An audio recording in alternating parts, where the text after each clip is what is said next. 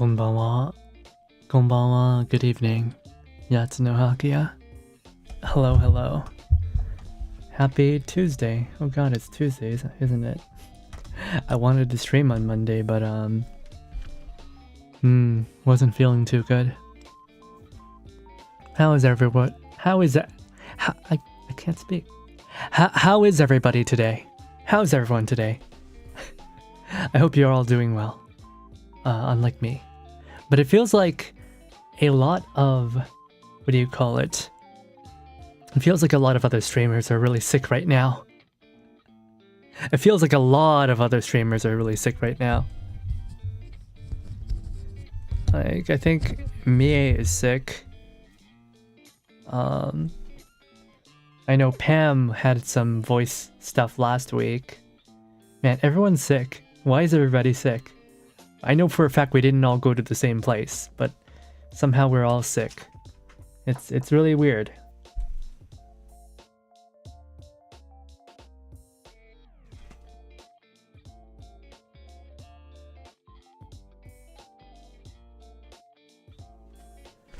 Your throat's killing you? Oh no.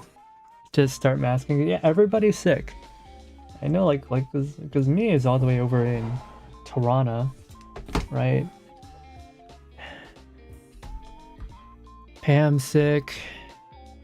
A lot of other VT. Everybody's sick. I don't know why. Everybody's sick. Hey there, Guarded Bro. Hey there, Chibity. Feel the presence of my eyeballs in my head. Yeah, that's a. Do you have swollen eyes? I had swollen eyes yesterday and the day before. It sucked. Man, I was sweating and I was like delirious. It was not a chill time. Not at all. If you're sick, you better have water, tea, and a snack. I don't really like tea. Tea has like a lot of caffeine in it and it dries out my throat. But water is good. Water is good. Alright, I like greasy food. I like oily food. Oil that will like coat your throat and like protect your throat. I wanted to avoid sugary stuff though. Sugar is always bad for you. Sugar is never good for you, alright? Don't eat sugary food. High fructose corn syrup is bad. Unless you're American, then you like, it's basically replaces your blood.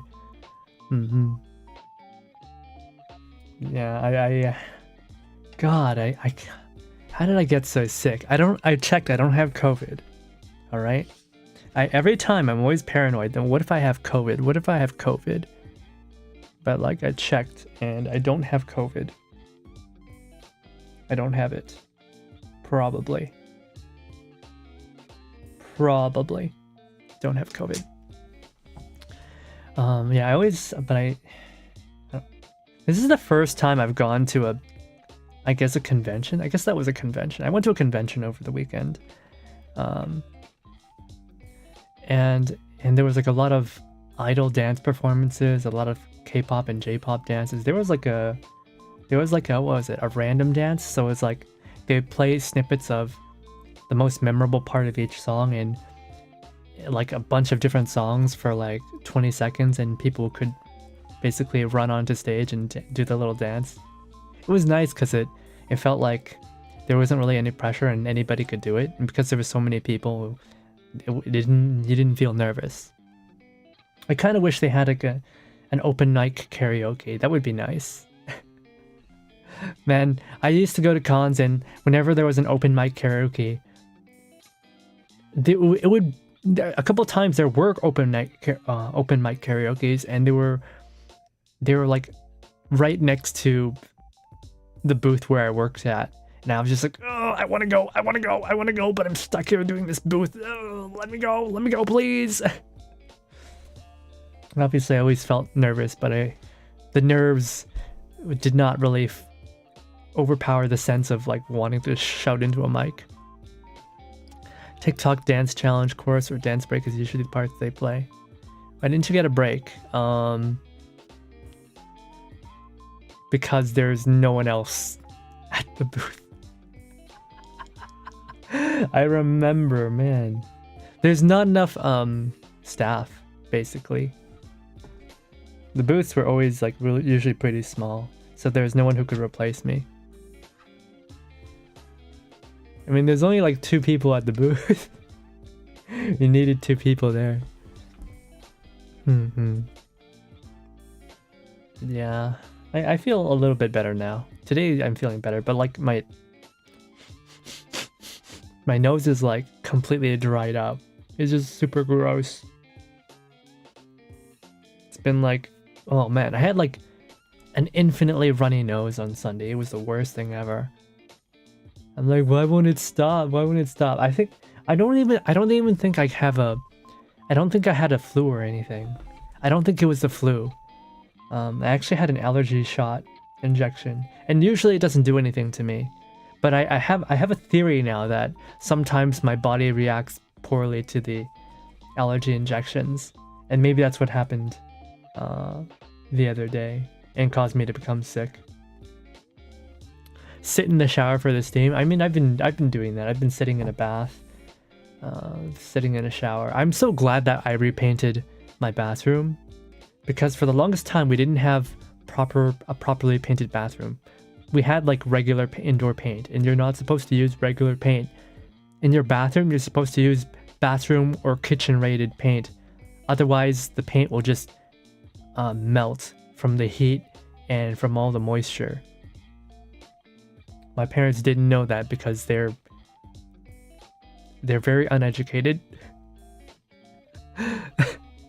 And when I bring it up, they're like, "Oh, why bother? We've been doing this for like years and years. Just, you know, just wipe the brown stains off the bathroom. It's normal." It's like, it's not normal. It's not normal. I swear to God, my parents have been gaslighting me for the entirety of my life. You know how it's like the Asian mom where, like, you ever watch the I don't remember what show it was, but there was this family sitcom about this Asian family that moves to Texas, and they try to run a restaurant there in Texas, right? They try to run a Texan southern style restaurant. And I remember this one scene where the youngest son is like, "Mom, what's that?" It's nothing. It's a dish rack. And then they open it and they're like, "Wait, my neighbor has that. My friend has this. It's a dishwasher." And the mom's like, "No, it's a dish rack. It's not a dishwasher. It's a dish rack." I don't know why.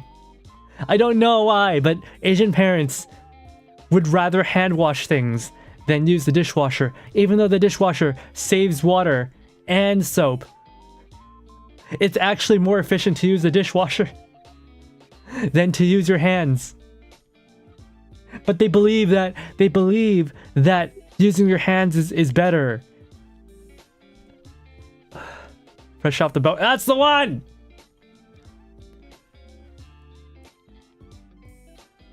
I know my parents are like that too. I was like, "Mom, why don't we ever use a dishwasher?" And it was like, "Oh, it's too old and busted." Well, why don't we get a new one? One day she was just like, "Oh yeah, why don't we just get a new one?" Huh. I'm like, no. I think what happened there was, I told my dad, like, if the dishwasher is old and busted and we never do anything with it, why don't we just throw it away? And he's like, "Oh yeah." So he threw it away. And then, for some reason, having that huge, massive, gaping hole in the cabinet where the dishwasher used to be made them go like, "We should put a dishwasher in there."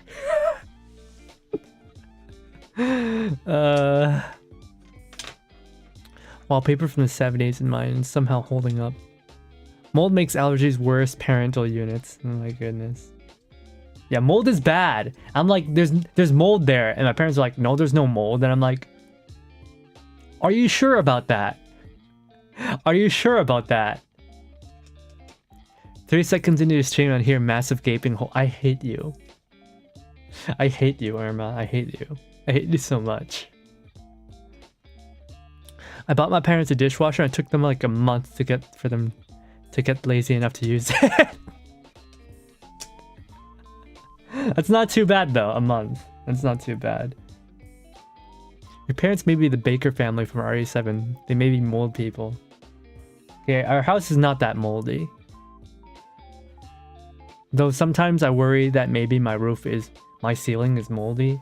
I kind of want to get my ceiling like redone. Like I kind of want to tear down the drywall in my room that's like full of asbestos. I want to tear it all down and put in some new insulation on the rooftop so I don't have to burn in the summer. I mean, I have an air conditioner that's helped a lot, but I would prefer having better efficiency, and also I want better sound control. I want better soundproofing from outside sounds. Okay, I've done a lot that I can do already with soundproofing, but it's not that good. I kind of have to tear down the walls for it to actually be any use.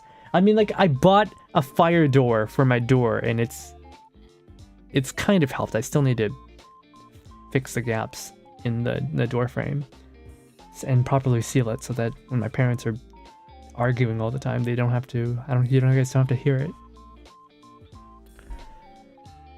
I kind of want to redo my floors. I mean, we did the floors before, but I used underlay, which is basically the thing that goes between the what do they call those? The stilts and the actual floorboards. I didn't use a thick enough underlay, and so like the people, the animals, the creatures living downstairs complain when I sing. Ugh. I'm a. By the way, guys, I don't know if I've told you before, but I'm an evil landlord. There is a bear that lives downstairs, and occasionally I go to the bear's den, and I unlock their door when they're away, so I can play with their cat.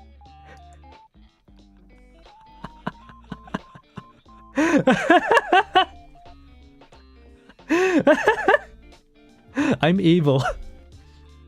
Like, I don't go into the bear's den, but I open the door to the bear's den without them knowing, because they're at work. And then I take their cat and I play with their cat.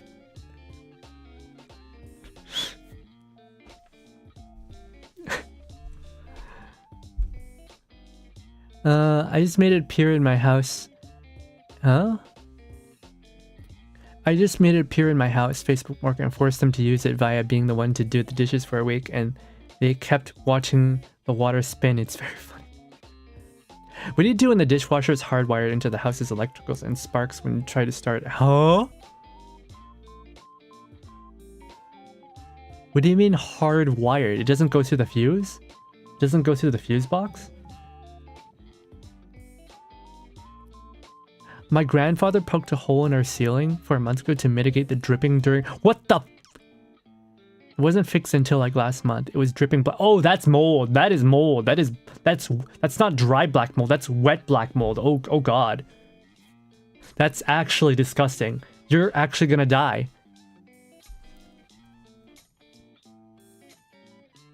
Drive to Home Depot. I mean, like, that's like, you gotta fix the ceiling. You gotta fix the roof. Make sure that there's no more water leakage. You gotta tear everything down, remove the insulation in case the mold is in the insulation as well. You gotta dry everything out with a dehumidifier. Don't admit your crimes on camera, fool. Don't worry about it. Nobody knows, okay? Nobody's gonna tell the bear that lives downstairs, okay? Nobody's gonna know. Okay, the cat— Like, yes, it's a crime, but also the cat's really fluffy and cuddly, and sometimes I need that warmth, you know? I need the warmth of a loving creature, which is not my parents. None of my family are loving creatures except my sister, and my sister's kind of an ocean away from me right now. I mean, the dishwasher doesn't have a plug that goes into a— What the— So it doesn't go to a fuse box. Does it? Oh my god. Relatable? Hey there, Anita. Yeah, it might be a crime. Technically, I might be violating privacy laws. But cat. But cat. You know? When was your house built, man? It's like a light switch. That's kind of terrifying. It's kind of terrifying. I mean, I installed the air conditioner before, and we have like a fuse. And we have like a, what do you call it, an external fuse to it. Had to do some cleaning the other day, and it was pretty good. It was pretty good. After 1 year of non-stop usage of my air conditioner, wasn't really any dust. No dust, no clogs, nothing. It's good. And it's just one of the cheap, like, off-the-shelf, do-it-yourself DIY ones. I'm quite proud of myself for being able to install it. I'm still angry about the electrician. I'm still fucking angry about the electrician. My dad's an idiot. Still so angry about that. But yeah, guys, do I sound sick? Hopefully I don't sound too bad. My nose is like really dry, but it's not really clogged or anything, so that's good. But yeah, Irma, please don't die of mold. Because your family sounds more like the Baker family than mine. Alright?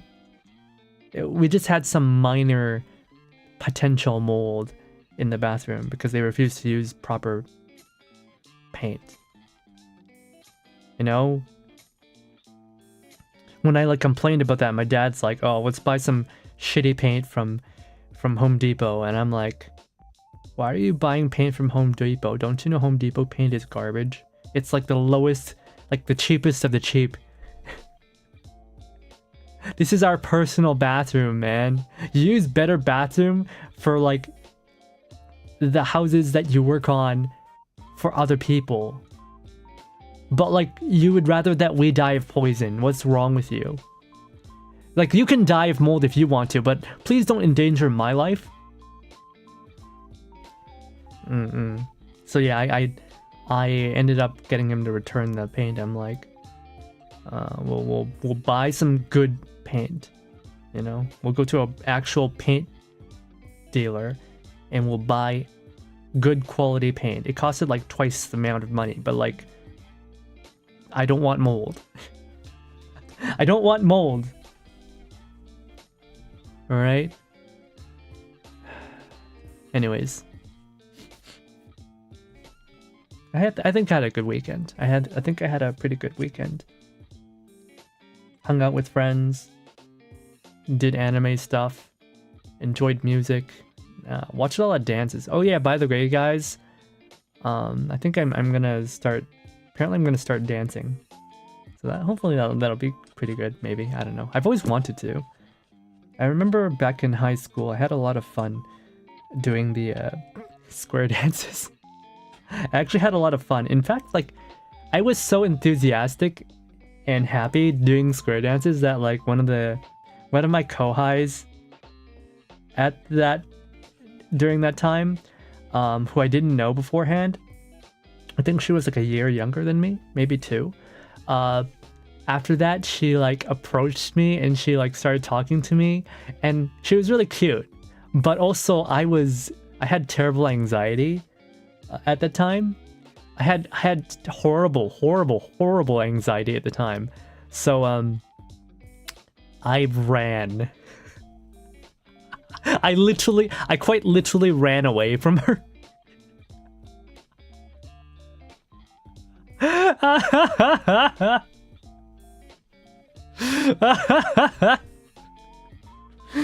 Oh god. Oh god, the stories I have are nothing but embarrassment. I regretted it for like the rest of the school year. It was pretty bad.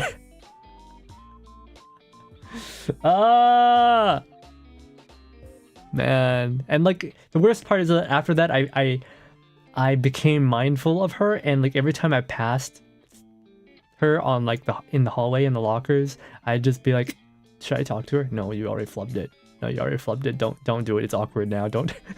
It's awkward now. She lost interest. Ah! Ah! It was on your subathon, no? Yeah. It was on my subathon last year for my birthday. That I had to do Lolligami Requiem. I haven't done it yet, but it's still on my to-do list, and I still fully plan to do it.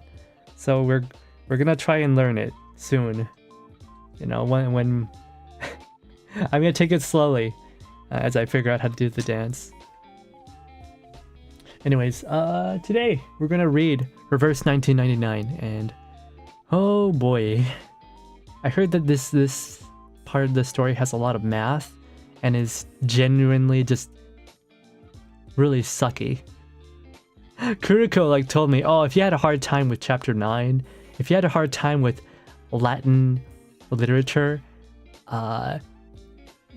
apparently, like, also by the way, apparently like Kuriko told me that Latin America, high school in Latin America is wild because everybody's insane. Like literally everybody's like Recoleta, everybody's Chun-Li. Alright, everyone thinks that they're Goku and they can fly and like shoot ki blast or whatever out of their arms. Like, I'm not even kidding. Kuriko's like, yeah, Latin America's a fucking wild magical place. Can you guys confirm? Can you guys confirm at all that chapter 5 was really good? Oh, do you like math? Garda bro, does algebra, does pre-calculus, does the thought of doing pre-calculus assignments excite you? God forbid kids have a sense of whimsy in these dark times. Hey, I have lots of whimsy, alright? I got tons of whimsy. Alright? Why do you think I want to start dancing? I think I've always been kind of... I don't think I was overactive, but I definitely had energy. And I definitely enjoyed moving when I was young. I definitely enjoyed it. Alright, let's play the game. I don't know how long this chapter is, but I'm going to assume it's actually quite long. Let's go. Oh, hopefully I won't lose my voice.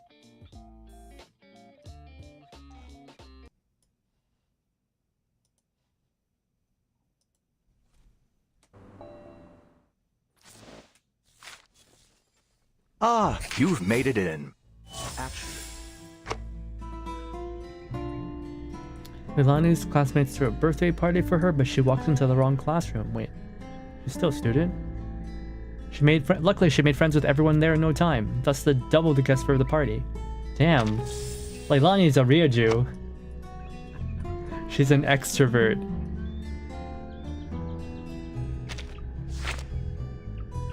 Bit loud. The game?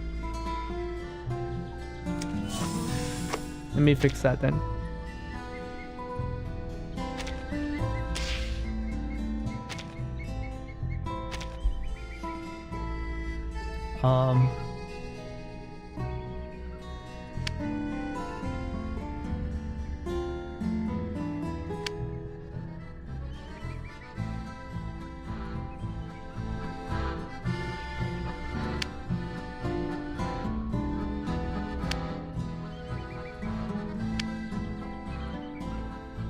Is that better?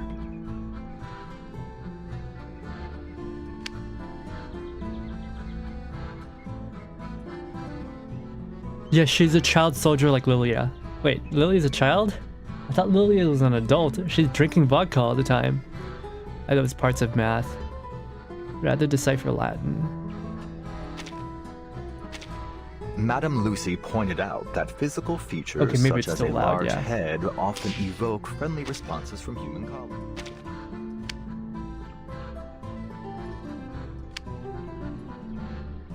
That should be better, right?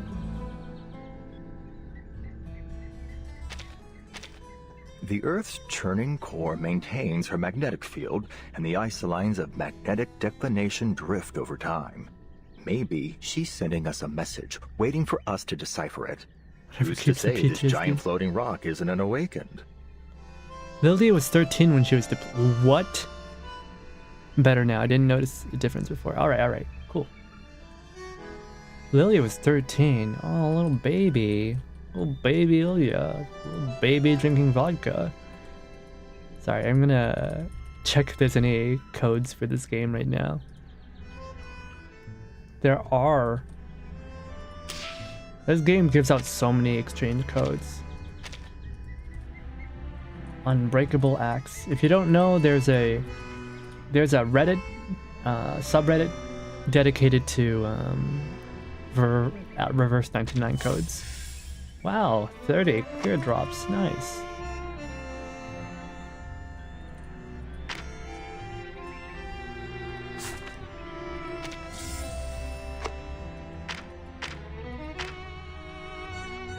Wait a second, did I not do the thing? There's also a Discord login event going on right now, where if you bind your Discord to your game, you can actually receive stuff.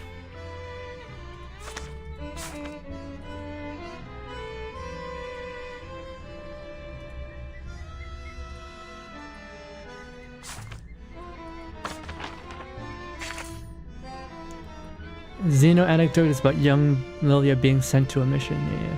Alright, cool.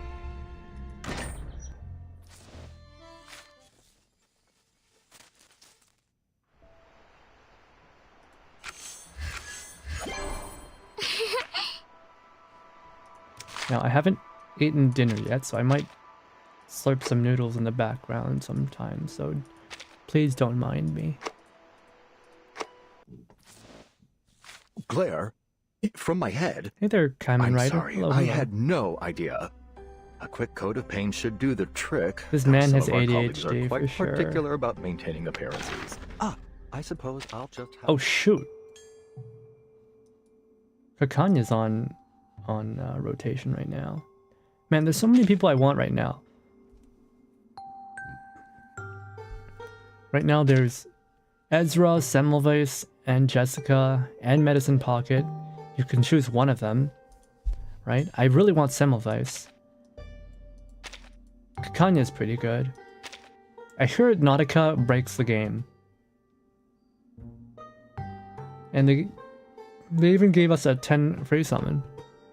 Eating's good for you and highly encouraged. Yeah, I haven't been eating too much the past couple days, owing to being very sick.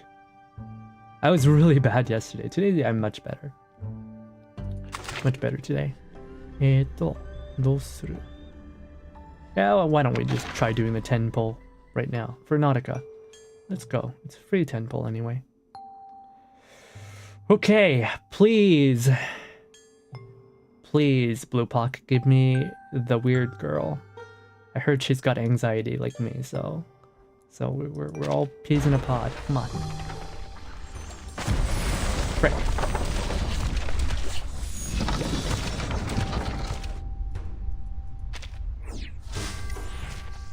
Diggers? I'm gonna kill myself. This is the worst. This game is the worst. Why do I continue playing it? Come on in, friend. Doors always open.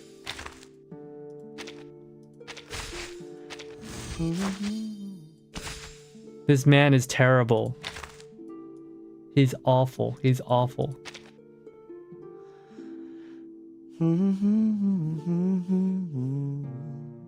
What do you want to hear? We've got plenty of time together. I hate him. I hate him so much. He's a hippie, but he's also British. Did you get Nautica? No! I did not get Nautica.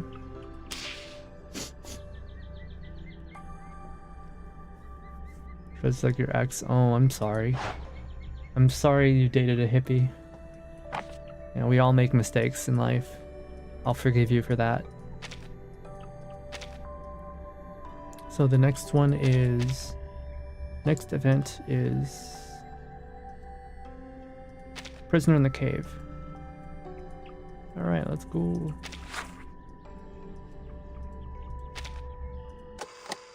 I have horrid taste, unfortunately. Oh.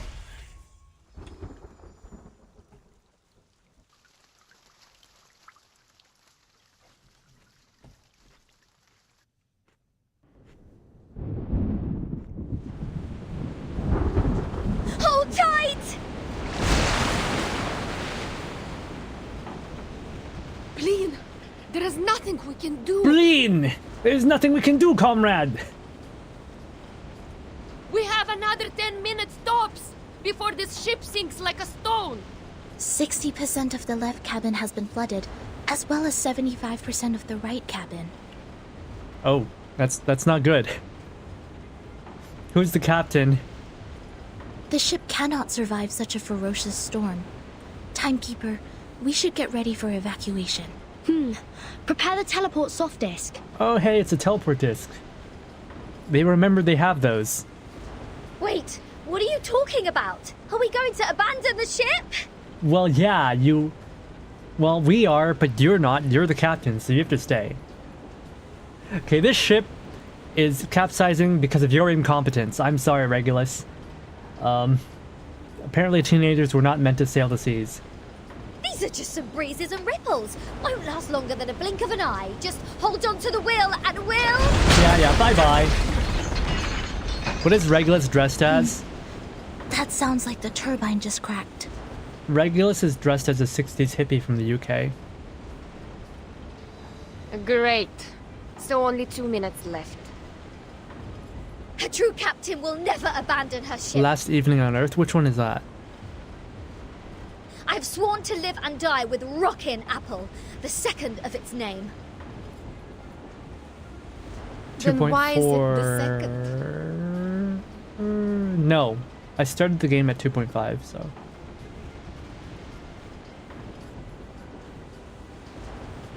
Whose event is Last Evening on Earth?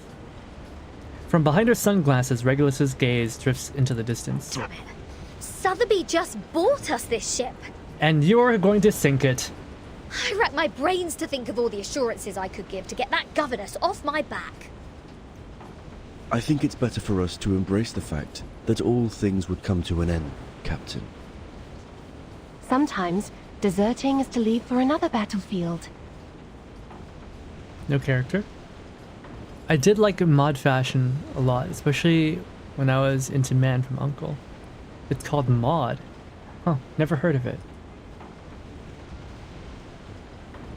The rain washes the radio shell. The flower on top, which was once well cared for, now droops with weariness. Regulus stares at the flower blankly, then her eyes widen as she suddenly realizes something. Oh, you're one to talk about deserting. If it wasn't for you, we wouldn't have ended up like this in the middle of the... Timekeeper, we have an emergency.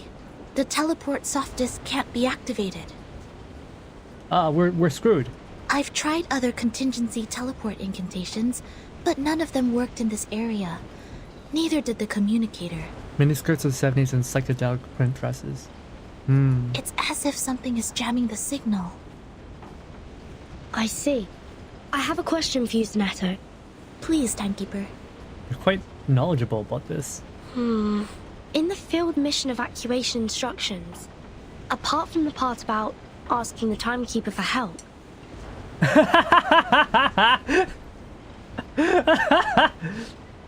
is there anyone else we can reach out to for rescue? Yeah, because the Timekeeper is Vertin, and Vertin's all out of ideas. Seriously, Vertin.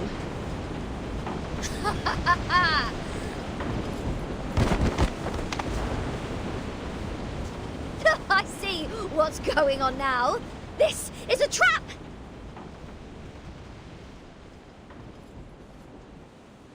And you are behind all this.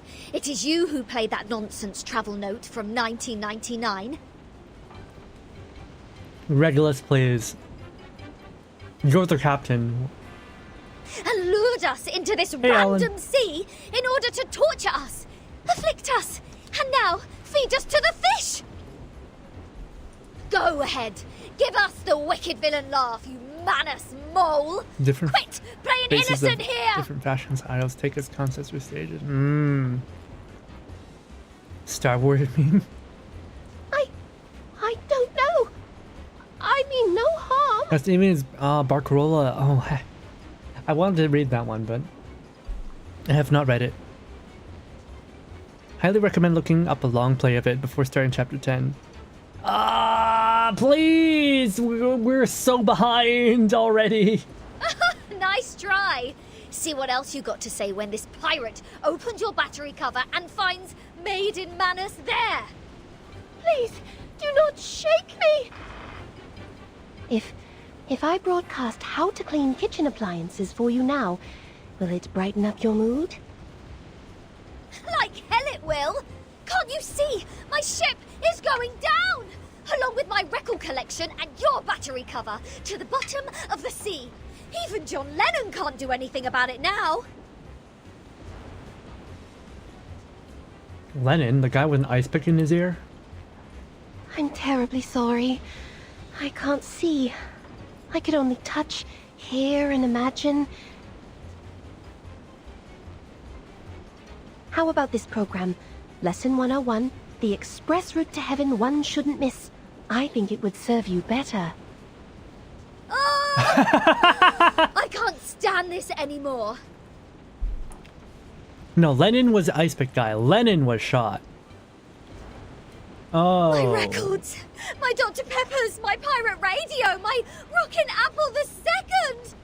For crying out loud, what have I done to deserve this? Soothing song comes on the radio. In the 60s, if you were hip in the UK, you were either a mod or a rocker. Mods were Austin Powers types. Well, she did try her best to pick the mood. That music. Though no one is in the mood, I think this piece is not bad.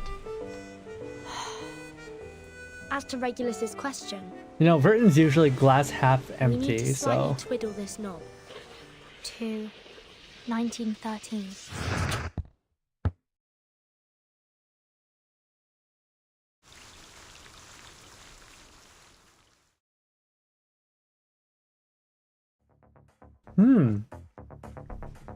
Interesting start.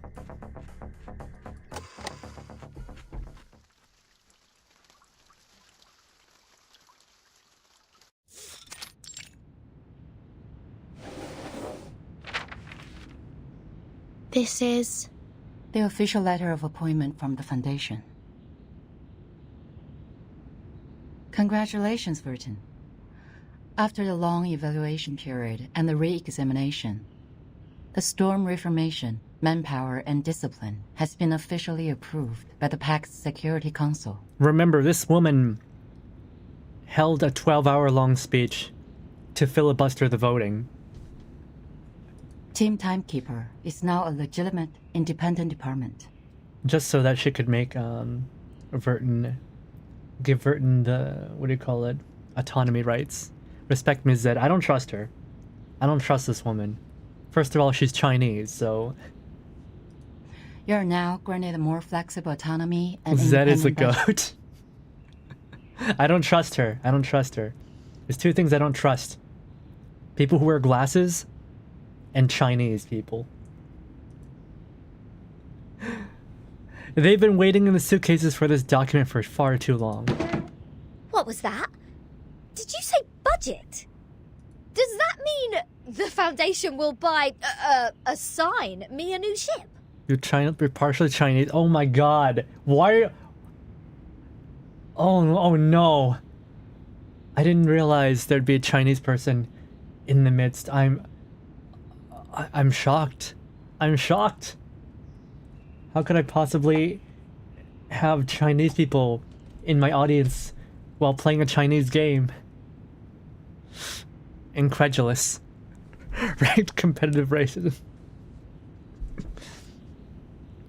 Apparently, like, if you like are good enough, if you're like good enough at racism, you can become really like knowledgeable about people, just so that you're more accurately racist.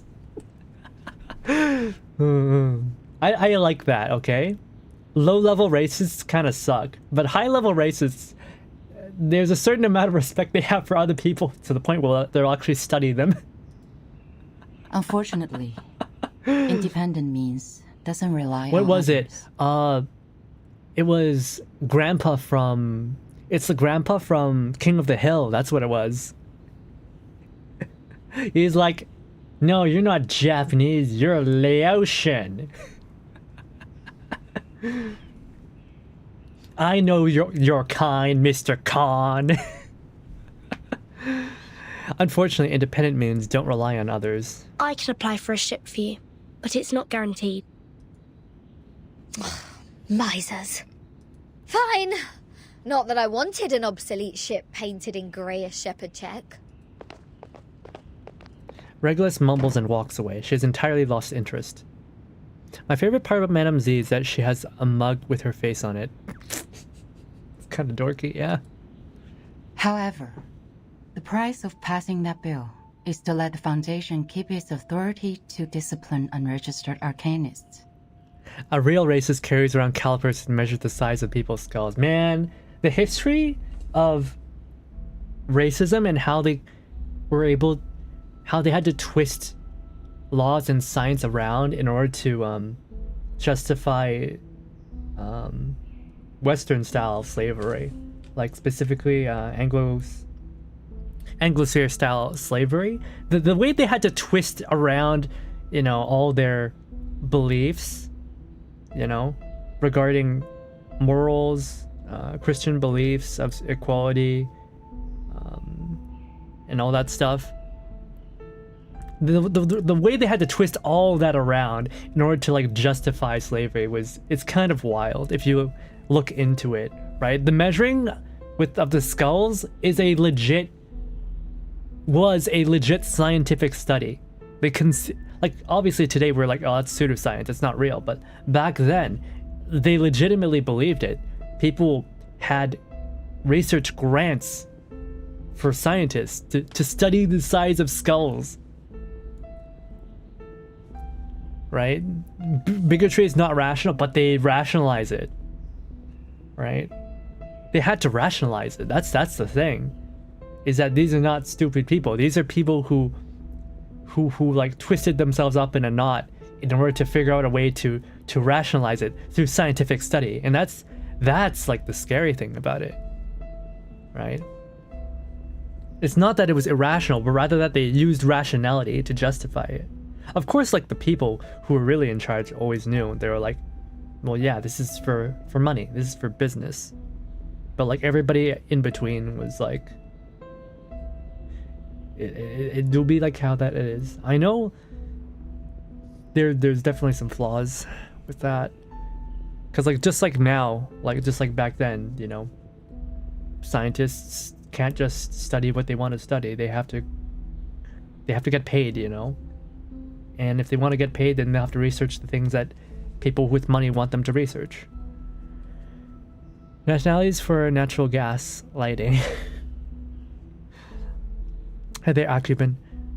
Yeah, hello.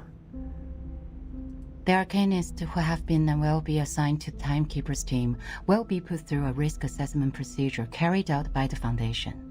Those who are in lower risk categories only need to receive primary artificial subnebulism training, while the high risk ones will go to the School of Discipline. But I will make sure they will be registered as members of Team Timekeeper when they enroll. I see. I have only one question. Are you still our point of contact for the Foundation, Madam Z? Yes, of course. Then I have no further questions. Smile breaks on Madame Z's lip. Meanwhile, Team Timekeeper can apply for secondment from the Foundation, Laplace, and Zeno if necessary. What is a secondment? I've never seen this term used before. What does that mean? Somebody please Google it. You can check this file for more details. Ms. Z hands over a supplemental clause of considerable thickness. Fortunately, there are other things in more dire need of being checked for now. What's her mission? It stays the same. Keep investigating the storm and Manus Vindicte. You can make your own plans of action. The Foundation only needs a monthly report on the result. This is the point in the game where the translation is great. Oh, that's good. Secondment is a temporary assignment of an employee to another role department or organization for a specific... okay. So she's saying it can temporarily transfer between Zeno and Foundation and Laplace. You're the first in command, Burton. Yay! You're only 16. Okay. You already have a target, I assume. That base their Manus used to keep its elite house 4 years ago. It has never been reversed by the storm. I'd like to investigate that place again. So you've been there many times. Well, that'd make a good start for Team Timekeeper. I'll arrange for some people to meet you at the base. I think you'll have a great time together. Flash forward. Oh, they're not drowning. Oh, the fog is thick here.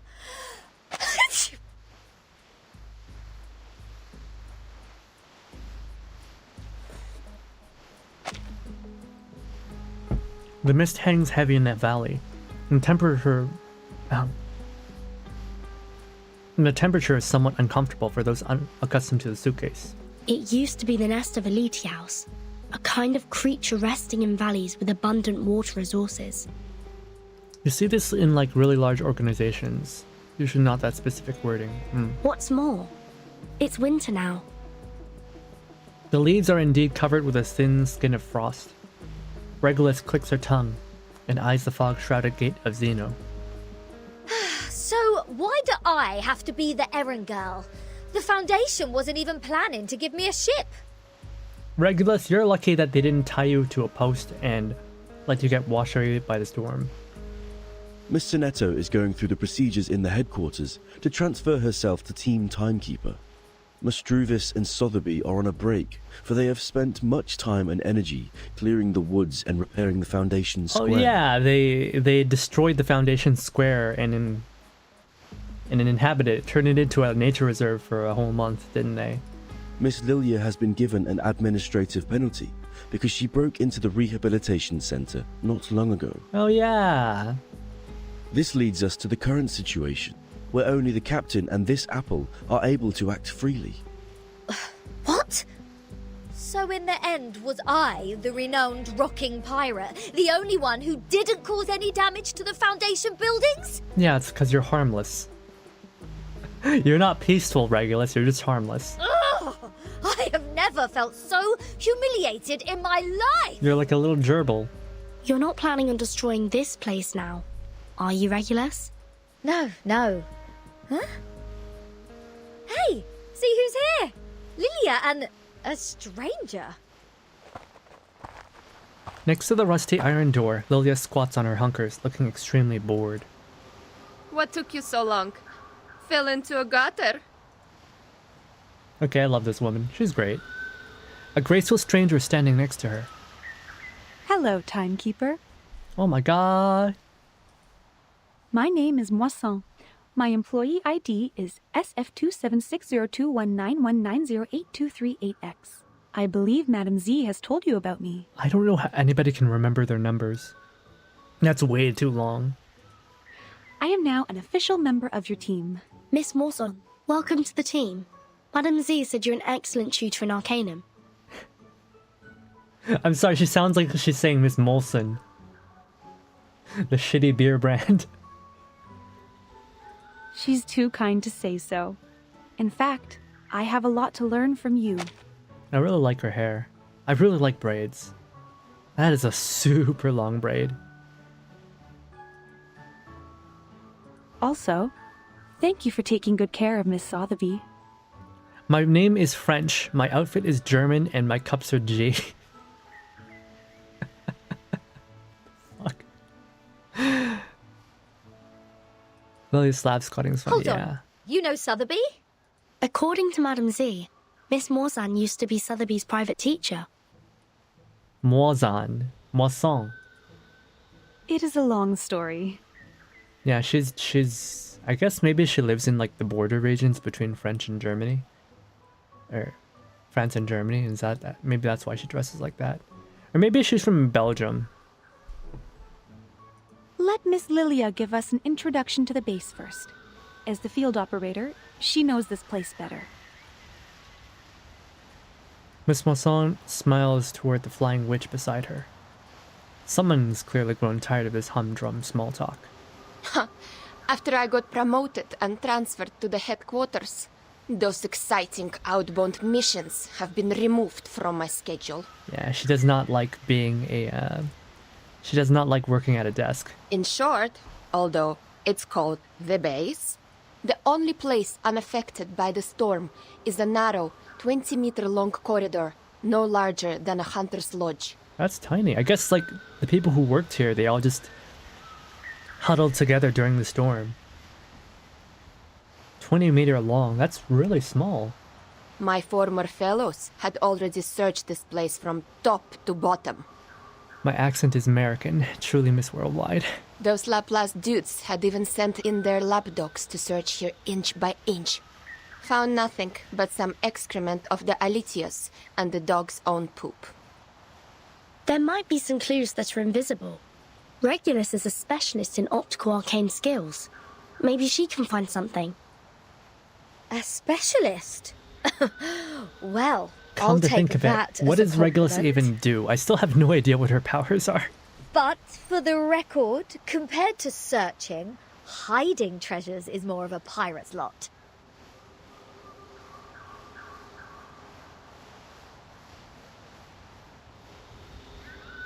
So if it were up to me to hide treasures in this place...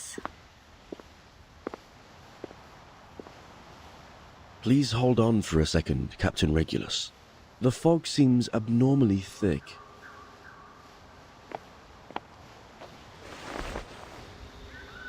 Regulus halts and hesitates. Huh? Ah! Ambush! Ambush! These prats nearly shot my hat off! Lucky you, they hit the jackpot right away. There shouldn't be any ambush in this place. Oh yeah, she makes herself invisible. Easy, Ms. Regulus. Please carefully retreat to my side. Ms. Timekeeper, please cover us.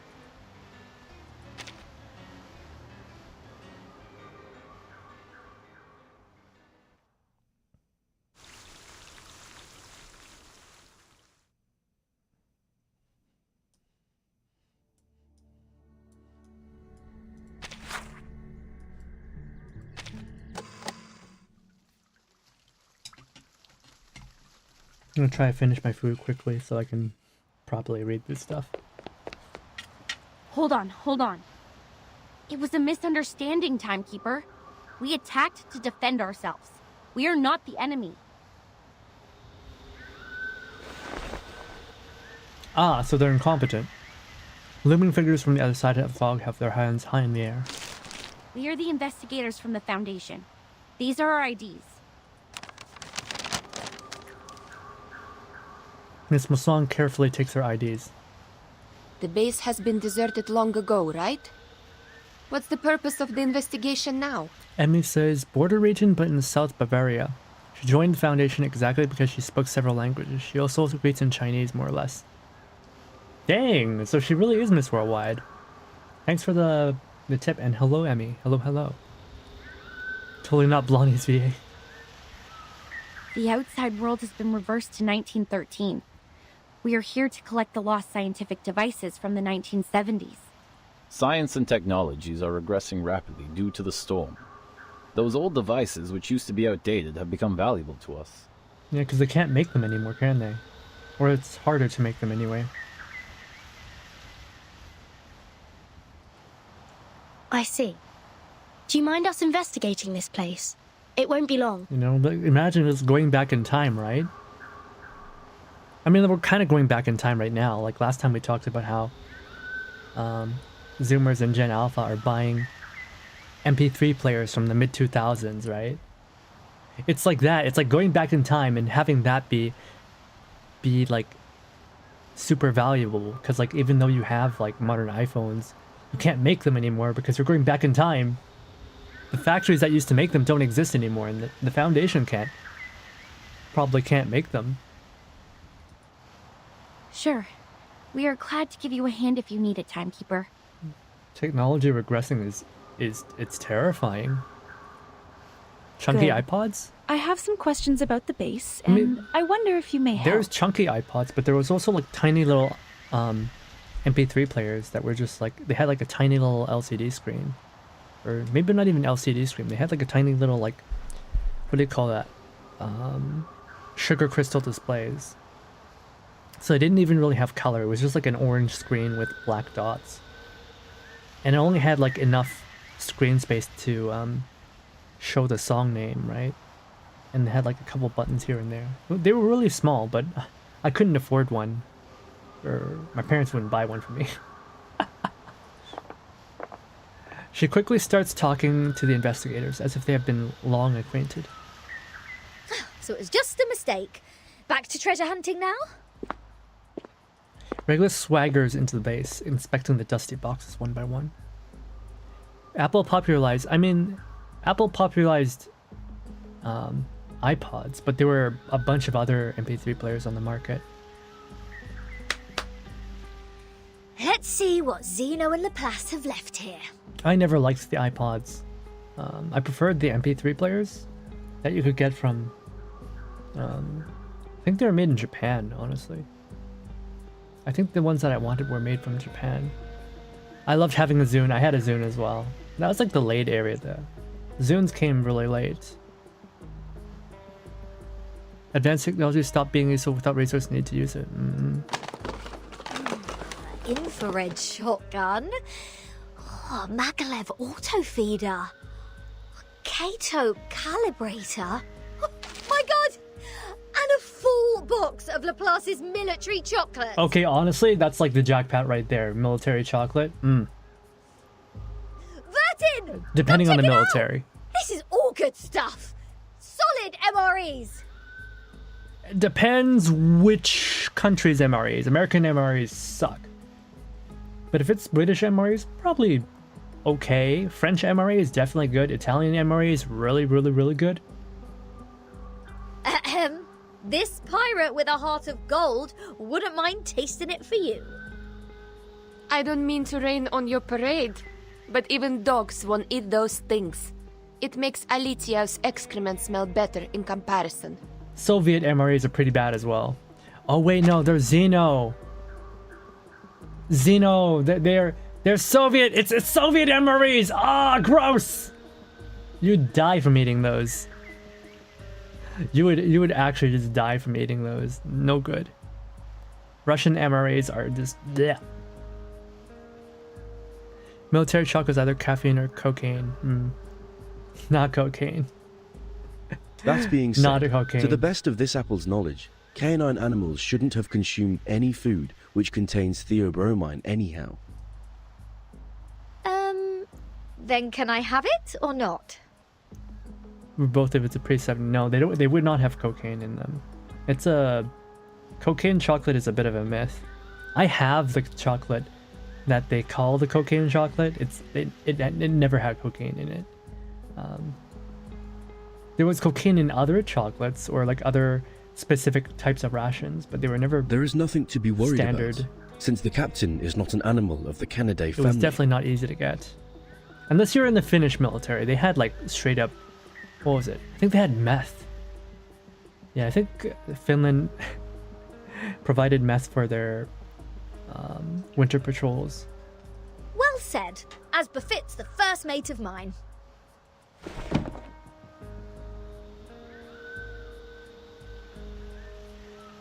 Regulus happily lifts the small supply box that is placed on the chocolates. I mean, there's a very famous story about a Finnish soldier who got lost and wandered for 3 days after taking his meth pills. He took all of them at once because he failed to read the instructions or something. I don't know. And he woke up like 3 days away without a shirt on in the middle of winter, and he made it back to his squad. Wait a second, Regulus. Show me the thing in your arms. Why? What do you want? Feel like my chocolate now? No, the supply box. It has my name on it. Vertin. Wow, true. Are there any other Vertin in the Foundation? Cocaine was a legit military resource for soldiers to stay awake. Depends. As far as I know, no one is called by that name but me. That man had to have been in several layers of existence. Yeah. He was definitely whacked out. I'm pretty sure that's supposed to kill you, but he apparently, like, his body was like extremely hot as well when they found him. Like, his body temperature was like crazy high. His body was just like burning on overdrive, which is probably how he survived in the cold. Lilia squints her eyes and knocks at the solid edge of the box. Looks like an ordinary wooden box. But these ordinary boxes are always the most dangerous. Not far from them, Miss Masson is still talking to investigators. Hasn't noticed what is happening there. So, turns out we did find something useful in this treasure hunt. It even has Vertin's name on it, like a celebrity autograph. A treasure in... Regulus, wait, don't... No one can stop a pirate from opening her fresh trophy! Regulus immediately opens the box. Her first glimpse is of a blue flower that stands out in the surroundings. Then she hears a bizarre static noise. Ow.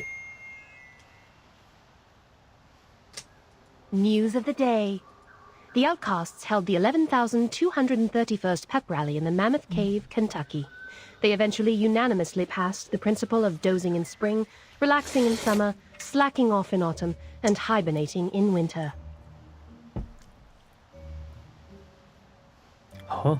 Practical Modern Incantations has now been reissued for the 77th time. We are now at the end of the 20th century. This book still remains the #1 book on the list of Most Regretful Purchase on Classic Score by The New Yorker. Biographer Erd has recently published her latest travel notes, Roaming in a Peyron, which has started a new round of craze for traveling in the Aegean Sea region. The chief editor of The Voice of the Millennium strongly recommends this book, praising it to be the literary reproduction of the romantic, elegant, and classical dreams, a glimpse at the golden era. Aperon? Was it Star Rail? Among them, criticisms abound. The Babylonian Review issued a warning that the author's observation of the Apollo star was fatally inaccurate. Self-driving tourists can easily get lost in the Gorgon Current backwash if they do not correct their direction by 3.14 degrees on the Ford Sextant Model T. Time for late night news. What? Most regrettable purchase, yeah.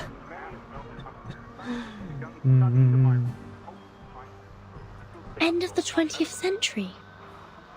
Voice of the Millennium. Is this radio broadcasting news in 1999?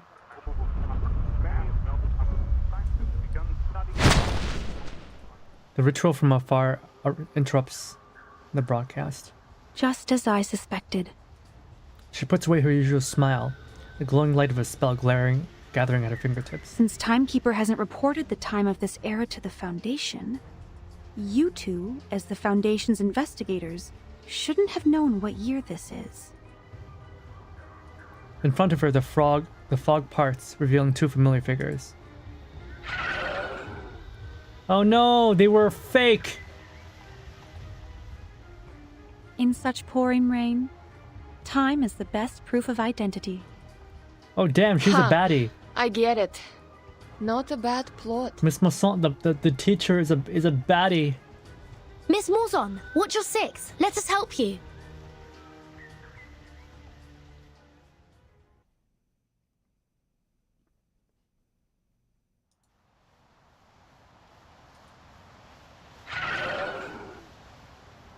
Is this game kind of just like Y2K kind of happened, but it's magic? Yes. Basically, Y2K happened and now we're going back in time.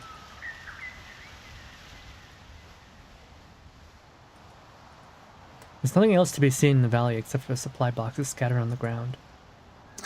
Didn't expect them to be clever enough to disguise themselves as a Foundation's investigators.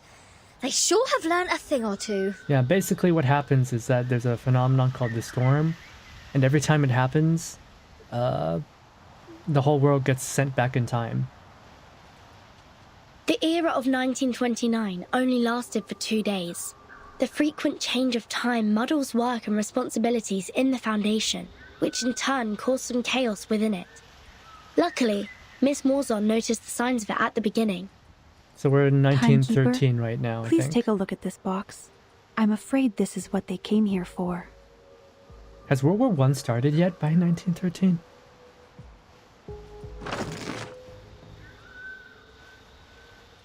Miss Wasson turns aside, revealing the newly opened supply box in front of her. Unlike the long-abandoned Laplace instruments, it has not yet been soaked by the rain and mist. This is... the Manus Mast that used to stay immune to the storm. World War I starts in 1914. Ah.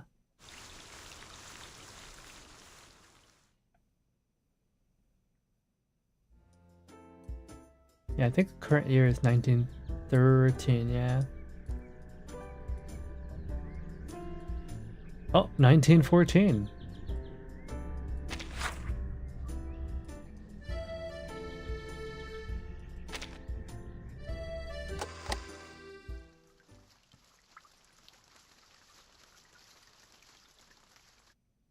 I like to describe this game as Doctor Who, Harry Potter, I will X-Men. explain all of these as briefly as possible. Yes, but you're missing one. I don't remember what that one was, but you're missing one. First 1999 is X-Men. What was it? Harry Potter, Doctor Who. For sure. There's one more, but I don't remember which one it was. Good news.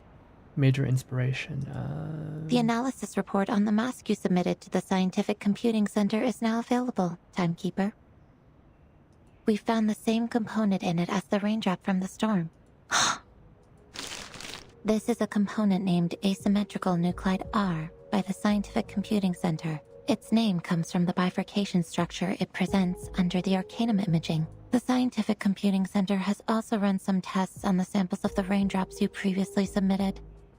After removing all water, mud, human hair, and dandruff within, the remaining unanalyzable component is what we called asymmetrical nuclide R. What a familiar name.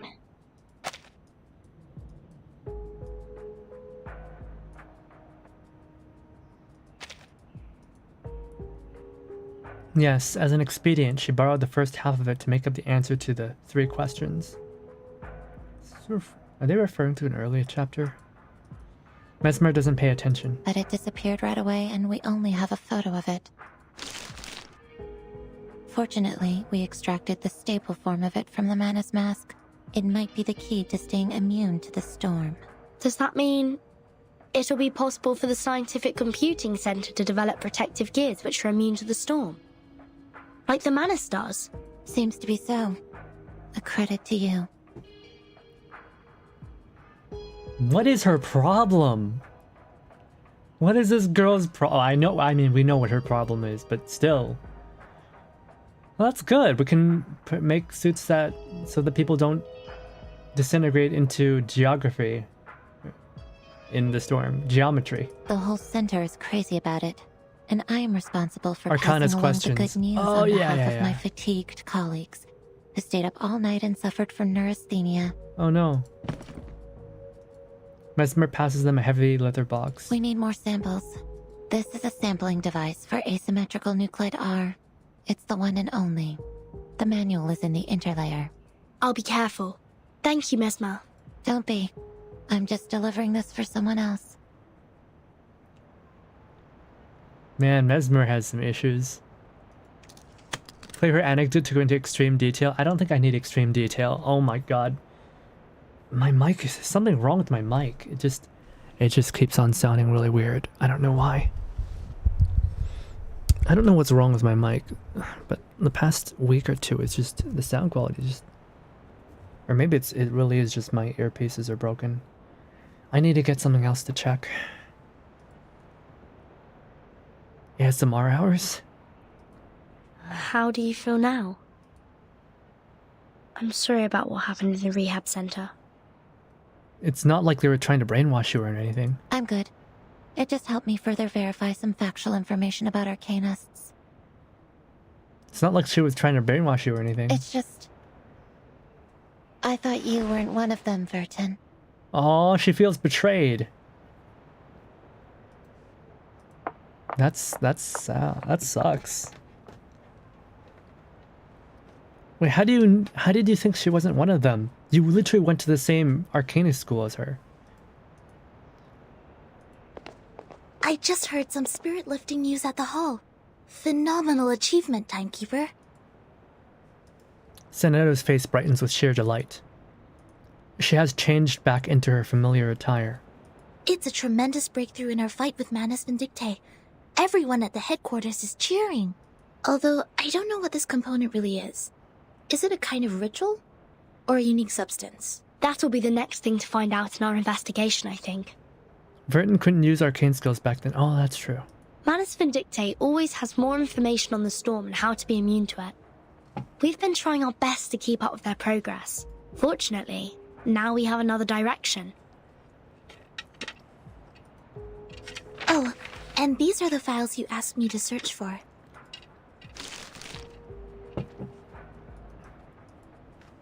Luckily, the SPDM library has every single issue of Global Arcane Geography since the 1960s. Also, Miss Sotheby accepted your request. Thank you, Sonetto. With these files, and the help of Regulus, that should be enough.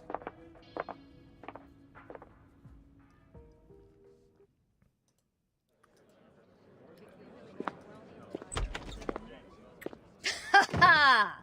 Yeah, go on. What else do you get except for playing dumb, you cunning flower-headed tin box? Speak!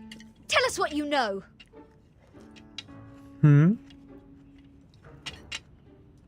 Like, what were you doing in the Elitiao's base? In what way are you associated with Manus Vindictae? And who put you in that box which has Vertin's name on it?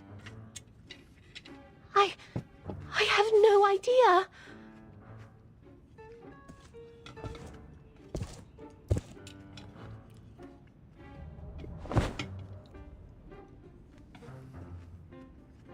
And those ridiculous radio programs, end of the 20th century, voice of the millennium and roaming in a Pyren. Don't waste our time. Otherwise, we have no choice but bathe you with this bottle of vodka. Jeez, do you really mean that? Anything less cruel? Formalin, of course. I never waste my drinks. Formalin? Yeah, that's more like it. Dang, the kidnappers smile grimly. But I really don't know anything. I'm just the receiver of signals. Please believe me. When I woke up, I was already in that box. This interrogation won't get us anywhere. Laplace didn't detect any unusual arcane marks on her.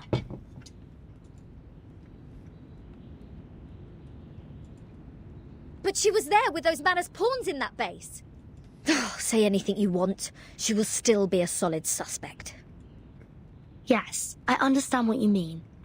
But for now, the evidence can't support our speculation. A field trip may be helpful, I guess. What's your plan? Will you come with me? I've informed Madame Z. This will be the first official field mission of our team. Sotheby and Druvis are still on leave. They will not take part in this action, while Miss Morzon will stay put in the Foundation's headquarters as our contact.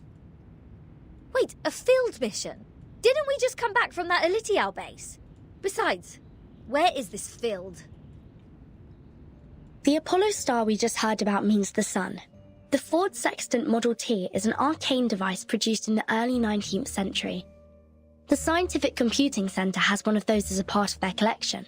The Gorgon current is mostly created in the Aegean Sea, near the Balkan Peninsula. I remembered an Arcanum magazine in the 1970s had a detailed article about this and introduced the circulating current. I read it in the periodical room in SPDM.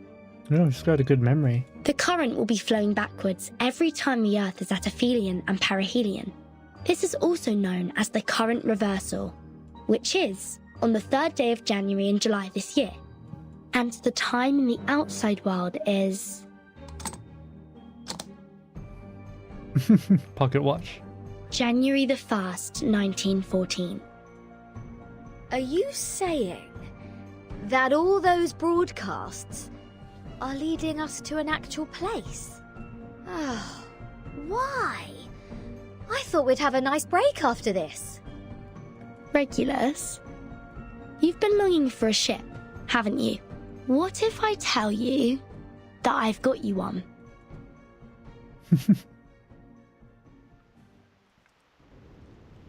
Now, hold on a second. Come to think of it, it wasn't the flower-headed radio thingy who tricked me into the Aegean Sea. It was Vertin. Watch out! The big waves! Блять, this is enough! SU-01VE! Wait, Lilia! Are you sure about taking off in such stormy weather? This isn't a normal storm. Something is attacking us from the ocean! I need to pull it out! You guys go study that whatever instruction right now.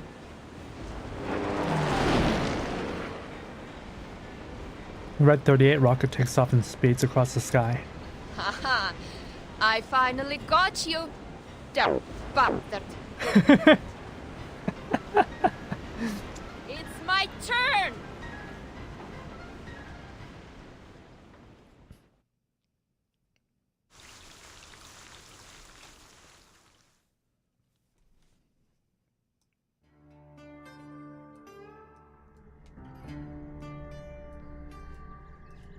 There's 21 nodes. Okay.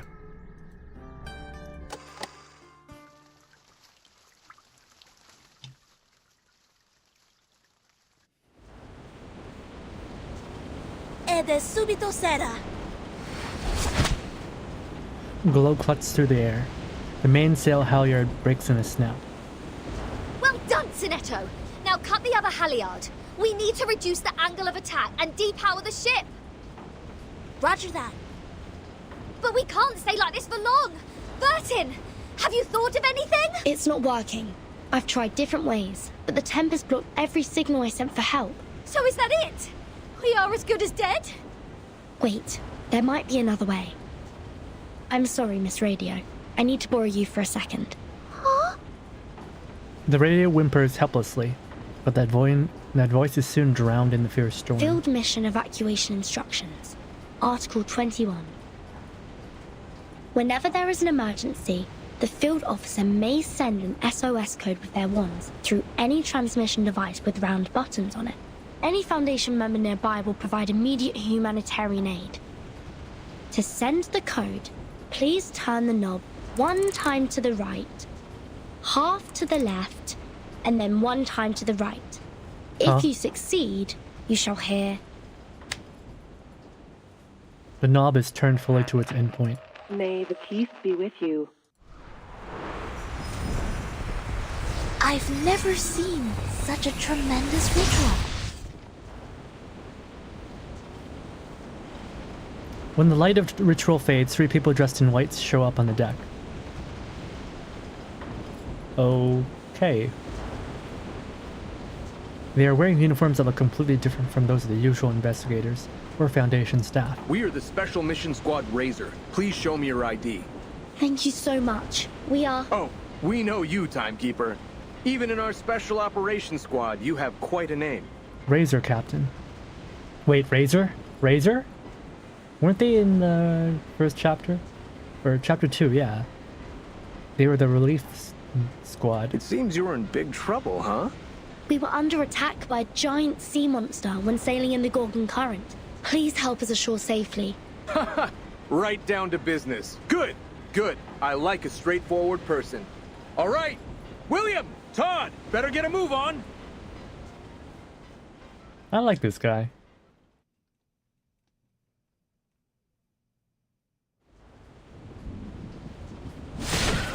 Cut steel with that jawline. I know, right? He definitely looks like Chad Thundercock. The arcane blades are incredibly sharp. The razors pierce the monster's scales. Several snakeheads are cut off and fall into the sea. Incredible! Is that a full-sized Gorgon? I've only read about this ancient sea monster in literatures. Watch out! Its eyes will turn you into stone! There has been no witness report of a Gorgon since the 12th century. I thought the current was simply named after the mythology. Well, it's my privilege to have the chance to fight against it, huh?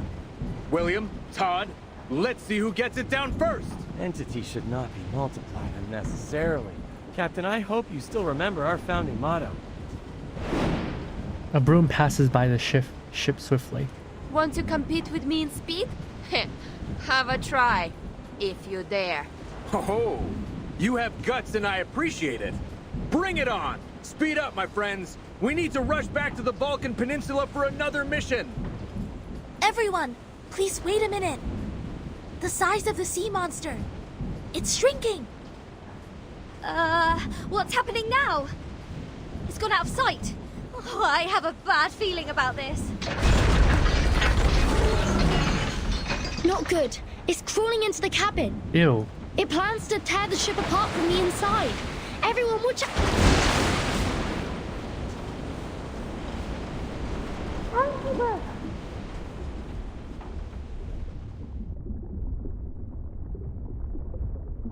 Oh, I guess we're drowning.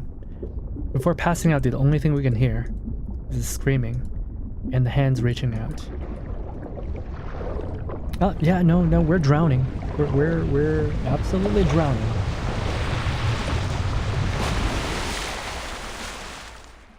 Guys, I don't like drowning. I'd prefer very much to not drown. Thank you. Why do we have to drown? I don't like that. I don't like drowning. I very much would like to not drown. Yeah. That would be good. That would be very good indeed. Blue sky, white clouds, and the beach. Strange island. The waves are gently washing over the body. And someone is staring at us. Oh, cute. Your watch was wrong. Pardon me? Cute. Your watch was wrong. Cute. She repeats as if this is the only thing worth saying. Are you talking about my pocket watch? The numbers are now entirely different from the previous display. Your watch was losing time, so I fixed it for you. Oh no. I don't understand. Learn how to swim, then you won't drown. Unless the water impact or temp shocks you, then you might still drown. I mean, you could just get tired and then you'll drown. Miss Autism herself. Do you mean this is the right time? Gerda bro, you gotta be more specific. Like, everybody in this game is autistic. Yeah. This is the year 2007, is it not? What?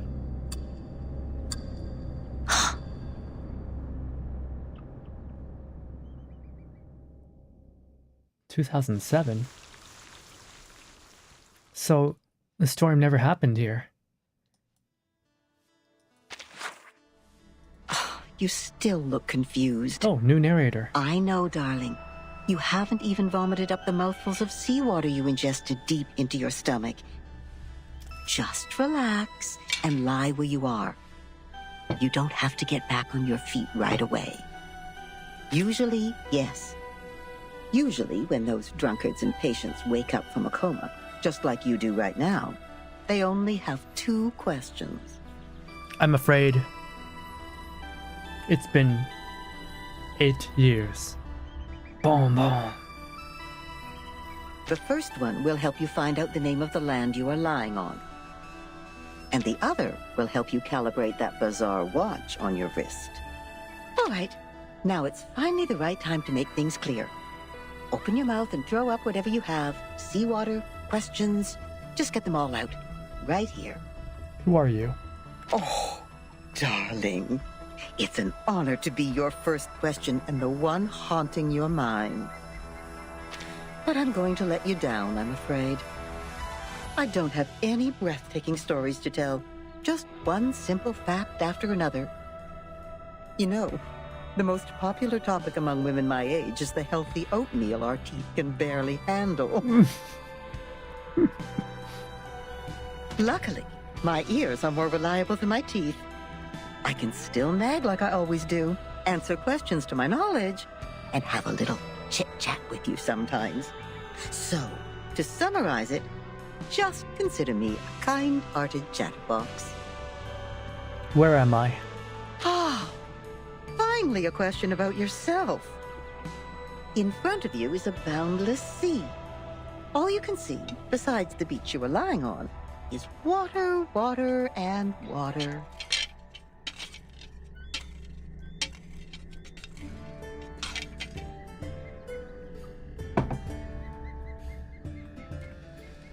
Alright, done eating. Yeah. The first narrator was so damn good. So it's trying to get another one is definitely not easy. Getting someone new. Definitely not easy.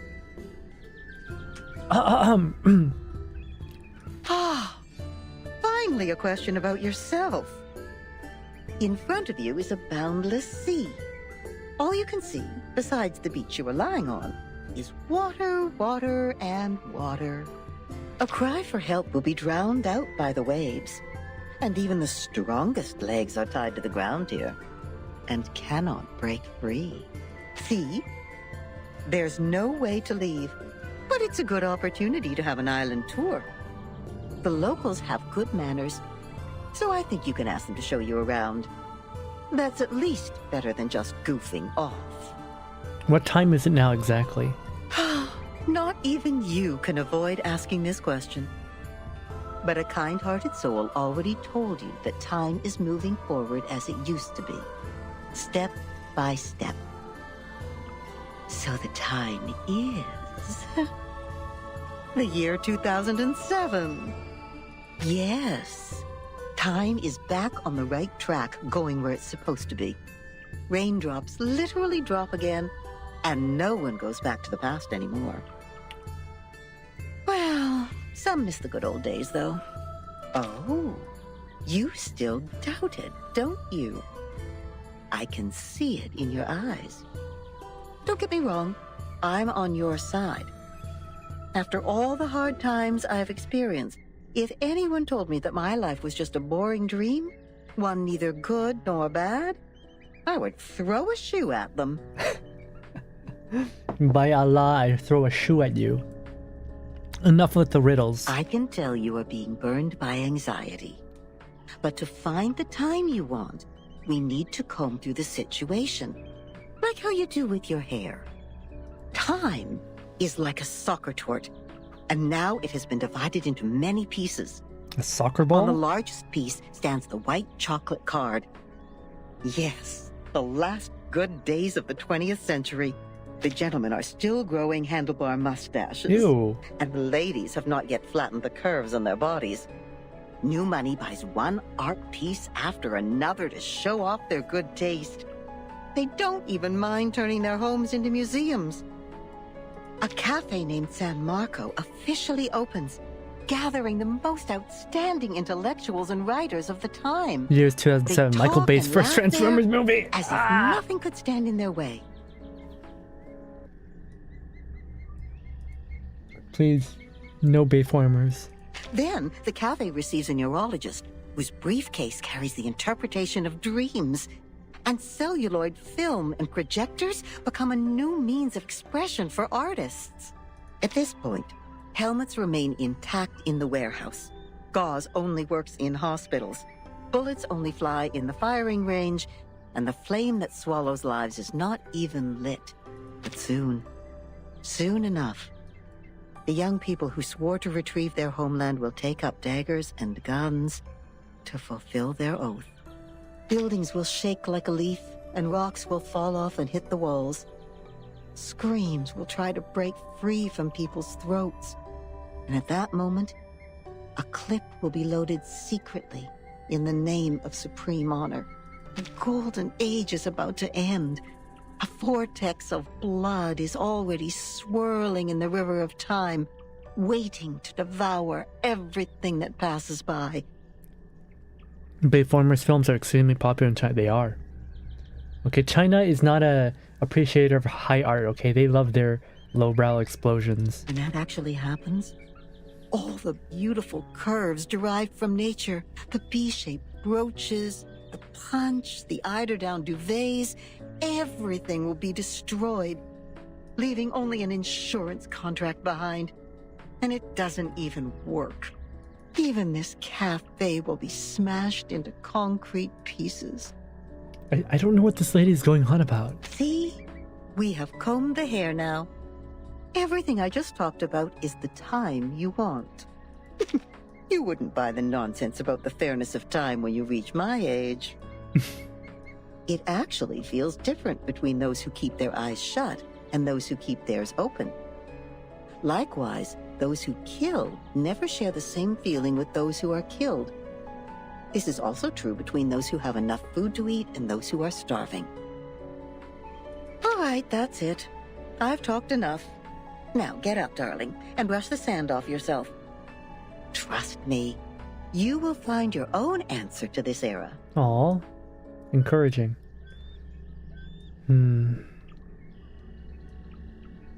Fairness. The haves and the have-nots.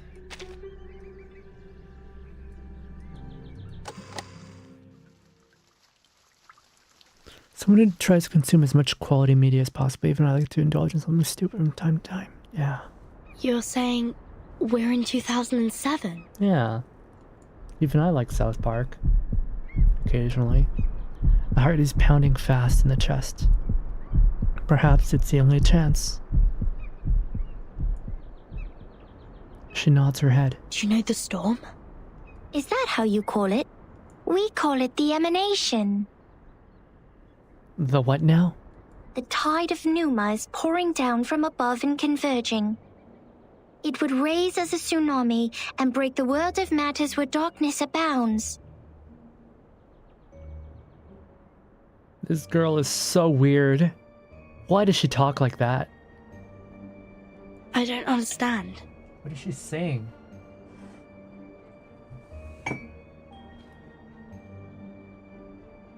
Like, no, actually, like, what is she saying? She tilts her head and seems equally confused. This shouldn't be hard for you to understand. You are also a real number. A what? I am 37. What's your number? Oh god. This girl thinks she's a number. Hella autism coded. Oh. I'm Vertin. No. I'm asking your number. The scripture says only the people who are still in search of their essences would identify themselves by a combination of meaningless phonetic symbols. Guys, can I strangle this child? Can I strangle this child? I don't think this one can be saved. I think it's broken. I don't think there's a future for it, so I'm just gonna, wrap my hands around its pencil-thin neck and just give it a little squeeze, Maybe a minute, maybe 2 minutes. Shouldn't take very long. I don't think it'll suffer. It's clearly not working very well right now anyway. Well, so you don't know your number yet? Just like Sophia. Goat-loving Pythagorean cults. None of her words make any sense. But this is not the most urgent matter one needs to worry about. Sonetto, Regulus, Lilia, Miss Radio, and the Razor Squad. Where are they?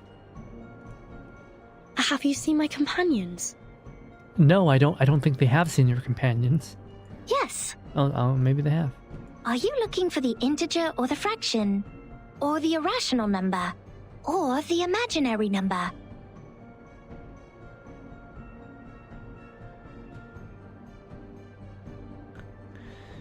$37 doesn't have enough aura to be asking for some girl's number.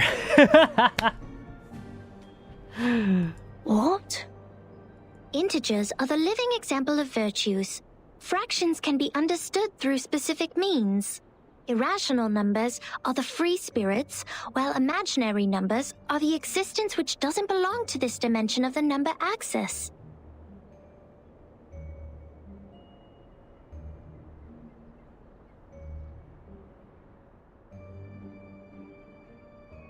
Which one are you looking for?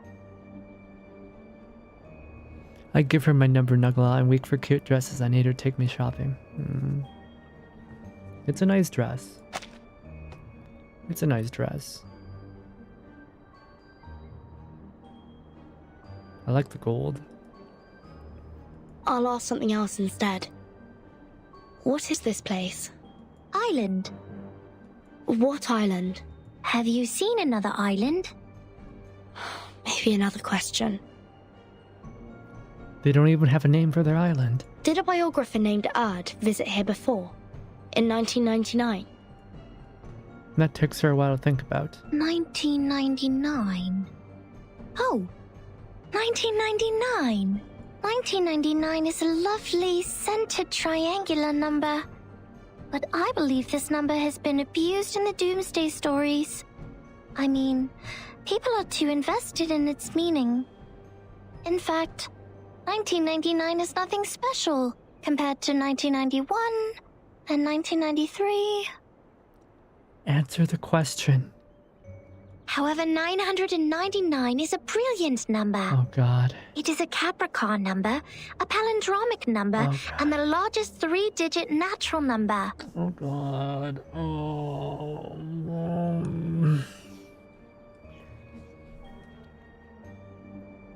Maybe I don't have the patience to have a child. You know, maybe I should give up on my dreams of becoming a father. You know, what if it comes out wrong? What if it comes out like this? You know, I don't think I have the patience for this. Sorry to interrupt, but I only meant to ask about Erd the biographer. I'm only human. She'd been here on this island and written a travel note called Roaming in Aperon. I mean Raven, but you know. Does the name or the book ring a bell? I think the devs said in an interview it was a pain to get their togas correct. I am sorry. Comes out like what? Smart? Yeah. Smart. Smart, yeah. Most of my friends in childhood. Once again, she shakes her head. I have no idea about the fragments of matters you're talking about. Does she get better, guys? Fragments of matters? Help! Somebody help! A scream comes from behind. Captain, you should go. This apple's arm has... You don't have arms, you're an apple. No! Mr. Apple, stay with me for a little longer. Piss off! Shush! You wicked dolphins! Mr. Apple is not your breakfast, nor are my records. Huh? Isn't that Vertin? He has arms. He does not have arms. He's an apple. Vertin! Are you done with the standing and staring? Come give us a hand! Arthur goes on an artistic tangent. Please, no. I answered a question and I would like that question answered. Mr. Apple and I were this close to being made a stargazy pie by these clever bastards and served to the dinner table. You will not gaslight me that the apple has arms. I will not be gaslit. You've also been incredibly helpful, Regulus. Is that so? Like how? You rebuild my confidence in communicating with people. Aww. Have you seen Sonetta and the others? Wait, is that a backhanded was that a backhanded diss that she just gave out? You rebuilt my confidence communicating. I don't think that was a compliment. No, I woke up on a dolphin's back. Thought they had saved my life at first and was quite grateful to them, but the next moment they just started all the beating and biting. They think you are an irrational number. That's why they bit you. You can see Apple's arms clearly in the Pickles trailer. 37 just traumatized Vertin, yeah, absolutely. Whoa! This little lady made me jump. You're shorter than her. Vertin, who is this long-haired stranger? You are literally shorter than her. You have no right to call her little. A familiar voice calls from the distance. Timekeeper. Thank goodness you are all safe and sound. Lilia's on her way. Now we only need to find the captain and his team members. Oh no, people with no eyeballs. Sonetto. These people are... They are the Apuron believers. They lent us a helping hand after the ship went down. The robed figures stand unspeaking and motionless. Until one steps forward to break the silence. Not at all. An integer is under an obligation to help his kind. Oh no. Miss Sonetto, have you found your friends? Yes. Only the members of the Razor Squad are still missing. They also belong to the St. Pavlov Foundation like we do. Imaginary numbers are not of our concern. Imaginary numbers? He just called them NPCs. You should not linger here if you have already found your lost friends. We will provide a boat for you to leave. Our school of thought does not accommodate uninvited guests. Wait!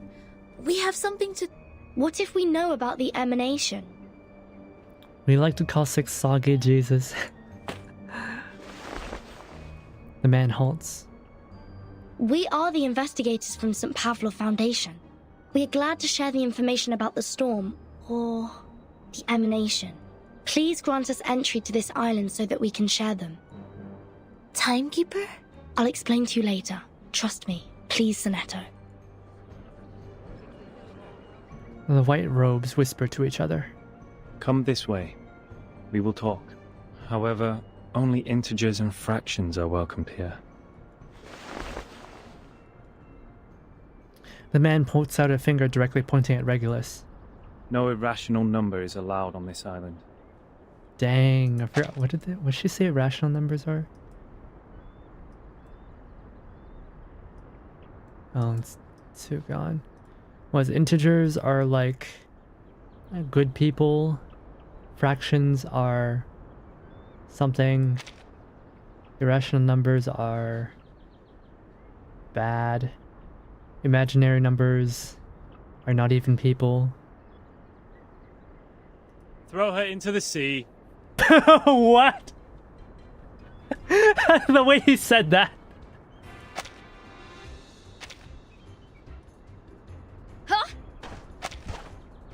Throw her into the sea. Throw her into the sea.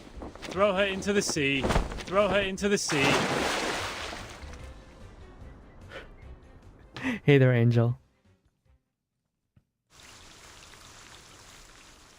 Hey there, Legion. Oh, hey, it's been a while. How have you been? Haven't seen you in a little bit. Throw her into the sea.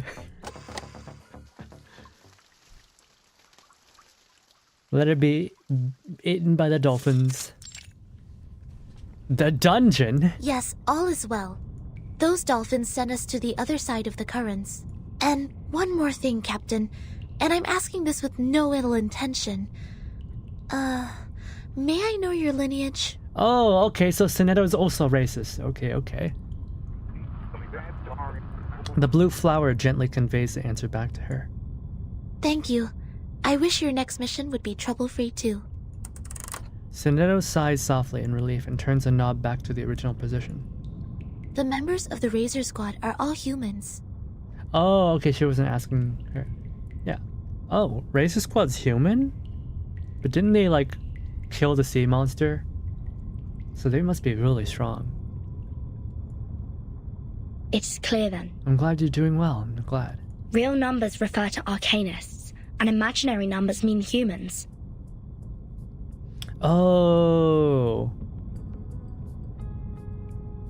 So they're mega racist.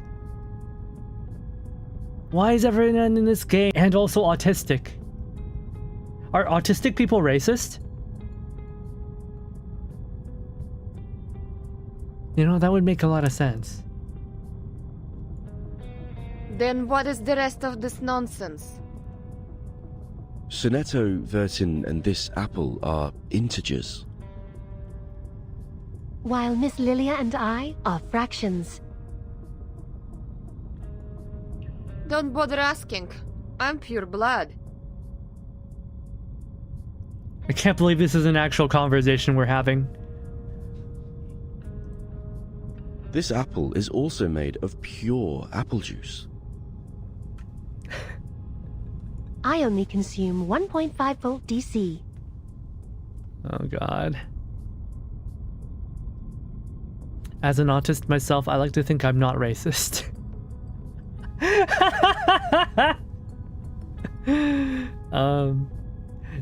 Yeah, rigid thinking. Yeah, rigid thinking. So it's not determined by our lineage, or Regulus would have been an integer too. So why on earth am I the irrational number? Why only me? Unfair. I demand the ruling to be changed.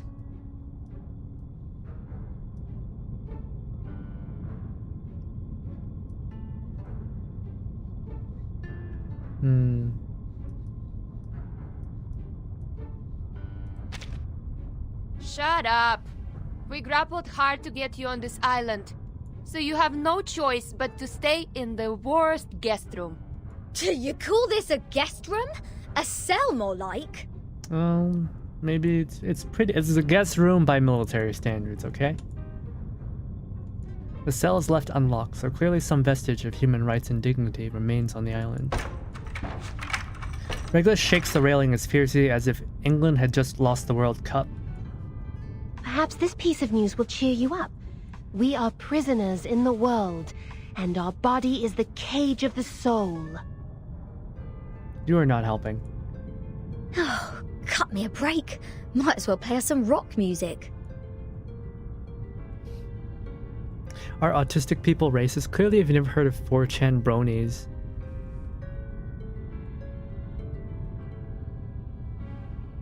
Are those the people who are into ponies? Man, it's been a while. Her chief mate appears calmer than the captain, still wrestling with her fate as much as the railing. Seems the residents on this island venerate integer numbers. Oh, okay. Yeah, no. Okay, yeah, sure. And irrational numbers, or the non-terminating, non-repeating decimals, cannot be represented as the ratio of two integers, hence they are discriminated. Thank you, Apple.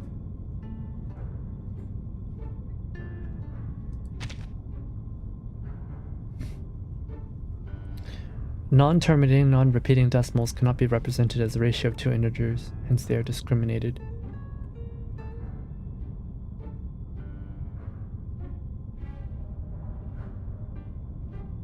I'd like to go on record as saying I have no affiliation with 4chan. Oh, that's fine. I don't discriminate. Whether you are or not, I don't really care. No. Who are they to judge and decide me to be the irrational number? The only thing I care about is that the people here, that everyone here is kind to each other. I don't care if you're on 4chan or not.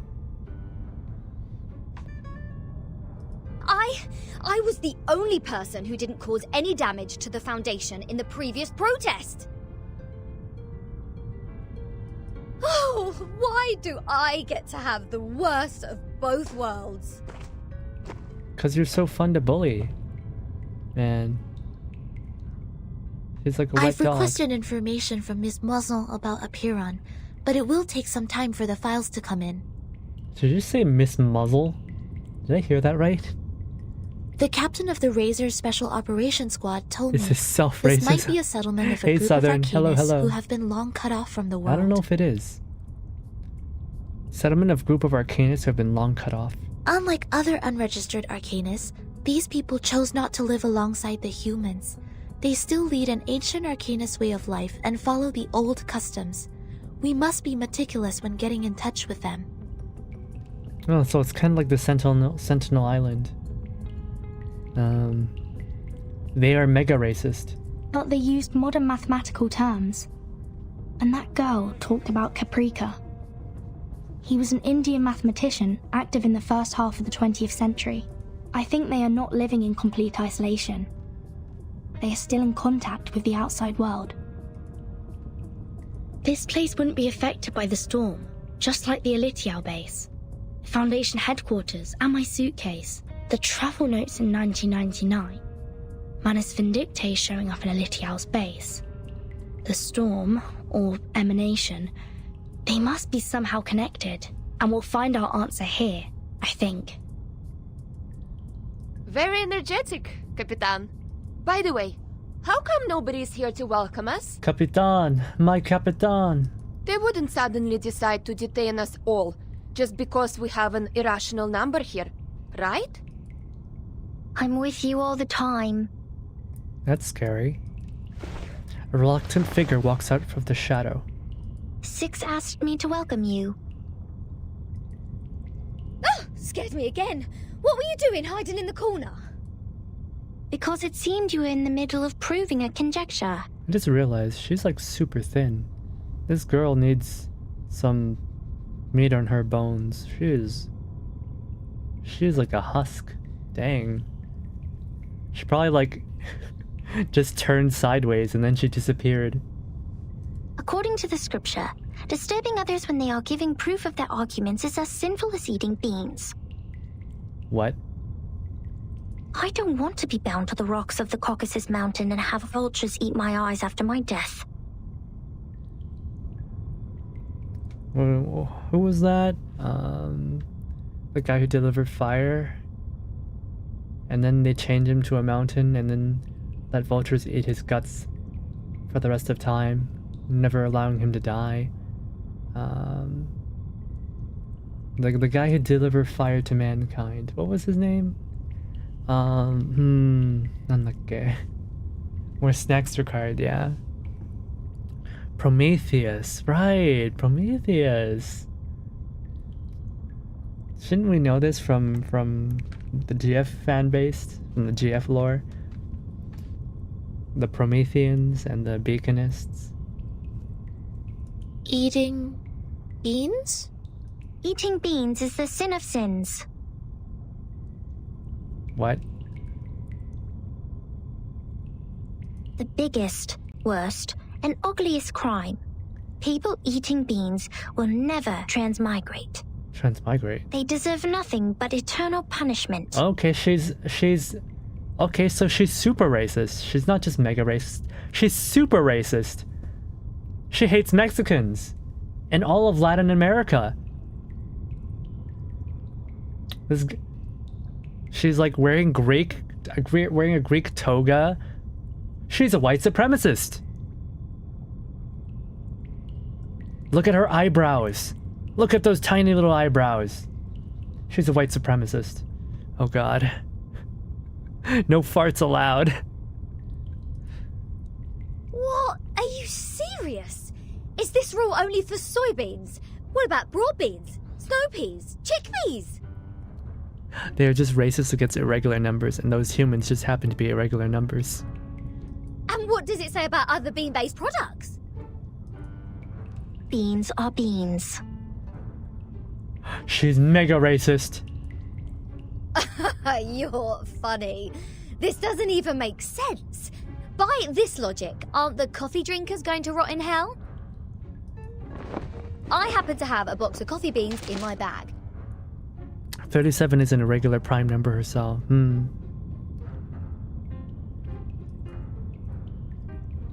British beans though. Oh, you're right. The British are no longer white. The British do not count as white because they eat beans. The rockin' pirate produces a treasure and waves a single bean around her mouth, looking for a reaction. If I put one coffee bean in my mouth, will the vulture get me right away? No way! Whoa, easy, mate. Do you want to get physical? This pirate is not scared of you. The coffee beans are knocked over. Some restless, small figures start to rustle in the shadows. Not fair! The critters are coming to your aid! This is not good. We need to separate them. The aversion to beans is a thing in Pythagoreanism in IRL history. What? Let go! Let go! What are you, a dog? The autistic Greek girl is biting her. Dude. How do you even describe what's happening right now? She's like got her like mouth agape, like chomping on her noggin. She's acoustically challenged. Vertin! Sonetto! Lilia! Get her off me! Oh. What is going on here? 37, let go of the guest's head. Now. It's Gotcha Tuesday, isn't it? Hey there, Doc. 37 sticks out her tongue and lets go of Regulus reluctantly. She returns to the corner, giving the floor to the rest of them. Sorry that I'm late. Oh, you're really pretty. You've got freckles. Oh, I love her eye color. I love green eyes. I think green eyes and red hair is an excellent combination. Also, I'm you're Sophia, not... the corrector of Apiron. I will take over from here. Also, like, you're not famished. You look well fed. Oh, finally! We have an ordinary person here. Thank God. Please, let's talk on the way to the outside. I love her hairstyle. Very accurate to old pottery. Yeah. The like the wavy curls, the hair bun. It's quite nice. I like the what do you call that? Headdress? The hairband? I didn't think I did any biting as a kid, but I have to ask my mom about it. Okay, I definitely did not bite people. I like to bite things, but I didn't like to bite people.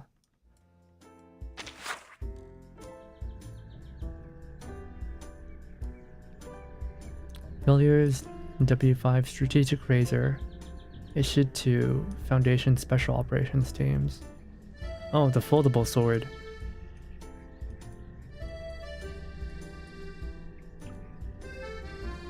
Sit with eyes closed, perform deep breathing in 10-second intervals until the body reaches meditative state. After opening your eyes, silently count 5 seconds, then grasp the handle equipment. Release your hands after a slight vibration, at which point the razor will be awakened and successfully linked to you. What? I guess it's a magical sword.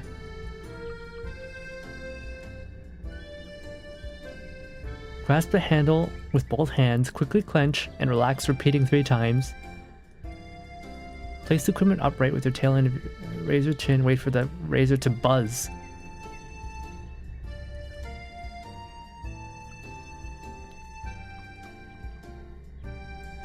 What the heck? It's a magical sword.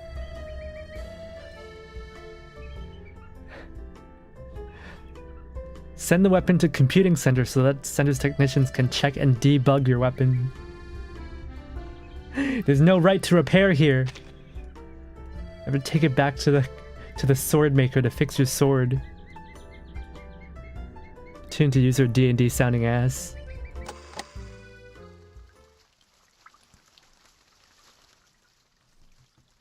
As a person who was once a young autist, yes, I used to bite a lot. That's crazy. We believe everything can be translated into numbers.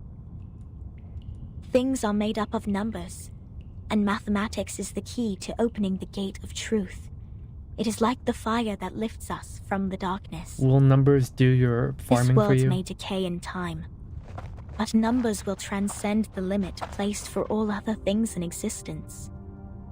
And if one can take up the challenges and improve oneself with practice, they may clear their thoughts and find out their truth. They really are the Pythagorean cult.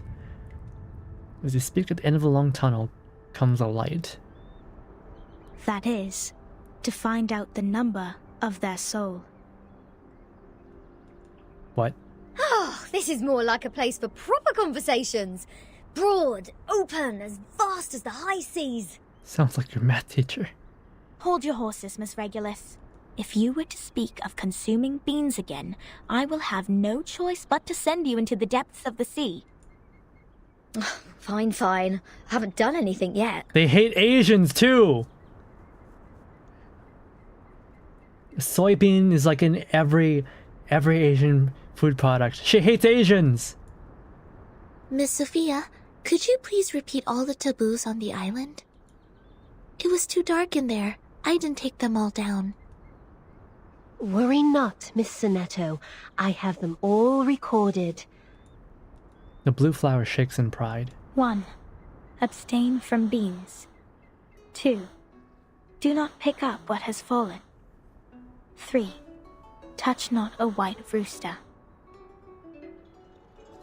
All these rules were actually true of the Pythagorean cult.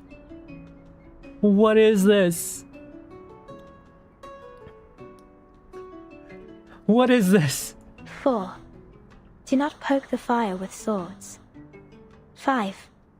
Do not jump over a crossbar. 6. Do not cut wood on a main road. I see a goat. Technically, coffee beans are not beans, they are dried seeds. 7. Do not enter the hall in new garments.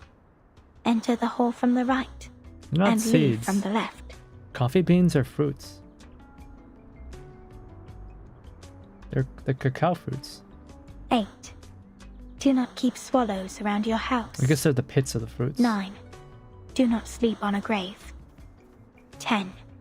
Make the bed as soon as you wake up, leaving no imprint of your body.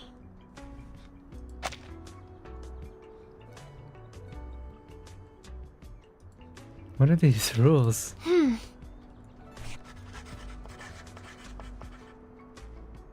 Chocolate beans.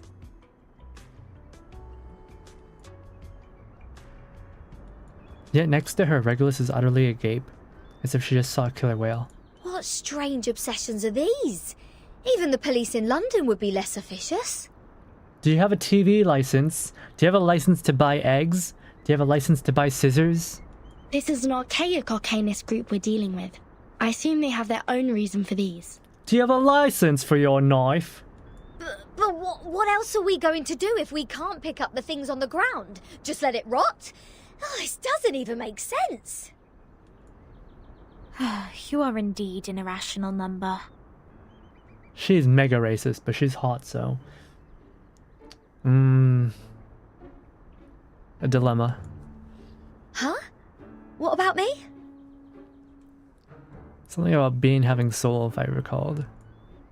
Though I can't identify the exact number of yours, it's never too hard to tell Oi! the number Do you have a types. license for getting stabbed? I can't identify exact number. It's never too hard to tell the number types. She's mega racist. Like you are a very typical irrational number. Irrational numbers are disobedient, sometimes unreasonable, and they hardly play by any rules. Just like the non-terminating random numbers following its decimal. These numbers are the floating points, or the noises. People of this type are the random ones whose actions show no pattern whatsoever. So, like normal people. Disobedient, unreasonable, never play by the rules. MBTI blood type profiling. So that's what their judgment is based on. Oh, she even gets the rock and roll part right. Stop pulling my leg. This pirate will not so easily be defined. What about you? What's your number then? I'm still learning. My time to reveal my number has not come yet. So, she doesn't have a personality. Oh, you don't know? Well, I can help you with that. You are an irrational number 2. A little red crystal, green ball coming from nowhere precisely hits Regulus on the head. Ouch! What is this? A grape? Huh. A perfect parabola. 37 stands behind them, holding a bunch of juicy grapes in her hand. She seems to be enjoying the moment. Oh, it's you again. I won't be bettered in a fight this time. Regulus's face is lit with anticipation. She's well prepared for another fight. But Sophia takes a step forward and stands between them. 37? Shouldn't you be off preparing for the doctrinal meeting? The doctrinal meeting? What's that?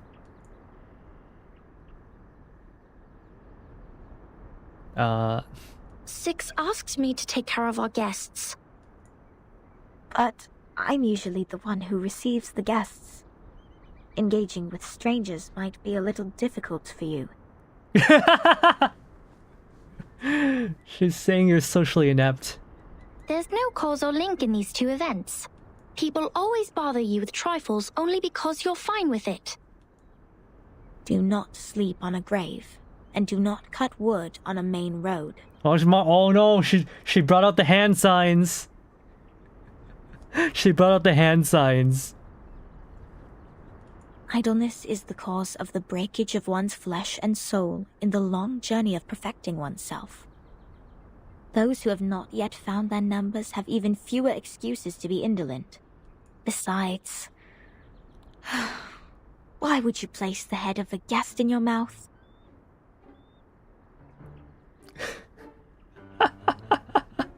She doesn't trust her. She said she's going to eat beans. That does not justify your action. Come to think of it, is she safe to bite if she had consumed the beans? Wouldn't that make you the bean eater as well? Yeah, that's like...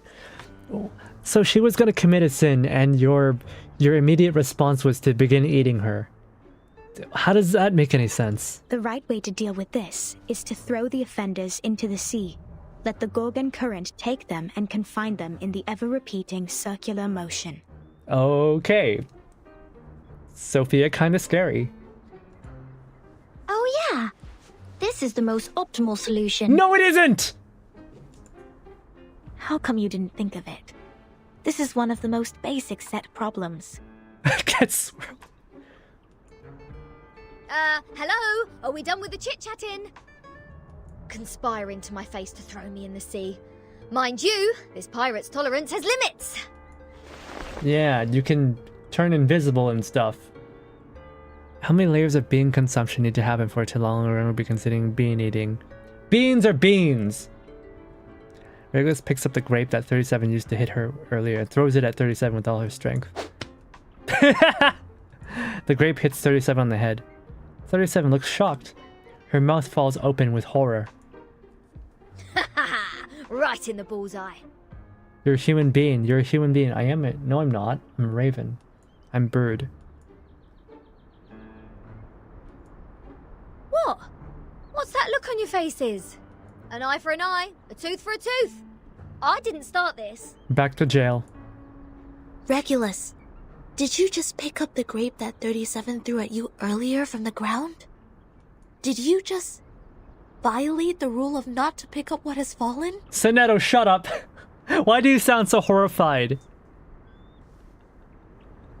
Oh god, this island was built for Sonetto. What? Sound of wings suddenly comes down from above. Few stiff feathers with golden trim drift down like falling leaves. Sophia's expression freezes. Get down! Abraxas incoming! It will take the offenders with it! A chicken's head and 2 snakes as a feet. What? What on earth is that? This is not good. They seem dangerous. Regulus, come to my side.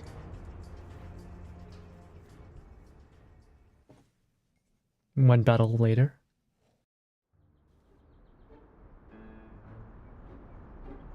Regulus!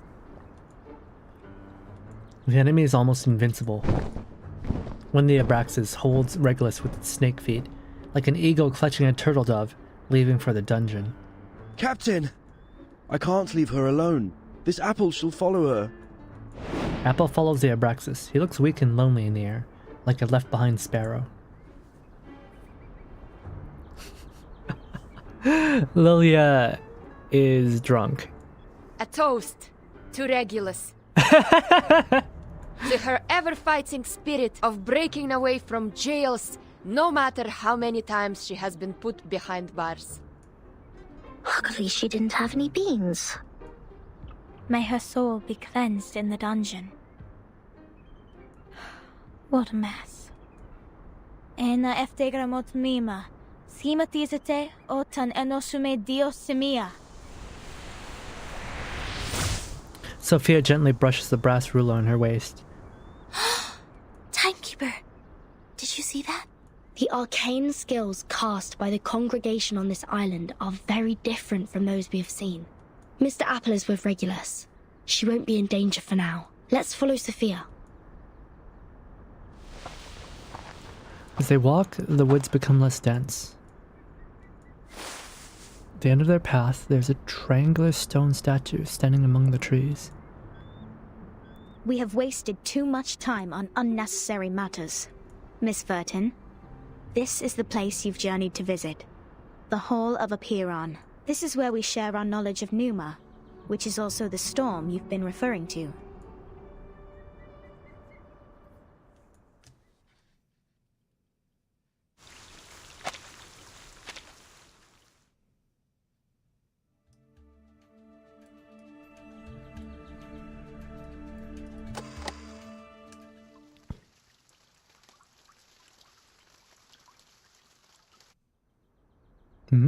Before you enter the Great Hall, please place your right palm on the stone and swear to it solemnly.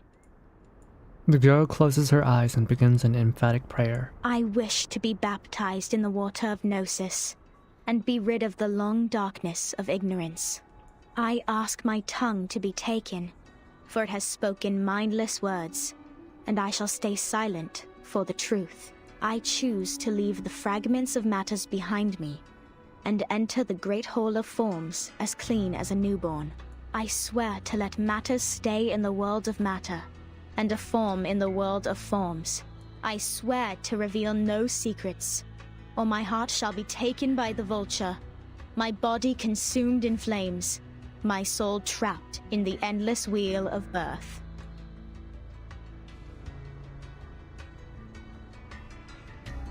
Now, knock 3 times on the stone. Put on these ceremonial dresses. That'd be all. Remember to enter the hall from the right, and leave from the left.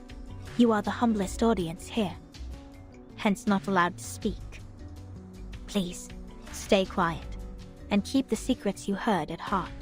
I will arrange your meeting with 6 after this. No problem. Miss Sophia, could you give us some privacy? Please, enjoy. I have nothing more to say. She walks away indifferently, as if none of them actually existed. Vertin, are we really going to do this? That oath we have to make to enter the hall sounds vicious. To stay quiet and keep the secrets. It's similar to the training we once received. I can go inside on behalf of Timekeeper. No, I'll come with you, Sonetto. But I can't sense any sign of arcane skill on this stone. The oath is more of a formality than a curse. The warning is lifted then? But when Sophia repaired the floor in front of us with her arcane skill, there's no fluctuation of arcane power either. I can't even sense the slightest signs. It's either a kind of arcane skills we're not able to detect, or the moment we stepped onto this island. We've been trapped in a tremendous ritual. That's to say, any arcanum used on this island is only a part of this giant flow. We don't know where this flow is leading us. We know nothing about it. It's too perilous, Timekeeper. I know, Sonetto. But as long as we obey their rules, we won't get into other trouble. The doctrine of the Apparan is to live in solitude and seek nothing but the truth. In fact, they've never been aggressive towards us. I think of this differently. Think, the pure-blood arcanist community, the unknown arcanum power, and the obsession with certain knowledge or identity. Sound familiar? Yet, we haven't spotted any traces of the Manus here. Manus Vindictae is like the rat living in the gutter. I don't think they will let go such a favorable chance. Which means we need to find out the truth. I believe in Timekeeper. Of course you do. Lilia shakes her hands. I have 0 interest in this meeting. I'll stay outside to keep a lookout. Take care. Yeah, probably for the better. There's no time to hesitate. Door already lies before them.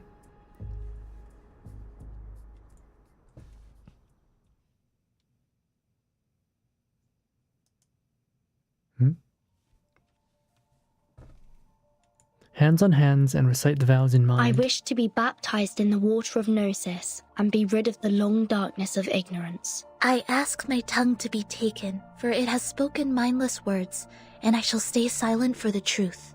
I choose to leave the fragments of matters behind me and enter the great hall of forms as clean as a newborn. I swear to let matter stay in the world of matter, and a form in the world of forms.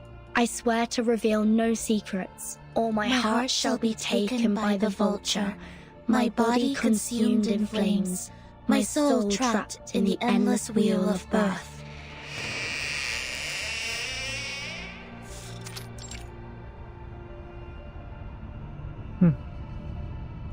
All seats in the hall have been taken. Fellow brothers. Oh God. Sisters, our quest for Gnosis had suffered 3 unprecedented crises. Oh God, he's hot. This man is a chiseled Greek statue or Roman statue, I don't know. He is... Whoa. He's got grapes in his hair. Look at how nice and wavy his hair is. Oh, damn. First was the discovery of irrational numbers. Giving Dionysus. And then the creation of imaginary numbers. Last was the loss of the grand unification of different lineages.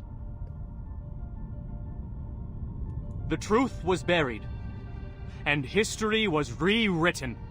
But the emanation is not a crisis. Instead, it's our last salvation. They gave him nipples. You're right! He has nipples! They're kind of hard to see, but they're there! He's got nipples!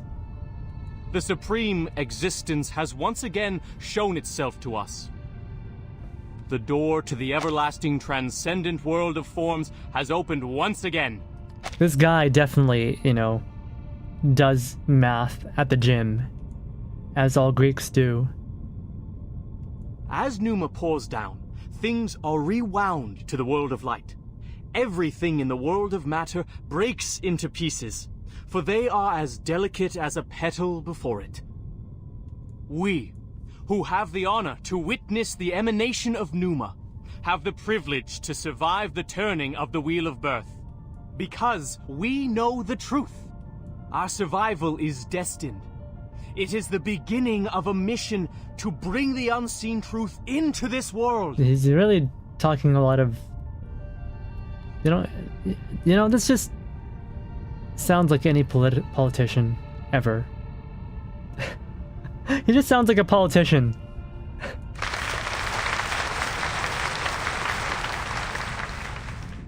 Nobody says a word. Thank you. Speaker bows in thanks. The next orator is 37, our smallest irregular prime, and the brightest star of Hermes. He's indeed a mammal, yes. Dang, she's tiny. She needs nutrients.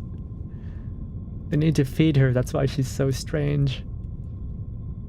A moment of silent reverence passes, a dedication to truth. The emanation in 1929 only lasted for 2 days.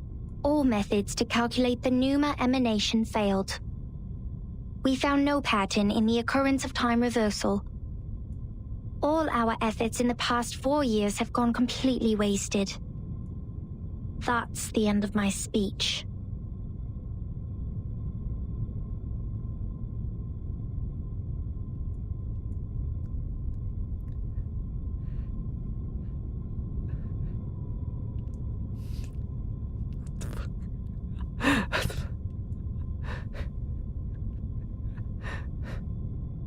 Someone starts to clap.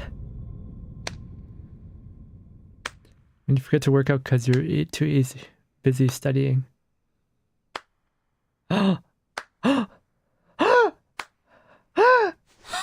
Evil mommy! Mission matters the most. This is what she has been trained to believe and do. Uh-oh. Who did that?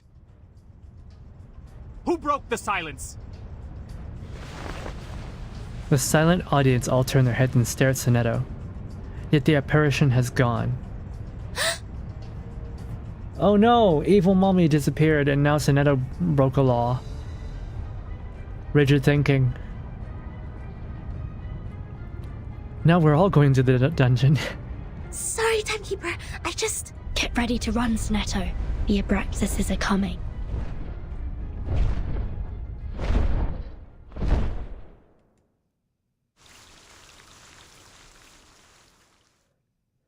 Well, time to get her guts eaten by vultures. As you can see, this school on the island lives in a box made by the truth.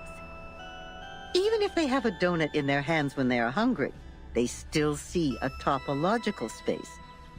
Like the cute ring attached to an initiation toy. It's not food anyways.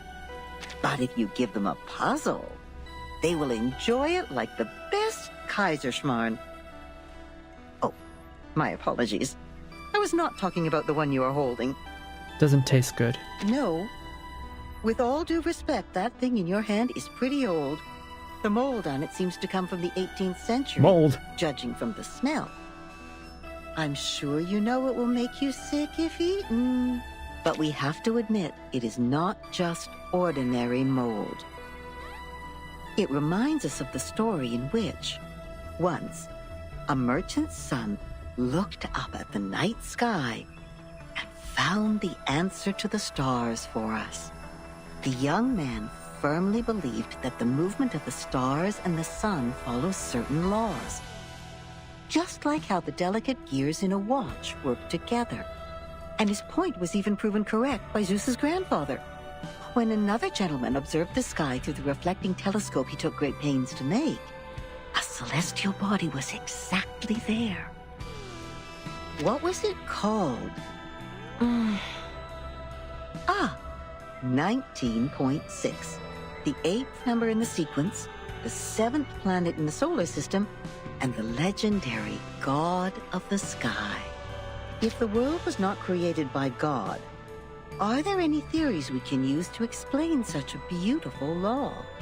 Yes, the one that says it never actually exists.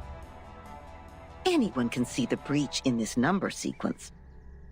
That is the planet, which is supposed to be the 5th number in the sequence.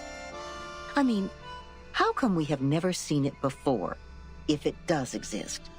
Either God is wrong, or we've been blind all this time. What do you think? God is wrong. Oh, darling. I forgot that you are one of the boring people from the modern times. You need to understand that we are talking about a forgotten masterpiece from the 18th century. Back then, everyone still believed that the imaginary creatures living on the stars got to witness the birth of God's creations, and the everlasting temperature changes up there were set to punish the exiles. Oh, how romantic. It was a beautiful dream, but it was still ended, eventually, by another discovery. The 8th planet. Not the Ceres, nor the Uranus, but a new planet. People found it through more precise astronomical data and calculation, proving that the number sequence found by the merchant's son was only a myth. Now we are clear of what we've been talking about. It's an unsolvable puzzle. It makes no sense from the very beginning. We found the Ceres because it happened to be there. It is real, and no one can deny its existence. In other words, we can perfectly prove the rationality of mathematics because we invented it. Right.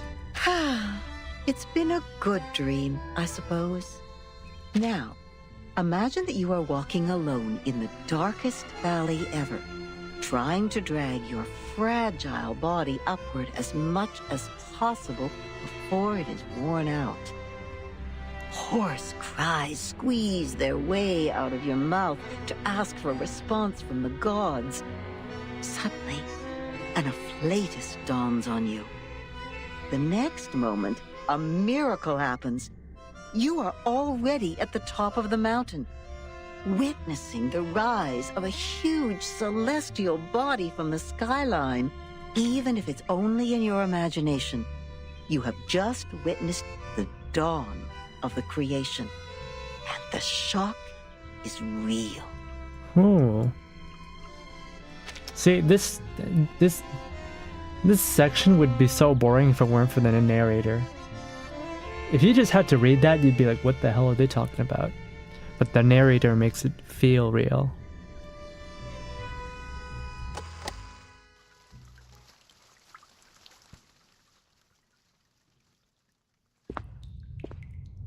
It's been locked this time.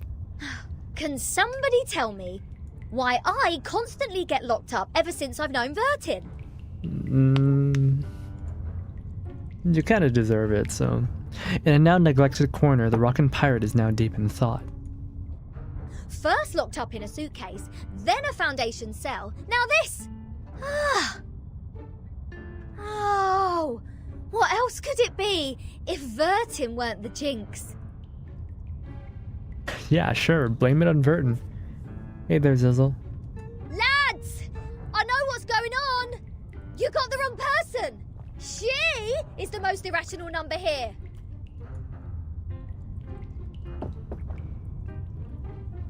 The dungeon gate remains tightly locked. The wood made of it wouldn't understand her words.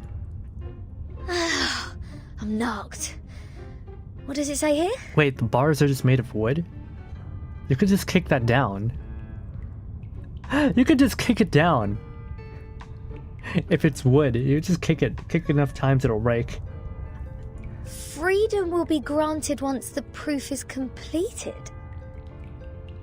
I've never played it, but apparently Disco Elysium was an inspiration for this game. Huh. When did Disco Elysium come out? That's to say, I have to prove myself not an irrational number to get out of here. Which is exactly what I've been trying to do, isn't it? Rat. Her fist smashes against the wooden gate. Ugh. See, Razor Captain wouldn't have this problem. He'd just give it a little finger snap and then it would shatter among his godly, amongst his godly digits. She drops to a crouch because of the pain. Captain, maybe you're in the wrong direction. What's Regulus's 5'3" ass gonna do? I don't even think she's 5'3". Regulus is like 4'9" or something.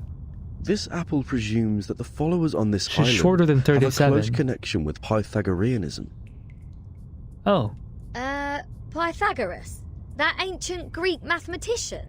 The guy who said something about the opposite side of a right triangle?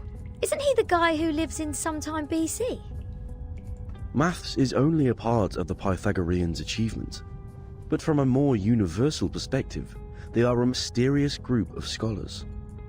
Believing things are made up of numbers, venerating integer numbers, abstaining from beans, and the religious collective lifestyle. 37's 5'4". These are all pointing to Pythagoreanism. The earliest Pythagorean school perished because of the discovery of irrational numbers, which explains their odium of it. At that time, a deviant student named Hippasus discovered root 2, and the theories based on the ratio of integers they hold dear were upended. Hippasus himself was drowned in the sea. They hated Jesus for he spoke the truth. How dare you make all of our discoveries invalid, you monster. This apple assumes they see the integers as the standard of virtue, and people can increase the number they rank through study and self-improvement. Besides, they are convinced that a numerical code is hidden in everything and everyone. Whoever can solve the code can obtain the truth of the world. Why does that sound like string theory? Does that sound like universal theory? Alright, now I know. Rick, stop! Stop, please! No more string theory! This no pirate more. has had enough of this moral standard, which is obviously prudish, backward, and lacks humanitarian spirit. I'm going to tackle the root cause of this misfortune. Pirate, the believer in liberty, walks in circles in front of the gate, suddenly starts to pull the loosened strips on the door. I'm breaking out! Why am I not surprised? The captain quickly gives the sufficient and prerequisite condition to prove herself an irrational number. This apple may be able to offer some help. As soon as Apple puts his hands on the wall, feels a violent shake come through it. What's happening? An earthquake? Sound of birds and beasts echoes into the cell. Chief Mate Apple floats out from the gaps of the guest room, making a thorough inspection. All Abraxases are flying in the same direction. Is this their habit, or... Ah! The roof is about to collapse! It would be funny if you have to do maths like now. Sofa! Please, no. This place has made the London Juvenile Detention Centre a heaven on earth. Fortunately, the scattered rocks were not enough to fill the spacious guest room. Regulus pulls herself together and resumes her prison break once again. Perhaps the collapse made the cell drafty. A cold, gloomy fog descends to the room. The wooden gate, however, stands still. Oh, is there a piece of paper? Did one of the Abraxases drop this? Strange. Okay, the translation's still weird.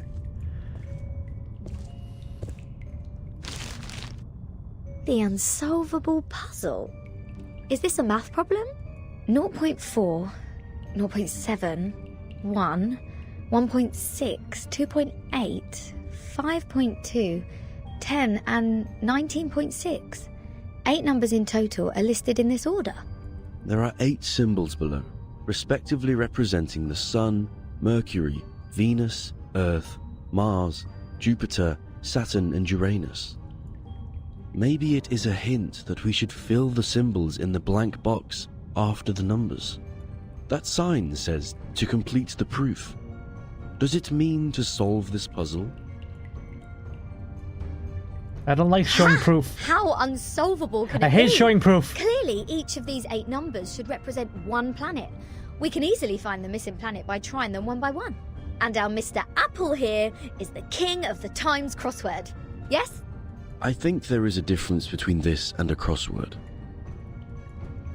The mellow red fruit rubs his chin, contemplating the crossword.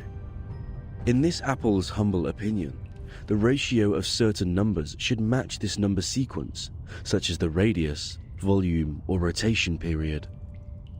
Wouldn't the sun be absurdly large if these numbers stand for their You sizes? should believe me just without question. Exactly.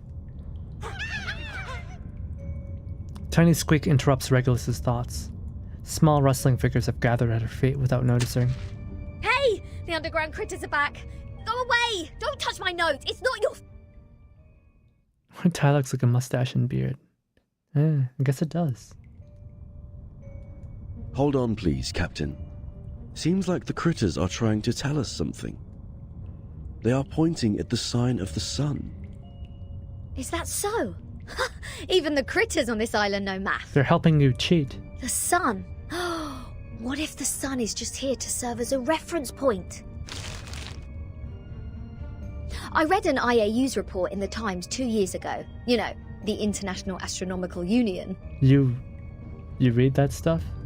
Earth's average distance to the sun is approximately 93 million How do you remember miles. this? As for Mercury, the average distance is 36 million, and Venus 67 billion miles. Let's say if we take the distance between Earth and the Sun as one astronomical unit, then the distance between the Sun and Mercury would be approximately 0.4 units, and Venus 0.7 units. There you go. These numbers are the ratio of their average distance to the Sun to the Earth-Sun distance.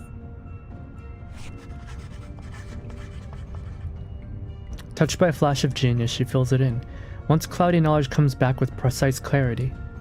Everything both logical and inevitable. The average distance from Mars to the Sun is about 142 How do they know this? million miles. Jupiter about 484 million miles. Saturn 886 million miles, and Uranus 1.786 billion miles. By rough calculation, and if we round the results to one decimal place, Mars would be 1.6 unit, Jupiter 5.2 unit, Saturn 10 unit, and Uranus 19.6 unit. That's weird. All these numbers one can hardly remember have become so clear in my mind. What the? But if these numbers stand for the ratio of distance, what's the planet for 2.8? There's no planet between Mars and Jupiter. If the Sun is the reference, we will have one planet missing here. Is it really a puzzle unsolvable? Aha! Nothing is unsolvable. I think the note we read just said it was unsolvable. You are looking at the solution. There must be one planet out there, unknown to us as of yet, located between Mars and Jupiter. Massive vibration shakes beneath the ground. What now?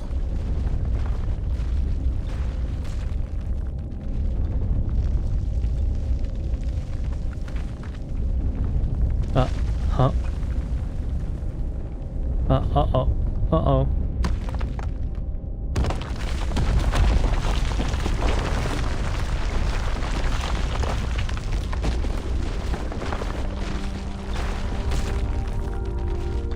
What? A planet emerges from the darkness. Huh? It rises in the air with little warning, shedding a cold gray light. This damp and dark cave. It's bright, gigantic, and in your face. What is this?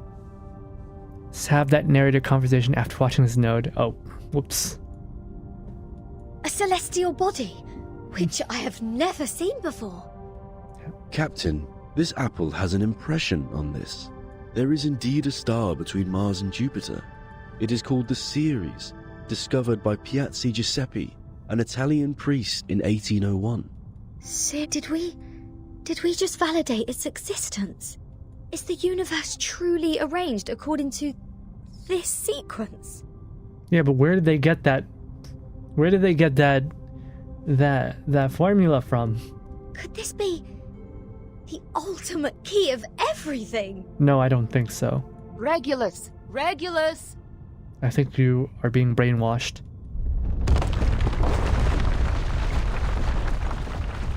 Oh, sorry, Emmy, I must have missed it. Someone is eagerly shaking her arm. Yeah, she's being brainwashed. What are you doing? Got food poisoning after accidentally eating one of those critters? Odd. My head hurts. What was that? All the stars have disappeared. Now there are only cold walls and damp air. Oh, and Lily, who's looking grave. I think that this island has a weird way of, like, turning all the people, all the inhabitants into, like, math freaks. Like, just obsessed with math. Like, in the first place, where did they get that equation from? Where'd they get that problem from? How could you possibly, like, validate a planet's existence by this random problem that was given to you on a piece of paper? I'll make it short. Stanetta is in detention. They're planning to sentence her to death by giving her the poisoned wine.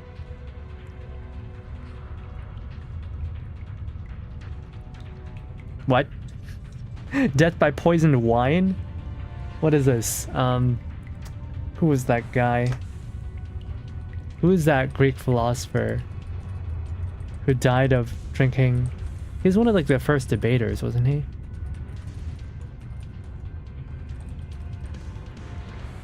Socrates, yeah. They're giving her, like, Socrates' death.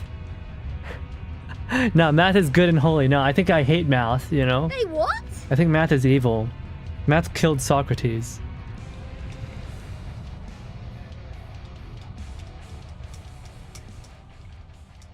Titus Bode Law.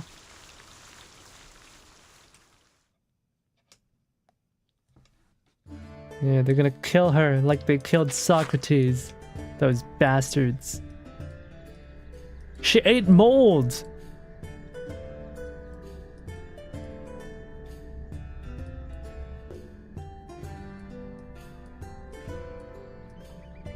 Ew!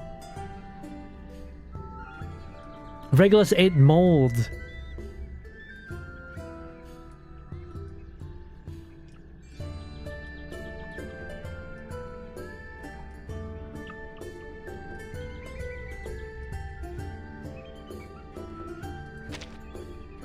Thinking Princess Bride. Politics killed Socrates. Yes, politics did kill Socrates, but also math. Would they make him drink again? Poisoned hemlock. An old admonition is engraved here.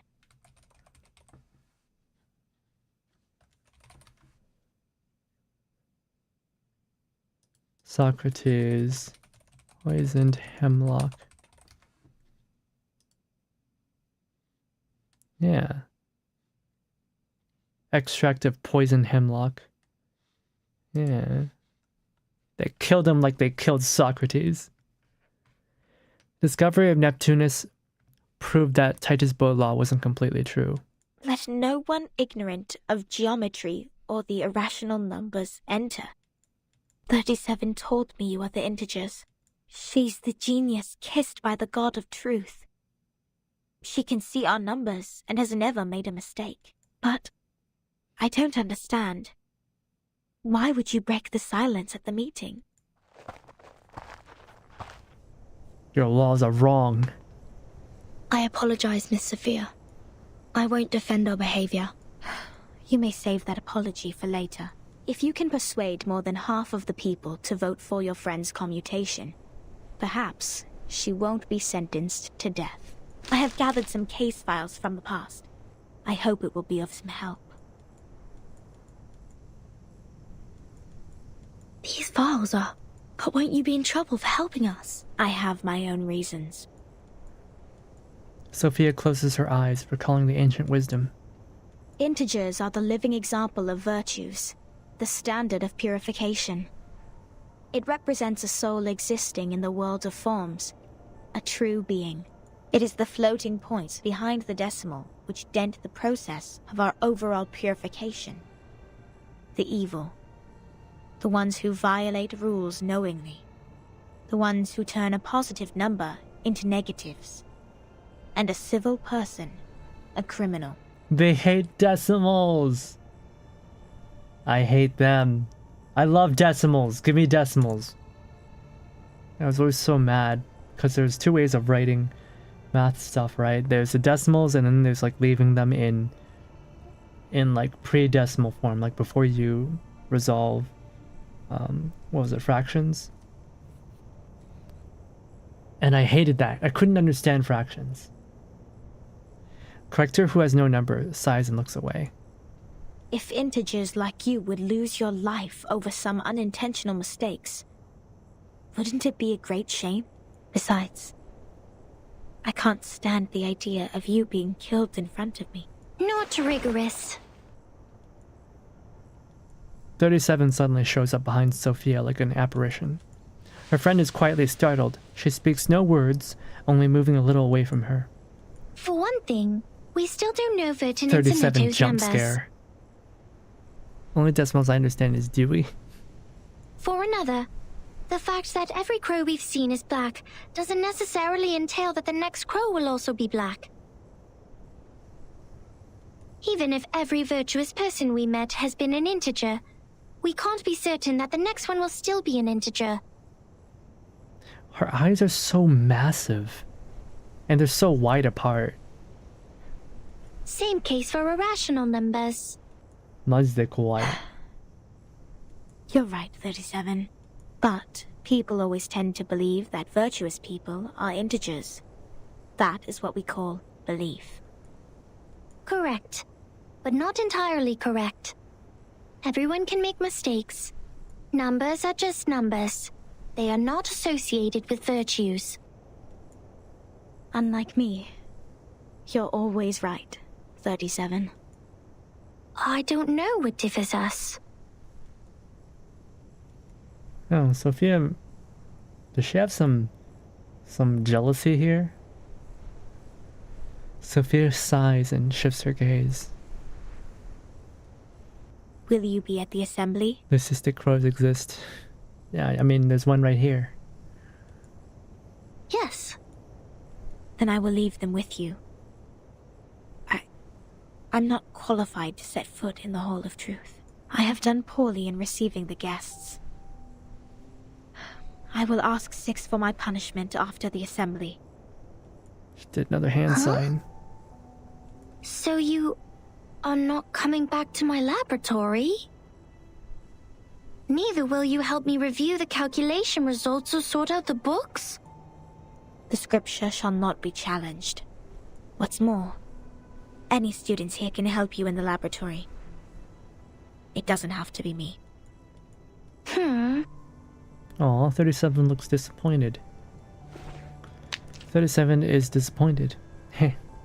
She lowers her head and kicks away a tiny piece of... Would have let someone else welcome Vertin and her friends. Like 210. He loves to brag to young ladies so much that he would take the punishment willingly, right? What a nice guy. What a nice guy. You were that someone else who was assigned to receive them in the first place. If I hadn't stopped you in time, how much longer would Regulus's head have stayed in your mouth? Not to mention what happened last time. And the time before that.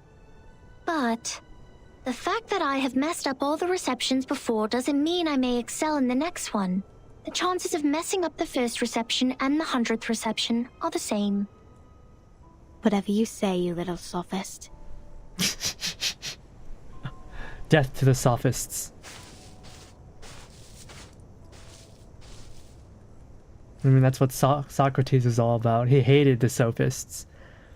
She puts down the file and leaves in a hurry. She is a nice person. Everyone says so, but compliments won't help her find her number. 37 drops her head, but soon her face is lit with an excited smile again, like a child who has found a piece of candy. So, Vertin, are you ready for the debate? Does that mean you will help us? Of course. I don't want to miss the chance. What chance? The chance to see your numbers. There's no greater knowledge than the knowledge of oneself. And there's no more exciting truth than the truth of oneself. I can quickly tell which types of numbers you are, but it requires proof to know the exact number of your soul. I want to know the answer before you see your own numbers. So it's 37 who proves it, not Vertin. That's kind of fucked up. You're defining Vertin instead of allowing Vertin to define herself. That's fucked up. I'd be glad to give this chance to you. 37 turns down the corners of her lips discontentedly. That's boring. Let's go, Vertin. The assembly's about to start. Remember this part for later? I can't. So will you expect me to remember things? I will not. You have to remember it for me. I am notoriously bad with memories, alright? Okay, we're about halfway through the story. I'm gonna just take a quick, like, minute break. Back real quick.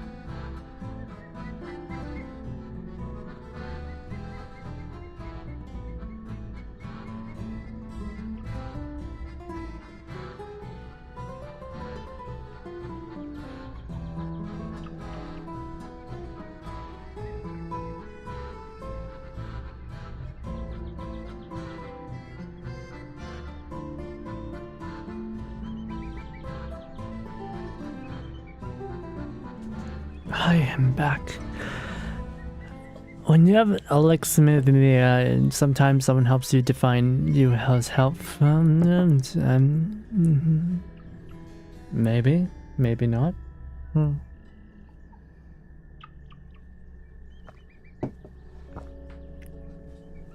surprised I'm lasting this long. I am still pretty sick, but I don't feel too bad, so I think we can finish this today. Let's continue on then. Number 12, right? Number 12. Are you trying to catch up to the current event? I am.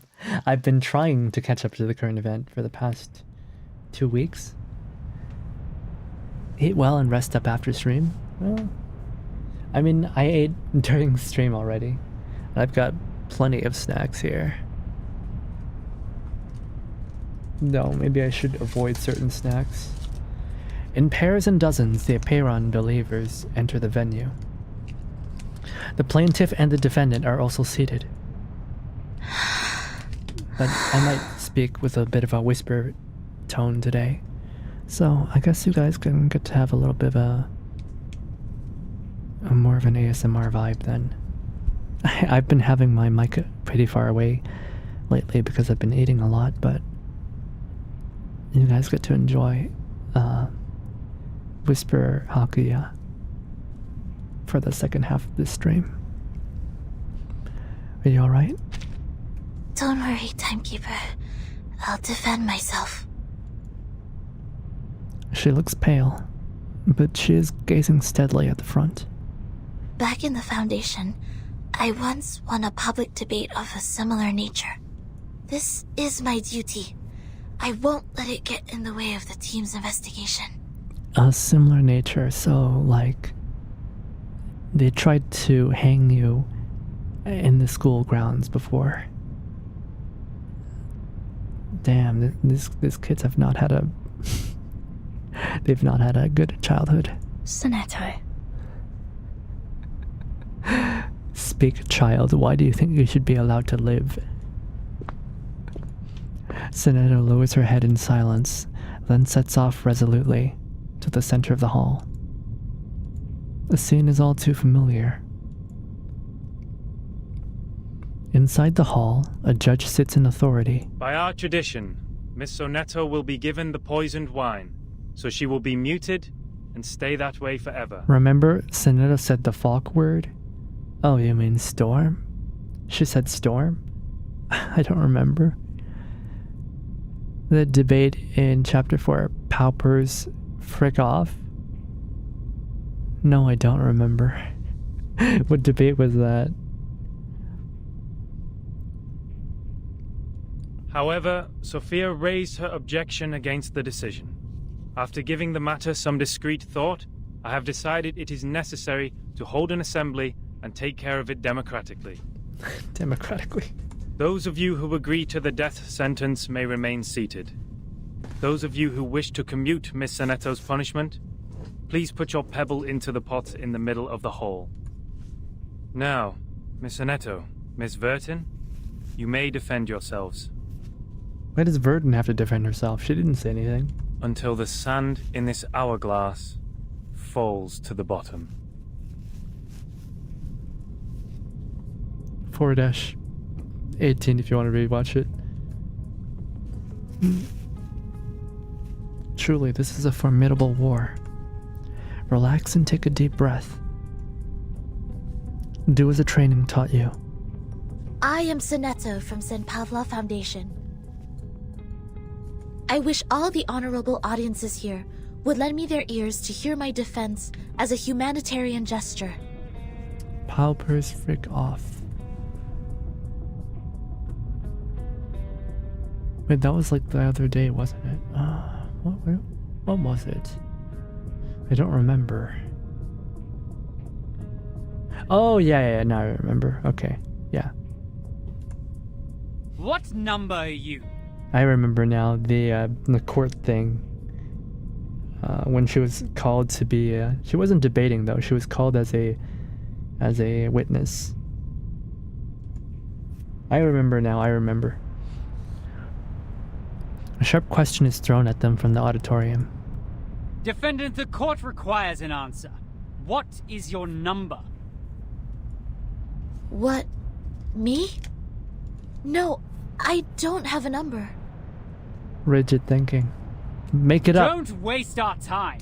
People without a number cannot stand in the hall of truth. All her words are void. Sentence her to death now. They're mega racist. They're mega racist. Crowd mumbles in approval. The judge knocks at the stone bell. 42's argument is valid. Defenders, what do you wish to contend? That's fucked up. What? It's valid? These are the rules. All rules are arbitrary, man. Just shit people make up. So they can... What do you call it? Call it the norm? And then judge people based off of not being part of the norms. Senator's face has gone pale. What she has prepared, formal justice, procedural justice, or the training she had, simply has no effect here. This is a new territory. Objection! A petite figure stands up from the auditorium. How much racism can one game even have? All of it. According to the record, the last time we inflicted severe punishment was in 1980 to a visitor who ate beans. He ate a carbuncle that feeds on beans. Then he was sentenced to death according to the set theory. In our scripture, eating beans is the most evil sin, which undoubtedly fits the most severe punishment. Oh hey Kuruko, welcome raiders. Thank you Kuruko for the raid. My name's Yatano Hakuya. I'm pretty sick right now, but we're surviving, and I think I'm still alive because I haven't eaten beans. Apparently the people on this island are mega racist, and if you don't believe in math, or if you ate beans, apparently you deserve to be killed by poison hemlock. Just like Socrates. From current R19, I want to catch up already, but we're still so behind. Hello there, Doc. Hey there, Bellhound. Hello, hello. Yeah, the cutest character in reverse, you mean the most autistic? If by cutest you mean the most autistic, then you are correct. Hello there, Baguettes. Hello, hello. I can't speak too loudly, so I'm like getting real close to the microphone. But if we are now executing people for breaking the silence at the assembly, how would it reflect our attitude towards the consumption of beans? Has the latter become less sinful? That's her argument. Her argument is that death by poison is the worst punishment for the worst crime, and this crime is not as bad as that one, therefore you should not be killed by poison. What is this? Autistic and cute, what's the difference? See, autism being cute only works for girls, not for boys, okay? Since like can you name me one autistic boy that is considered cute? One. I don't think so. Math is holy indeed. If you eat beans, you actually get thrown in the Gorgon current. You have to. The current chapter is so good. Stop. I'm trying my best, alright? Give me some time. You'll need the previous chapters for it to hit. Most VTubers, yeah. Yeah, where are the autistic boy VTubers, huh? Do they exist? I don't think so. All the VTubers the boy VTubers that I know who are like really popular have excellent social skills and are definitely not autistic. I suggest Neto's punishment to be commuted. The crowd start to clamor. A good argument.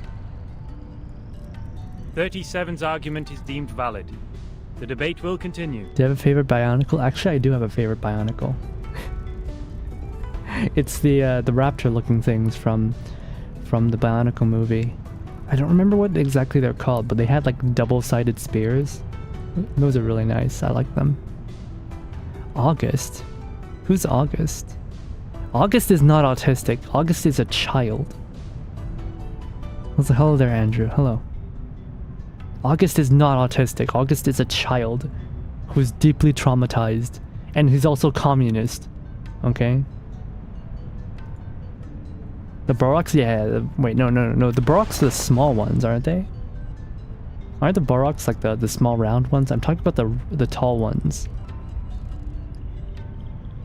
Aren't they? No, they're not Boroks. They're the Raksas, right? Who is also autistic. He's not autistic. Yet. I haven't observed him.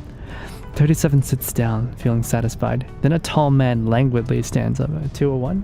210? Objection. The punishment for eating beans is to throw the offenders into the Gorgon current, while the punishment for the silence breaker is to drink poisoned wine. Okay, thank you. Caprina's stepbrother. Caprina's stepbrother. Caprina's stepbrother? Who's Caprina's stepbrother? Words of someone who hasn't read Rayashki. Okay, fair. Caprina doesn't have a stepbrother. Do you mean like the after the storm, her reincarnated family? Among all the punishments we have, there's no other punishment more dreadful than being thrown into the Gorgon current. Fan and his both are adopted by Viola and Winsong. Oh, that's what she meant. Because eternity and infinity are the two things we have the least knowledge of, which makes them the most ghastly punishments among all. Giving her the poisoned wine doesn't make the consumption of beans less sinful. Her argument is invalid. I hate this society. I hate them. I hate all these islanders. I want them all to burn in hell. They're evil, but then again, they're an island of Arcanus, so they're all mentally ill. If you had Rayashki, I hate you. Stop it. Stop it. Stop it, Kuriko. Stop. Objection comes quicker than the knock of the stone bell. Objection! Both of the crimes would fall into the same category if we are taking the punishment as a frame of reference, which is death. I can't believe this is the debate they're having. It's like, shall we have them die by drowning or die by poison? And like 37's whole argument is like, no, she should be given a crime less than death, but still very bad. Objection. The two crimes in question are not commensurable, which makes your comparison invalid. How else would they decide? This is the logic of insane people. Crowd is becoming restless. More and more pebbles are thrown into the pot. What's this? I'm completely lost in this irrational debate. I see. So that's how it works. Verton, however, is autistic enough in the correct ways to understand these insane people. Timekeeper, relax. I will help you. British. Hello there, Lenflare. Hello. This is just a debate. It's not about reality. It's not about justice. It's not even about reason. It's about winning. I object. About 210 will argue anything regardless of whether he believes it. That's the kind of attitude I'm getting from him, isn't it? He just likes debating. British. Hey there, Rico. Hello. British. Oh, God.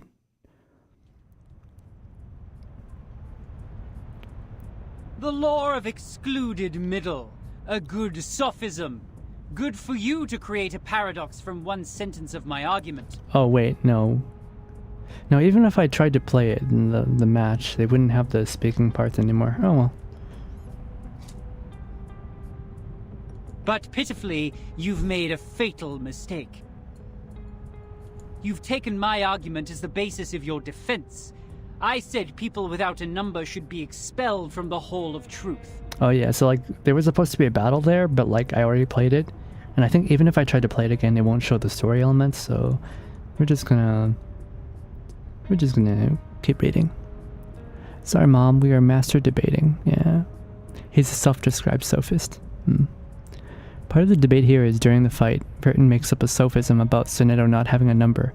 Means that she couldn't be in the hall to break the silence. Right. Yeah, so basically like what she said was that if Sonetto doesn't have a number, then she should not have been even in the debate or in the hallway to commit the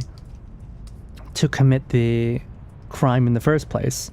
Therefore, she committed no crime because people without numbers cannot speak. So she's trying to use their logic against them. It's not real logic, it's just sophistry. His attorney looking a bit different. Like that, the story can't be replayed during battle. You don't have a number either, Miss Outsider. Based on my argument, which has also been approved by you, I argue that all your arguments are invalid. Of course, he brings out the pointing finger as well. Based on my argument, which you agreed to, I argue that all your arguments about my arguments are invalid. It's so stupid. It's so stupid. People who aren't people can't commit crimes. Exactly. People who aren't people, based off of your own agreement about people that aren't people, are not allowed to debate about people not being people can't be crimes, because only people are allowed to argue about people committing crimes. You are not people, therefore you cannot argue. End of debate. Reverse 99, mostly VN. I mean, there's battle elements. It's just that I already beat all the battles, so we're just reading the reading portion. So, no, like there actually is battles in the game. I don't remember the last time we had a battle in our streams though, because I'm catching up to old content. You're ready to debate with them. Fuck. There's no time left. 13 has a number. I saw it. What? Okay, so like, so people who aren't, who don't know, everybody on this island has a number. They believe that the number represents the truth of who they are, and like the better your number is, the better you are as a person. And so like people who don't have a number are considered not people. 37, do you know what you're saying? Yeah. I read her number just now. 13's number is 0.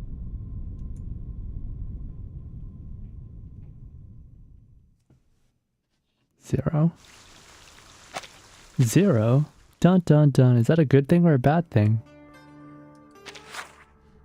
Come closer. That's right. Take a few more steps and immerse yourself in the shadow, including that hat. You don't want those good ears to hear this private conversation. Story VN, like, is a big part of the game in the case. Yeah. This is a really good VN, honestly.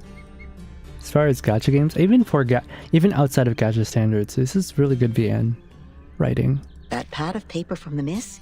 Yes, the one wielding the ruler is quite valuable. It sounds like I can tell it is of a certain age and records quite a lot. This feels like a debate you'd have with a minor on Twitter about how Pokemon characters shouldn't be looted because the games are not for kids. Do you think I'm the type to argue with children on Twitter? Get real. I don't want to argue about Pokemon to anybody. One visitor to the island took out a baguette from his luggage. To share it with others, he made an attempt to parcel it off. Another visitor fell to the ground and happened to sit on a quart measure and break it. You can learn the punishments for them from the paper. The former was thrown into the sea, while the latter into the further sea. We didn't... This person committed a crime. We'll throw them into the sea. That person committed a worse crime. We'll throw them further into the sea. Only God knows how this wine-dark sea holds so many visitors. Perhaps it can also resort to the debate. The debate? That's really a pain in the neck for that logical, pragmatic assistant of yours, isn't it? People always tend to mark what they can't figure out as arcanists' doings, as if things would make sense once they do so. But it won't change the fact that the debate is only a game involving sophistry, improvisation, and straw man fallacy. So what makes it superior to beans, if the form is what they are really after? Anyways, whoever fools the others first will win the game. No arcanum at all. And that argument of hers is the best attraction for the audience. A special number. A 0. Perhaps infinity is a better choice. That's ambitious, darling, and I love it. But you need to know that infinity is the most unfamiliar thing for the people, and that's why it triggers the most curiosity. Whoever tries to eat up this elephant with one bite will get all bloated and pinned by their own weight, waiting to die like a turtle upside down. By then, I guess you would be eager to throw up the elephant and turn back into the adorable, easygoing 0 we all like. See, just like you, people are always on the way to finding something that can satisfy them undoubtedly. As if what they already have was disappointing. They stare at the flame of the matches, read the tea leaves in the cup, and bustle around the instruments with star patterns. Is this the whole point of the game? Don't answer that. I don't want to embarrass myself. No, this is just one part of the game. This one very specific part of a really weird place that we're in, full of really, really, really insane people who might be autistic. Actually, no, they're most likely autistic, but also insane. Oh, it's like Y2K happened, but it was a magical disaster. Yeah. Now, back to the number we just talked about. And you're Doctor Who. Oh my! It's the prediction of your whole life. It's like Y2K was a magical disaster that sent you back in time. You were Doctor Who, and you were raised in Hogwarts, except evil Hogwarts, where they kill children. You owe that spirited little genius. Wait, no, that's just regular Hogwarts. By the way, what do you see in her number? A clever trick. Ah, yes, of course. 37 is larger than 0, but it's not so stable as 0. These prime numbers, they are just hard to divide, because they have very few things in common with others. Oh, yeah.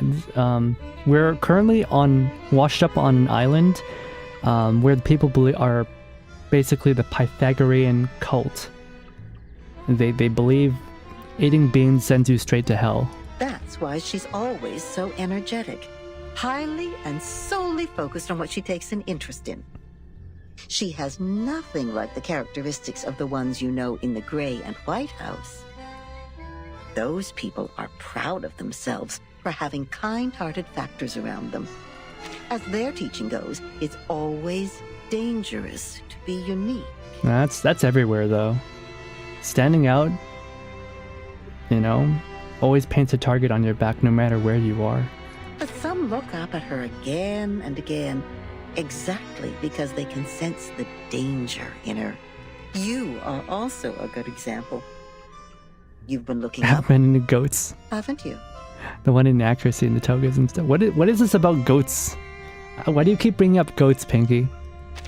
I don't understand. Why do you keep bringing up goats? Insane in this game, impossible. Yeah, so we're trying to argue why our friend shouldn't be sentenced to death by poison wine, by poison hemlock, like they did with Socrates. There's an outbreak of murmuring among the white robes. Even the solemn judge stands up. 37. You just said Vertin's number is 0. Do you know what it means? very clearly. Would you be able to submit proof to Apeiron? No problem. Half of you in this hall have put in the pebbles. If 37's argument is found to be true, every argument Vertin has spoken in Sonetto's defense will be deemed valid. Sonetto will be exempt from the punishment. I will announce the result once 37's proof has been validated by Apeiron. Thank you for your time. One after another, the Apeiron followers leave the hall. The Hall of Truth returns to tranquility. Sonetto slowly sits on the floor in a lackluster manner. I heard somewhere that Pythagorean cults were kind of vegan, but also love goats. Love goats in what way? Be specific. Sonetto! YouTube tutorials. Are you saying he sounds Indian? How dare you? He's Greek. Timekeeper, I'm so sorry. I tried my best, but still I couldn't understand the debate. I failed again. Her face becomes abnormally pink, and her breathing becomes fast and shallow. What happened to her? Come here, little girl. We need to move her outside. Aw, is he actually really nice? You know, aside from arguing that she should die from poison. Lie her down on the ground and wipe her palm and feet with dew and peppermint oil. Oh, he's actually a really nice guy. Even though he debated that she should die horribly. That would be okay. So guys... you know, your average right-wing debater, they might debate that you should die horribly, but before you get sentenced to death, they'll take care of you in a very humane manner. Or maybe it's a left-wing debater, who knows? I can't tell anymore. Her physical signs are becoming more and more stable. Thank you. You're welcome. The distinguished number 0. The man shrugs his shoulders. I'm kidding. I'm 210. Well, instead of the number, I prefer people call me the rhetorician. Gotta go now, but enjoy math and don't eat beans, bro. I just had... No, actually I didn't have beans today, but I like my beans.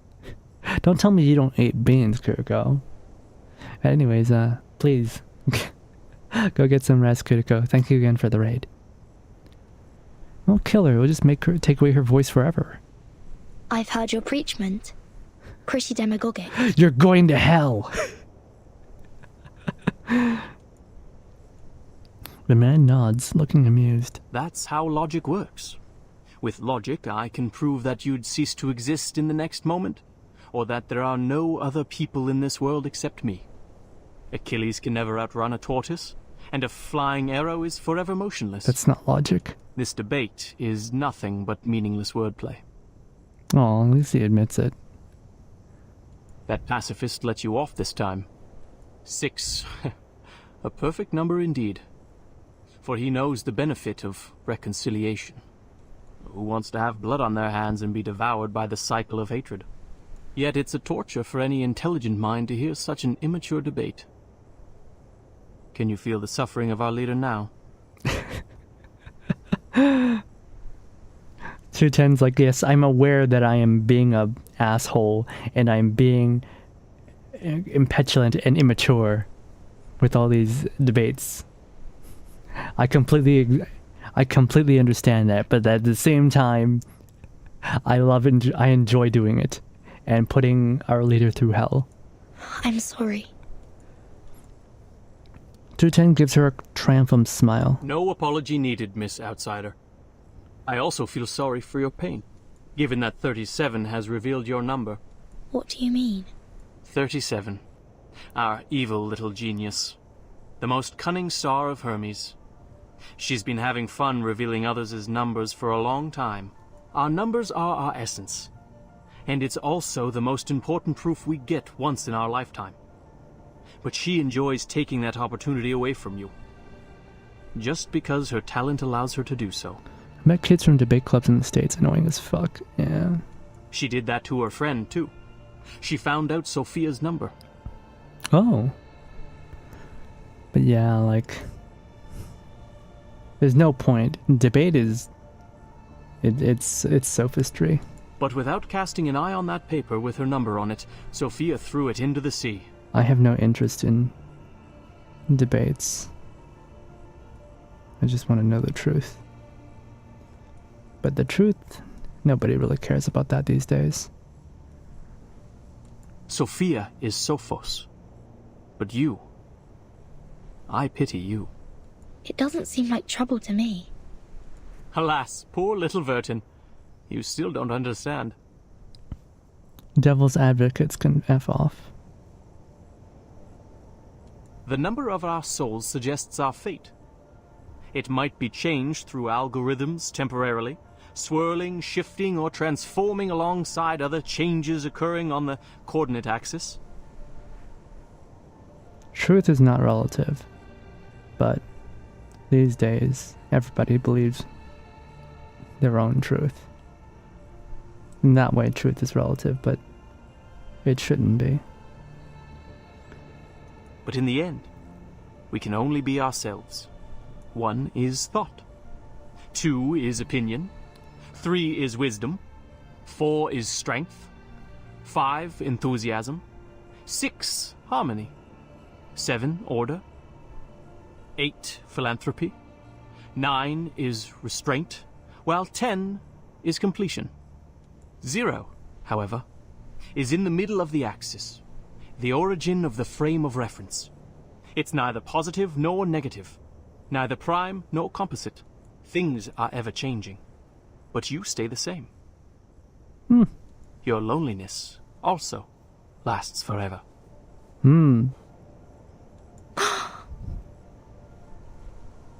Struck a nerve. This is your fate. Being exposed in full view of the crowd, yet you know nothing about it. 37 was acting on impulse.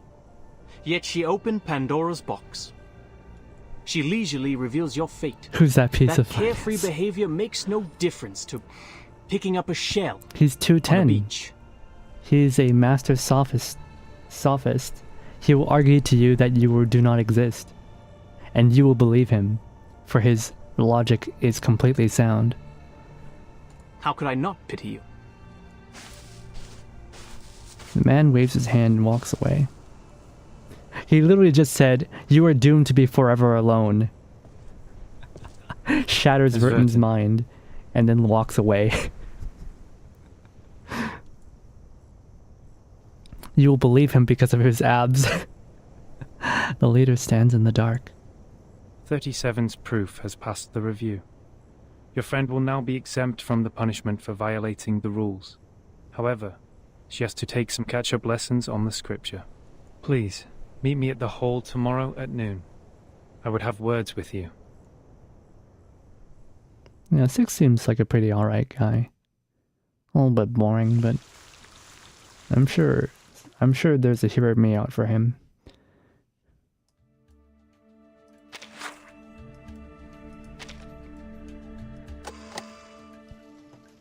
Oh, evil mommy time? Evil mommy?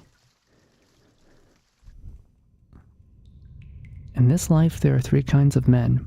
Just as there are 3 sorts of people who come to the Olympic Games. The lowest class is made of those who come to buy and sell. And I don't remember, best of all, those who welcome to look on the great preparation of for science and never assume true philosopher who is the wheel of birth. John Burnett. Damn, so presumptuous. Before this negotiation begins, I wish to tell an allegory to the 2 of you.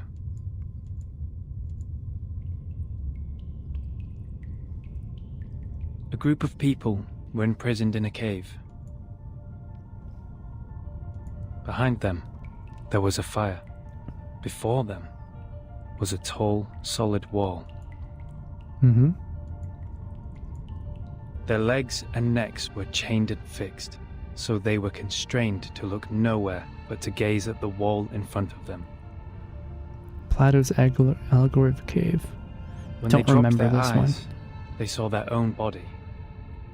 When they looked up, the flickering light of the fire fell over them, and they only saw the shadows of what was passing behind them. No one had lived one day outside the cave. The shadows cast on the wall all there was to be perceived as reality. They had no knowledge of the real world. One day, one of them escaped from the cave, walked into the light, and saw the true world with his own eyes for the first time. Everything he saw or felt in the cave was nothing more than a mere shadow of the object's true form.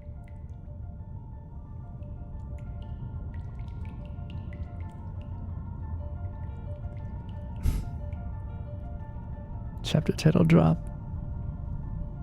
Our world is a poor one, Miss Verton. It's like the Frogwell story. I don't think I know this one. Maybe I've never read it myself. What if this allegory is common in China? It's possible. The phenomenal world that they have is their the own cave version in this allegory, where we are surrounded by shadows or some humble fractions of the truth. Oh, I see what they're trying to say about this. Okay. It is ugly, frivolous, filthy, perishable, subject to decay, and filled with hollow desires and meaningless struggles. Only the wise can walk out of that cave and see the world as it truly is. Mm-hmm. In that eternal, transcendent world, everything is in its most perfect form. I pray that you, Miss Verton, the representative of St. Pavlov Foundation, and you, Miss Arcana, her counterpart of Manus Vindicte, would pay heed to my words. Everything you've been fighting each other for means no more than some fragments of phenomena to us. There's only one thing worth doing. That is, to seek higher wisdom, develop one's virtue, and achieve greatness in life. We have never set foot on the soil dampened by the storm, nor have we ever been involved in the disputes brought by the torrents of time. I beg you, do not take your conflict in the phenomenal world into the realm of truth. Are they saying that everyone else is in the cave? But aren't they the ones on an island? For certain. Evil mommy, evil mommy, evil mommy. Gosh, she's so hot. It was never my intention to sully the sanctuary of truth. Then, to prevent a situation like this from happening again, I would like to ask you two to carve your names on these 2 stone bangles and drip a drop of your blood on each of them. Once the bracelet is put on, no one will be able to remove it. From now on, as long as you're on this island, none of your people will draw blood from one another, or the bangle shall draw all the blood from you. The peace agreement is so decided. Arcana stretches out her hand and gently takes a bangle. I appreciate that. I'll sign it. Verton and Arcana get a friendship bracelet. Yeah. Leader gives a slight nod. He looks out from the table and simply strides away. Oh, wow. They actually did it. They actually animated this. Some sort of power-fulfilled bloody pledge. The peace agreement. Someone is approaching. Yes, she's still here. From the beginning to the end.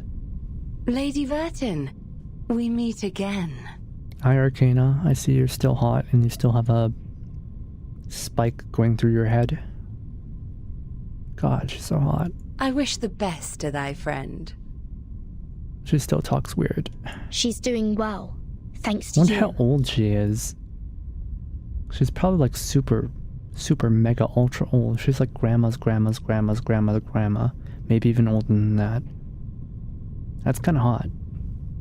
What if she's like your own ancestor? Would you bone your own ancestor? I would.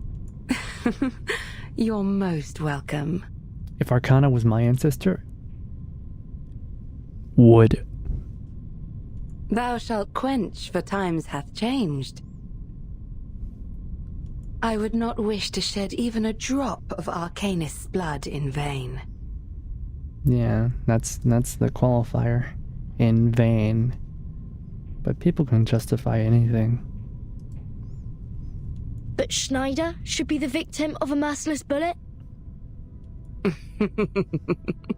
See, Schneider didn't die in vain, and also Schneider was not an Arcanist. See, Schneider was not an Arcanist, therefore, she can die. She's so good at gaslighting, yeah. God, I love gaslighting women. I mean, what? Pretty sure that was a Futurama plot.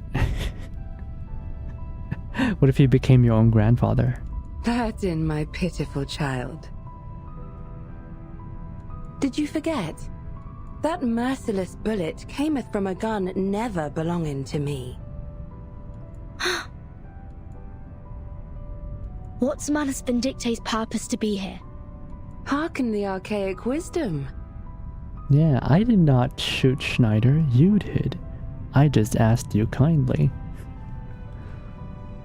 He loves them triple G's, gay cute girl boss. Just as thou doest. The stone bangle is hot, almost scalding. I am not surprised. I adore thy visage, Lady Verton, emotionless in the storm. Dang, Arcana's pretty short. Verton's only 16. I don't think Verton's that tall. Also, Arcana's wearing high heels. Dang, she's short. Short mommy. Alas, no man shall bravest the storm and live. They'd be like the same height if she took off her heels. She's leaning in. She doesn't look like she's leaning. Yeah, that's not a leaning pose. Also, my goodness, her bazongas are massive in this artwork. Huge. Now, as Bernie Sanders would say, huge. Including thee. Her words sound harsh as the winter gale. An emotion suddenly comes. It's raging like a bushfire, but soon gets tamed down. A wooden box in the Elitiao's base has my name on it. Was that your doing? Sadly, it wasn't. I hope thee findeth the answer satisfactory. A chat box was hiding them. Her bazongas. Arcanas. Keeps calling Verton my child. It's a fun fan theory. Is she Verton's mom? That's kind of hot. Censorship. The stone bangle at the wrist becomes subtly hated. It's burning. Something is slithering in the woods. Is that Miss Arcana? Miss Arcana, please, don't go! Save us! And save us! Ew. Is that Diggers? Is it that bastard who spooked my banner? Is that Diggers? Hey there, Sonny. Hello, hello. Two weary figures run past Verton. They are chasing after their leader desperately, as if they are running away from some horrific monsters. Following them, a petite figure rushes out of the woods. It's him. No! Oh no. Come back! Come back! Most likely she is her father via Barbara science I have no idea what that means. You ignorant foreigners! I just started introducing vectors and matrices, and that's the most interesting part! Oh god, she tried to teach them geometry. Ugh. External wounds? No, I don't want to think about that. Find out its anecdote. I don't want to read about Diggers, please. Empreg. No, please no. Verton! Great! You always show up at the right time and right place! Stop the masked people! Whatever it takes!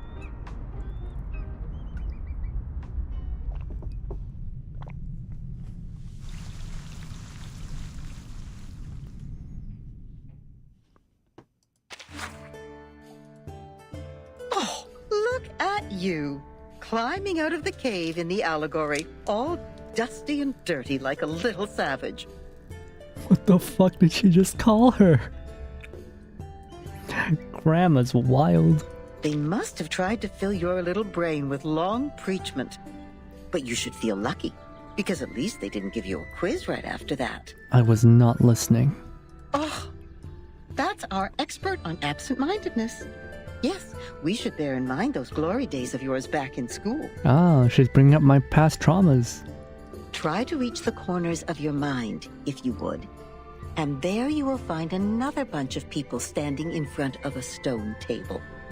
Yes, those people in gowns. White gowns with gray diamond patterns. One of them was standing on the stairs, gathering all the little vacant eyes to his side. What was he called? Give me a second. Teacher, instructor, tutor, the educator.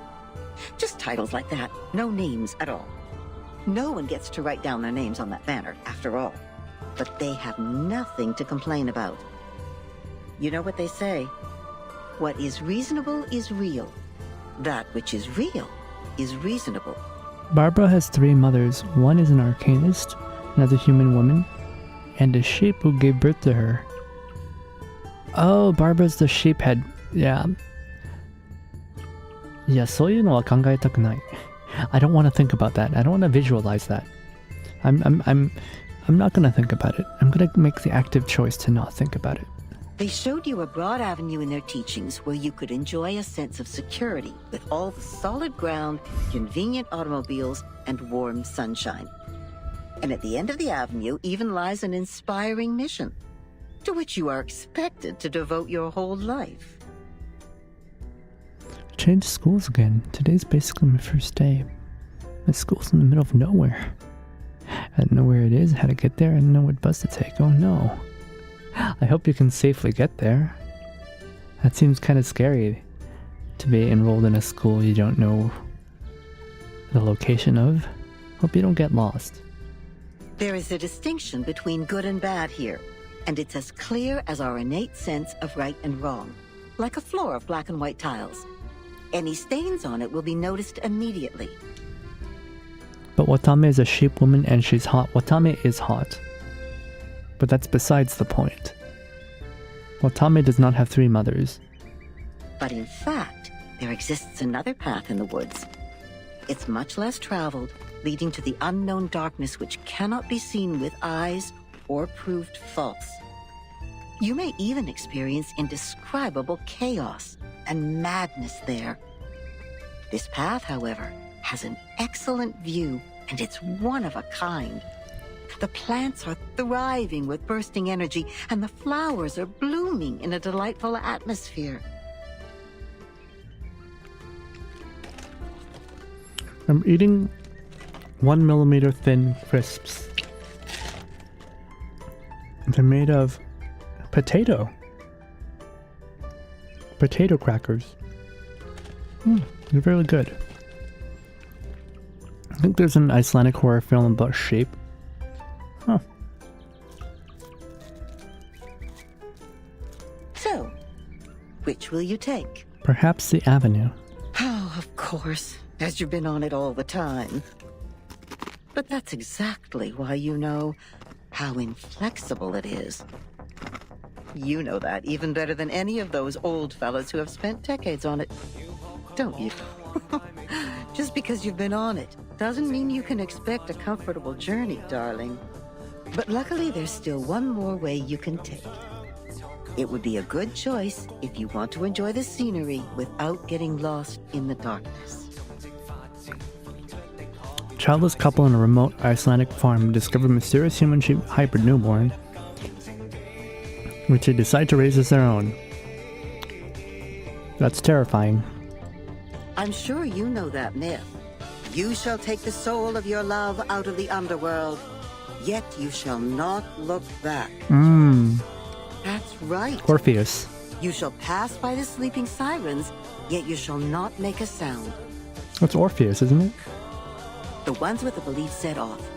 They entered the dark woods barefooted, yet moved so smoothly, as if they were walking on the avenue. They kept their mouths shut and eyes forward. They never turned back, never picked up what was not theirs, never set foot on the forbidden lands, and never looked straight to sacred greatness. They showed frugality, patience, and wisdom in the face of hunger and danger, so the beasts continued to lurk in the shadow. And the ones with the belief passed through the woods safely, until the path disappeared along with the direction sign. Then the first one to look back gave an exclamation before being exiled. Is it really that reasonable to take it? Think about what I just said. That which is real is reasonable. Never look back in the woods, darling. If you don't want to be turned into a pillar of salt which can do nothing but wail, then never, ever look back. Yes, we'd better stay awake, stay calm, stay cautious all the time. But then there comes the problem. How can anyone, how can you ignore your love for those thriving plants and blooming flowers? How are you supposed to deal with the unstoppable feeling that overflows like a melody when it is stirred up by the beauty of the scenery? Of course, you will cry the loudest cry, dance the wildest dance, drink the strongest drink, and vomit all the filth inside you. After all, there is no need to enter the woods if the soul-stirring scenery is not what you are after. Right? Which doesn't sound like a good way. No. So you better let it slip your mind, darling. Just let it go and hurry forward. Remember to keep your eyes shut and hold your breath. When you do so, the scenery will no longer mean anything to you, nor will the fragrance of the flowers. You will get out of the woods and reach where the truth lies. Is that what you want? Don't worry. We have plenty of time. You may come back at any time and pick another way. Grandma's so gentle. She's always calling you darling before she gaslights you.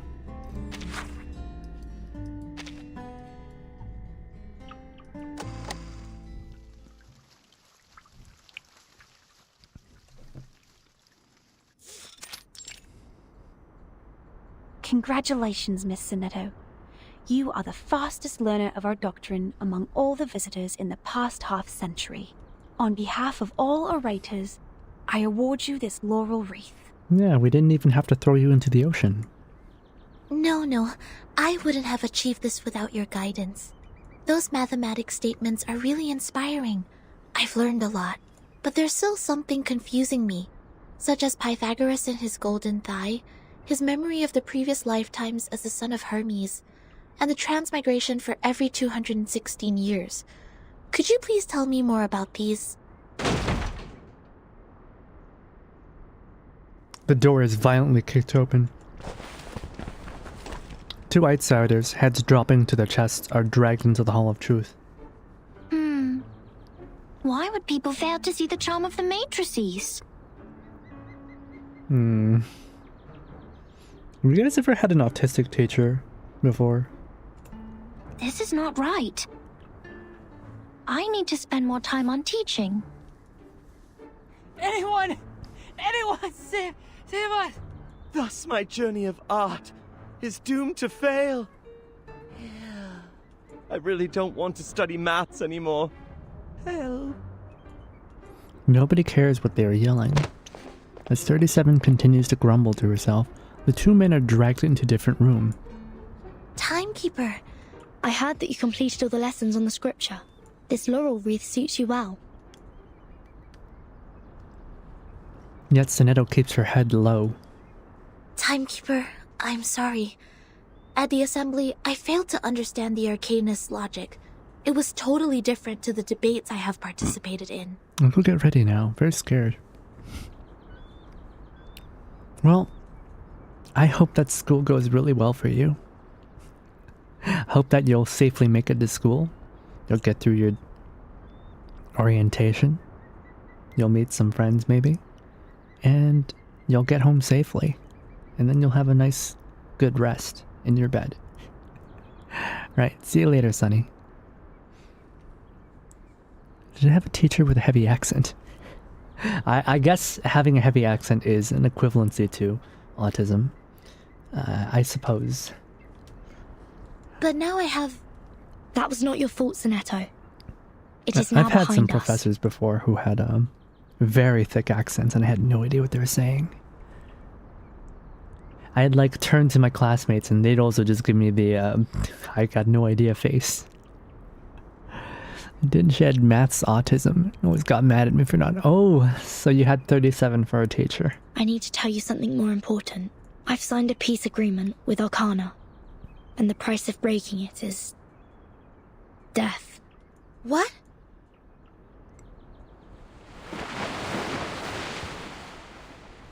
So Manus Vindictae is also restrained by the stone bangle like we are. No, because Manus Vindictae is very good at gaslighting. The chief assistant ponders aloud, having already removed her laurel crown. Yes. She put it on without hesitation, but I don't think her purpose would be as simple as hearkening the ancient wisdom. I like the other stones in the Foundation's collection. This one has... For its activated, it looks harmless enough. I attacked Manus' followers earlier as 37 asked me to. But I received no punishment from the bangle. Perhaps this island makes its own judgment on what to be classified as hostility. Like it has a mind of its own. So there's loopholes. At least 37 is nice. She yelled that she didn't know what to do with me, and that was better. Roaming off the halls. Sonetto, do not report this to the headquarters Like before a we figure out ghoul? how the bangle works. You creature. After all, there are many other things to investigate on this island, other than Manus Vindictae. I see. I will contact Miss Druvis and Miss Moiselle first and keep an eye on Arcana. Timekeeper, this island, the Manus' mask, and your suitcase are all immune to the storm. Does this mean we could collect more asymmetrical nuclide R samples? I tried to collect some samples last night in the outer region of the island, but the detecting device showed nothing. If we were to find out more, we have to go to the center area. What are you conspiring now? Do not poke the fire with swords. And do not jump over a crossbar. What does that mean? Well, I know what that means. Don't stoke the flames with conflict. And, okay, I don't know what the second one means. Jump over a crossbar. Don't do stupid things. I'm gonna assume that's what it means. Don't do risky things to The yourself. assembly will not be held every time when there's a crime. Please take heed of my warning. Learn a lesson from them. Behind Sophia, two gray-coated figures appear. Oh hey, it's a less than people. And the Russian. One disheveled, and the other covered in soot, as if they have just survived an explosion. Lilia! Didn't you say you have Regulus with you safely? Apologies, Vertin. I was going to rescue Sonetto through a very creative underground tunnel, but things didn't quite go as planned. You ate mold. And you thought you discovered an 8th planet. Regulus shimmies in a dance-like step, trying to shake off the dust. Not a bad innovation for a simple clap on the forehead. If only you didn't miscalculate the location of the explosion. This apple is grateful that it didn't get blasted into a puddle of apple jam. Warning. Shell cleaning required. Warning. Do not step out of line. Makes sense. I don't know why, but when I was in that cave, ideas kept flooding into my head. Though, judging by the outcome, they weren't all good ideas. Sophia puts her head on her forehead, looking extremely fatigued. On a routine patrol, I found them trying to break into the cave. I'm not surprised that an irrational number would try to trespass on forbidden grounds. But you two? The integer and the fraction? What were you doing with her? This is a serious crime. Life has become a lot more difficult. Do we have to go through this debate again? It's okay, Timekeeper. I will defend Regulus. I've thoroughly studied the scripture, and this time I'm sure I can do better. Forget it. Sophia mutters to herself. Forget it. It is unwise to waste time trying to understand an irrational number's motive. Besides, we should let the reckless take care of the least important matters. She gives him a smirky smile. Oh. That's it. Regulus, you will come with me to clean the beach. Huh? Me? Again? Yes, you will do community service. Since you have too many floating points, words of discipline would not work on you. We would have suggested you study with the rest of the students here. Abstain from eating meat, bathe in cold water, rise with the Apollo star, study our doctrine, read the scripture aloud on the beach, so as to remove your floating points and purify your soul. Man, this cult is... kind of sucks, but... everybody's hot, so... well, except 37, she's a little scrawny, but... everyone's hot, so... maybe they've got a good point. What? I won't do any of that. Maybe I should wear a toga. Taking your peculiar character into consideration... that's how the cults get you. The initiators, the ones who bring people in are all hot. Buddhist temple retreats be like, oh yeah, that's true. You know, my hometown is basically run by Buddhists. Well, I mean, it's run by Buddhists and Christians. But both of the ways that they run is like a cult. Like, I'm not saying all of them, but like the ones in my hometown are very cult-like. I decided that some compulsory labor would be the better option. In my hometown, you're either Buddhist or Christian. Yeah. Regulus also smiles in relief. Oh, that's the best news of the day. I'd rather clean up the rubbish on the beach than be surrounded by people giving sermons all the time. At least the rubbish doesn't talk gibberish. I'd be dead if you didn't change your mind. Regulus, studying the scripture is not that scary. They will teach you and guide you until you take full command. And Sinetto is like the easiest person to indoctrinate. Then again, she fully accepted the teachings of the SPDM, so of evil Hogwarts. So yes, Sinetto is kind of a doorknob, kind of a tool. Just like taking lessons at school. Is that a Norse god that has 9 mothers? Is that what schools are like? I would not be surprised. Haven't you been to a school, Regulus? Oh, that explains a lot. She's uneducated. Haha! A great pirate would not remember trivial matters as such. Oh no. Regulus can't read. So, where were we? Which part of the beach needs to be taken care of by the great captain? I feel sorry for... oh, I feel so sorry. That's why she calls herself the great captain all the time.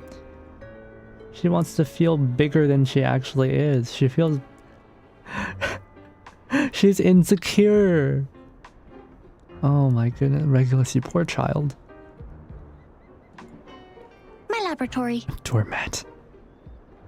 Yeah, but I prefer doorknob. I prefer doorknob to doormat. Whoa! Where did you pop up from? Yeah, she has that a lot, doesn't she? It's like she's so thin that just by standing sideways, she disappears into the background. No, she's like a piece of paper. What was that FPS game I was playing last time? Where like all the girls can like turn flat. She's like that. She's just like that. 37 blinks her eyes motionlessly and entirely ignores Regulus's complaint. Stranova. Yeah, Stranova. 37. Aren't you supposed to preach to the visitors? 37 just does a Stranova on people all the time. That's why they can't see her. I've seen their numbers. A group of negative repeating infinite decimals. They will achieve nothing but to repeatedly step in the river of mistakes. I gave up on them. Fine. Those of you who are Drink complicit water? in breaking into the cave will also be sent to labor. Hello, Fisher. Sure, why not? Since you're so kind.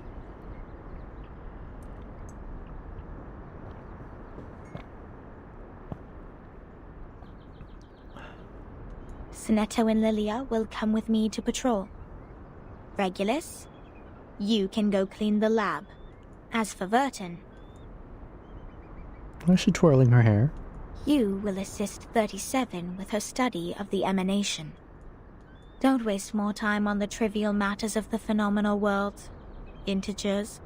That was the sole reason you were on this island, was it not? Sophia turns around and leaves. She stops a few steps away from them, silently urging the patrol team to move. Don't let down your guard. The arcanists on this island are not as easy to deal with as you imagined. No, I imagine they wouldn't be, huh? Down in the cave, I heard some pretty alluring and intriguing anecdotes. Miss Lilia, this way. You will cover this area. Oh. Foreshadowing, but we won't know. Stay on the radio. The flying witch waves her hand and departs for her new job determinedly. Sonetto hesitates for a brief moment, then quickly goes after her. Don't worry, Timekeeper. Lilia and I will keep an eye on Manus Vindictae. We are counting on you, Sonetto. I have a feeling we are coming closer to a big secret. A big secret?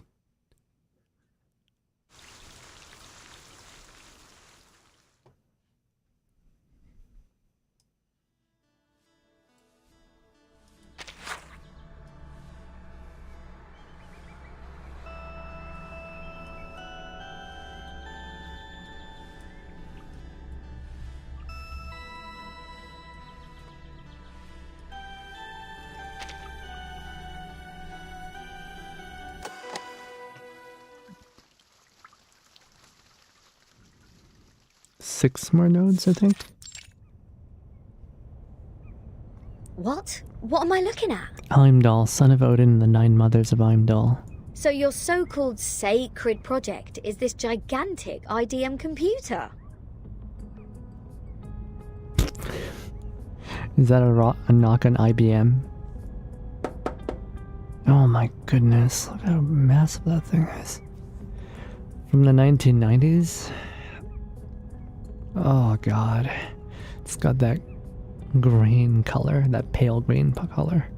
I was curious about them during my stay in Laplace. Those later versions of the model are so much better than the 66 ones. But this one doesn't seem that far advanced to those. This is not a junk piece the man has sold you, is it? Items of the phenomenal world are all a waste. And yet you're using one. This one is long broken. After the emanation, we couldn't find anyone to repair it. Why do you keep referring to the storm as the emanation? What does the emanation mean? It is the waves of Numa. We are the expellees of the world of forms. We were banished to this damp and dark cave. Okay, so they consider themselves to be in the dark cave. They don't care about what happens in the outside world. Everyone here is obsessed with the fake light on the wall, but forgets to look for the truth. They care about the numbers, but they don't care about the truth that the numbers are supposed to shed. Numa, however, will lead us to escape the cave and return to a more supreme realm. Oh, and I think that they don't think of the outside world as the supreme realm. They think that by doing their studies to find the truth, they'll be able to, I guess, stop the storm or end the storm. Maybe that's what they believe. Early PC is very big like that. I mean, it depends on what kind of PC. These do not look like your average home computer. They've got racks there, server racks or whatever. Oof. Eh? You make it sound like we're living in piles of rubbish.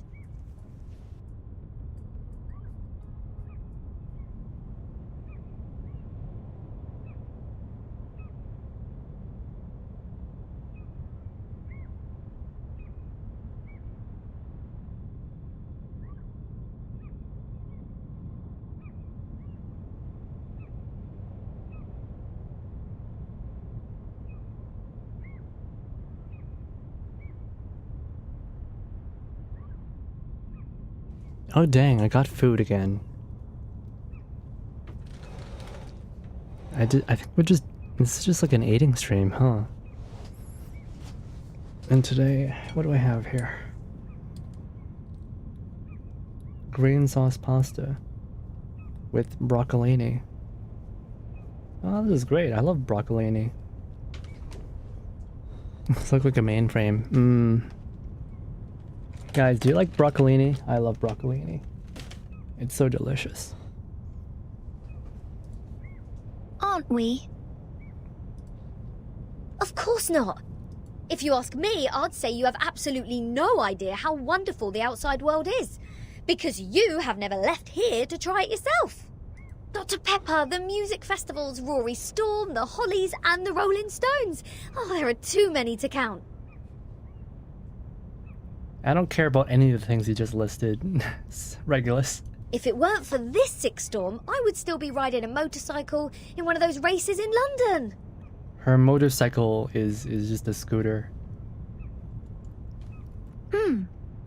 Your soul must be pretty contaminated. Yeah, I'd agree. Her soul is pretty contaminated.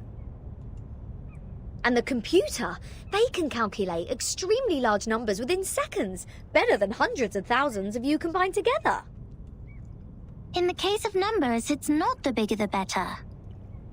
Also, this computer has never played a useful part in our study. Come on, mate. You people just leave it in a cave. It's like sending an infant to the kitchen and waiting for it to bring you dinner. Never mind, you'll see what I mean after I fix it. They turn on the computer, it solves an equation for them, which unravels their entire society, and causes the island to explode. I'm gonna assume that's what happens. Can you fix an IDM, Regulus? No, but I've seen the Laplace people do it. Shouldn't be too difficult, I assume. Oh god. Oh, the dust! When was the last time you sent people down here to clean? Oh, some critters are nesting here. Oh, did I break into your party? I'm gonna assume they forgot to plug it in. Have you tried unplugging it and plugging it back in? Wait 2 minutes in between. Bertin, come give me a hand. They won't let me touch him.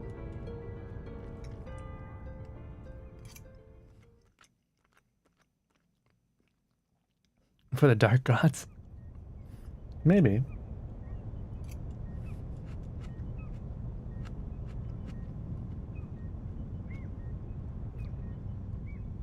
After getting rid of the parasitic pests, the dusty behemoth begins to miraculously return to life. Oh, so they just never dusted their computer. Guys, clean your computer. You fixed it. It's great to have you clean the laboratory, Regulus. Your floating point immediately reduced. Oh, is that a compliment? Sounds like one to me. Thank you. Yeah. Next time, they'll give you a floaty before they throw you into the sea. It's a wordplay, Captain. Infinity minus any numbers still equals to infinity. Fine, fine. I should have given up the idea of changing your eccentric sorting system a long time ago. What's the meaning of humans inventing computers if these machines were only left here for some critters to nest in? Thanks to you, now we can have a look at the previous models, Regulus. But it's a pity since it only has the data before 2003. Everything in the past 4 years has gone missing. Oh, but she knows how to use it. This is our chronology, Vertin. From 1999 to 2007, the emanation has taken place 7 times. Oh god, is that MS-DOS? What is that? Oh, it's disgusting. Is that MS-DOS? Oh, gross. I don't want to look at it. Ugh. Disgusting. It doesn't even have the yellow, the rotting pale yellow stain that 90s computers would have. This thing is truly ancient. In the initial 4 years, the emanation has a pattern. First, it brought us back to the 90s, then the 80s, and then the 70s.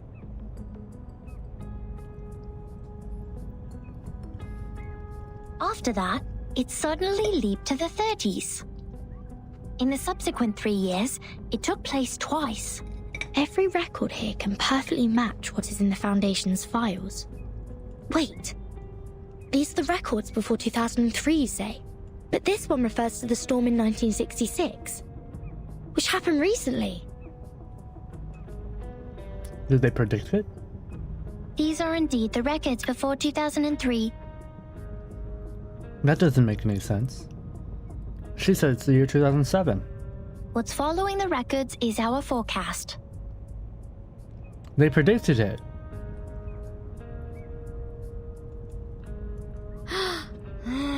That's to say, you prophesied the 1966 storm 4 years prior to its occurrence. How is this possible? That you are clever enough to develop such a precise mathematical model, while at the same time you just let the IDM become the home of these critters. We just worked out the patterns in the number sequences. They like doing math, but they hate cleaning. Mm-hmm. You made such precise prediction even without leaving the island. That's incredible.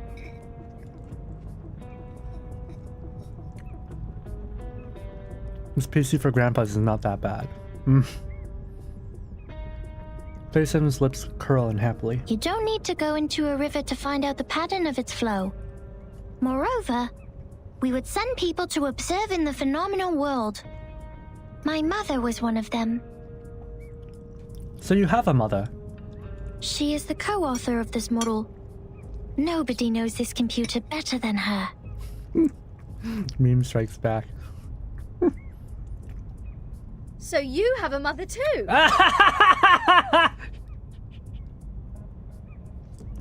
She said it! She said the thing. 2? 37. Where is your mother now? Like many people, she was restored to her true form. Since then, I took over this laboratory.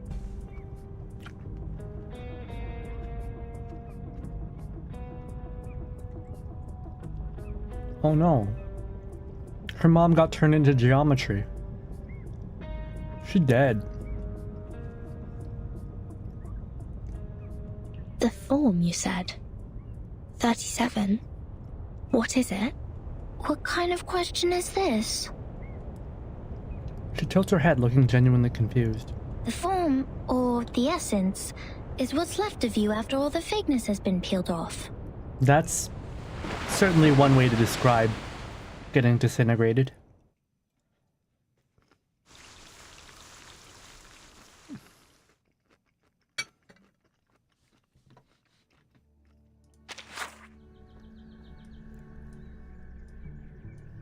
I guess that's just how they view death. We're just removing, you know, all the skin, meat, and bones from your blood.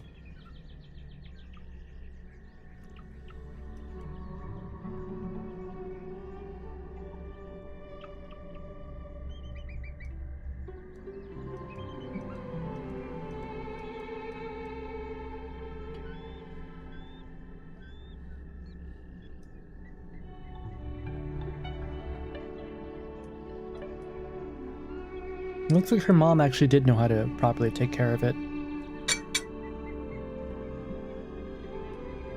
And they go and they buy computer parts occasionally. They do leave the island to buy computer parts.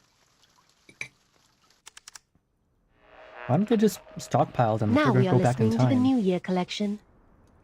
The world-famous painting Mona Lisa was found and returned to Musée du Louvre in the afternoon of December 13th. The U.S. Congress passed the Federal Reserve Act on December 23rd, formally establishing the Federal Reserve System. The conflict between Austria-Hungary and Serbia has escalated.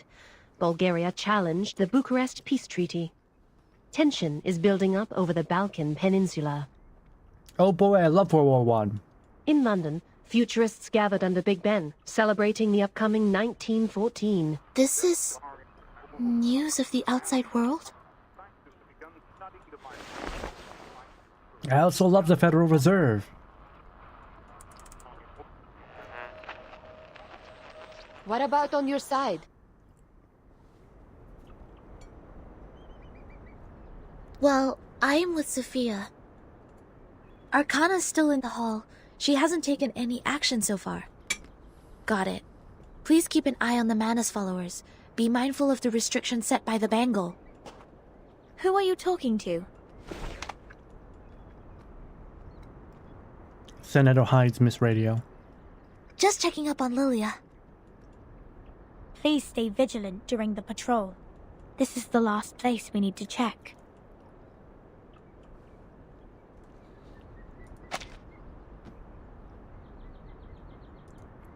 On the white soft beach, there are several geometrical bodies in different shapes.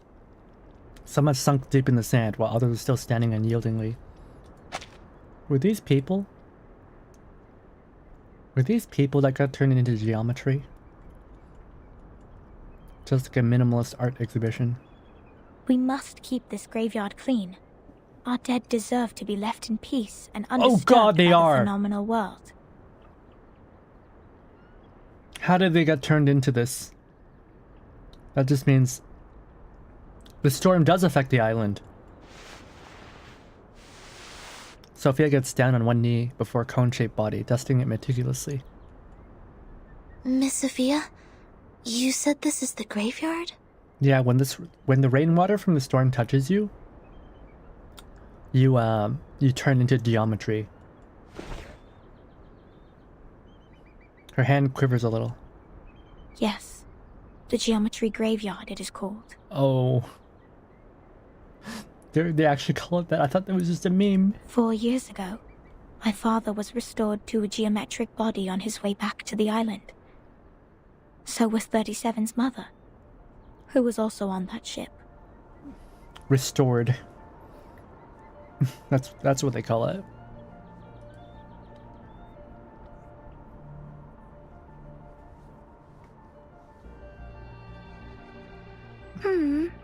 Why are you crying, Sophia? I was wrong. We calculated it wrong, 37. We miscalculated the impacted area of the emanation. We thought the ships would be safe in the Gorgon current, but the safe area is in fact 5 degrees away. Oh no. They didn't show proof.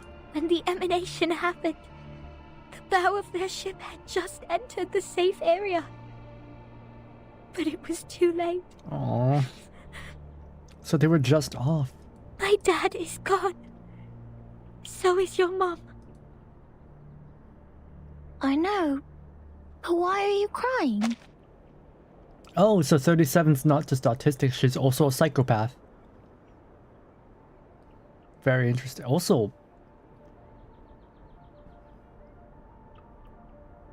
is 37 older than Sophia?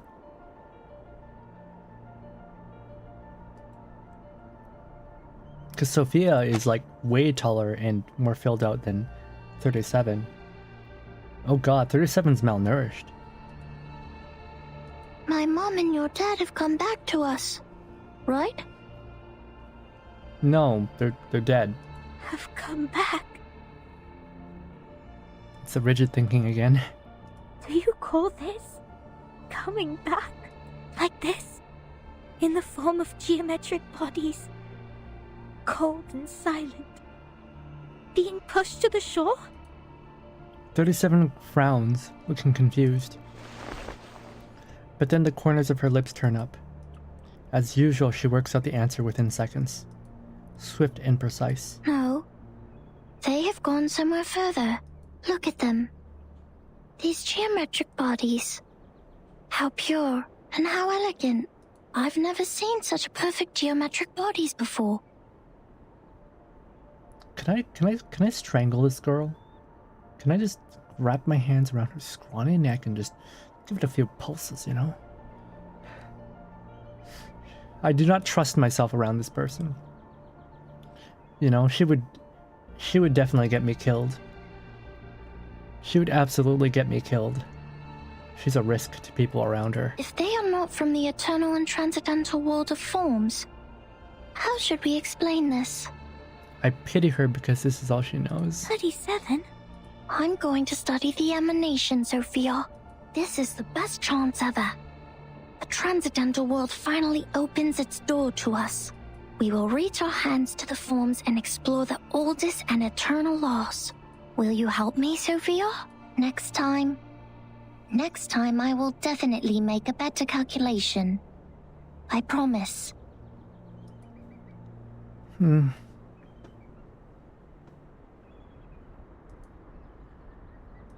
Waves lap against the beach. It's some kids who are like genuinely believe in rapture. Oh yeah, apparently the rapture is happening today. Are you guys all ready to go to hell or heaven? Are you ready to burn in eternal damnation? Moon scorched mutant you to the worst version of yourself. How the storm functions depends on collective people of the world. See the error therein. Huh. Sophia lowers her head as if she's trying to cut herself out of a miserable memory. Thank you for assisting 37 with her research, Sineto.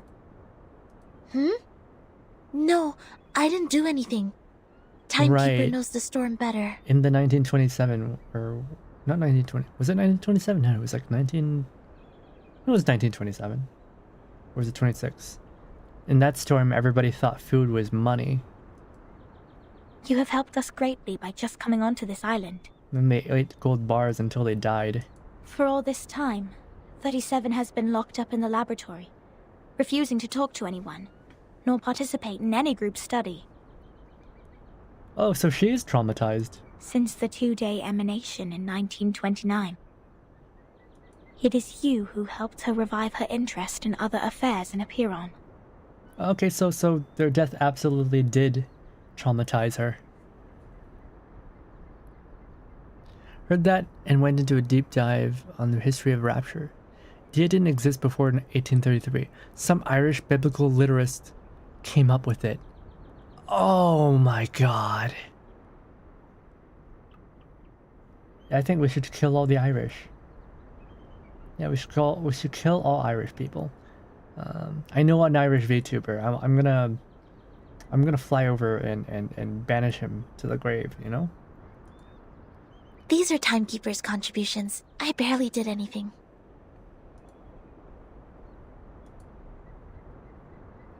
They already tried that with potato famine. Well, we can always do it again.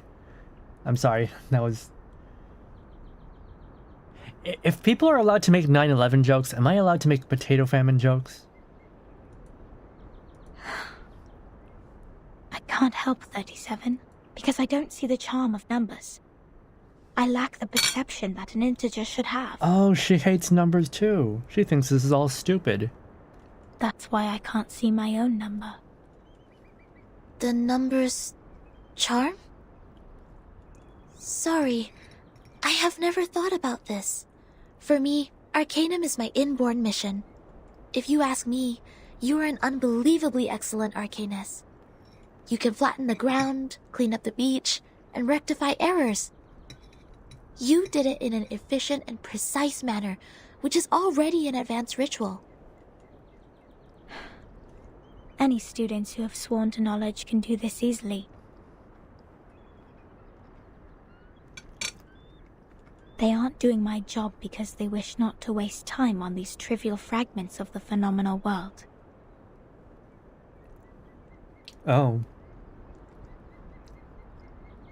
It's like your average American education system versus your European one. Oh no! Because they have seen the truth. This is advanced studies for you? No, this is 3rd grade mathematics.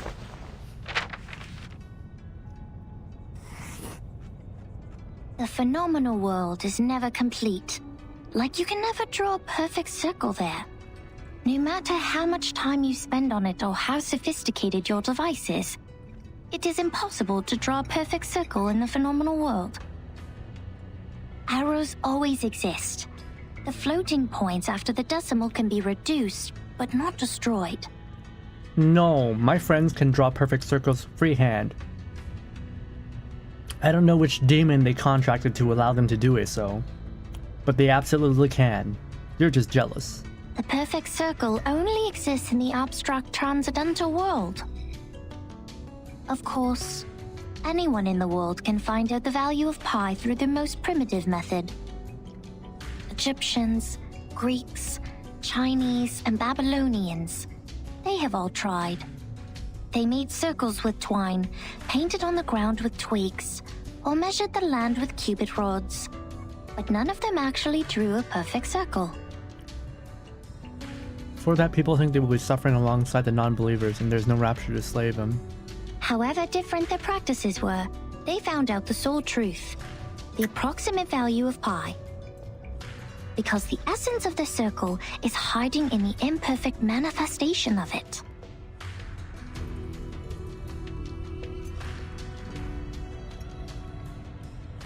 This is the truth. It is eternal, unchanged, pure, and transcendent. Hmm?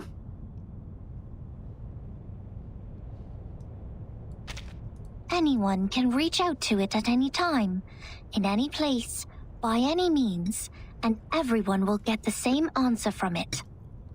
3.14? The forms transcend all matters. Her gaze is firm but distant. The world of matters we live in is being flooded and destroyed by the tides of Numa. When the tides recede, what is left on the beach is the essence. This doesn't sound right. Let me think. How come your theory reminds me of the Manus Doctrine? 37. We see the storm very differently. Among all the other things, we saw it first of all as a disaster. But earthquakes, floods, volcanic eruptions, these are also disasters. These catastrophic events happen not because they have a reason to destroy. They just happen in this world. Like we do. This is what my mother taught me. She must be proud that she's a perfect geometric body now.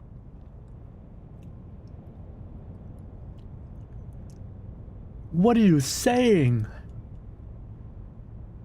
I'm sorry for mentioning your mother. 37 frowns. Why do you apologize, Furton? Are you feeling guilty? Oh gosh, she is a psychopath. This is a very unusual feeling for a number like you. Oh god. I don't get it. Why did you say my number is 0? 37 is just coping. Yeah, I believe it.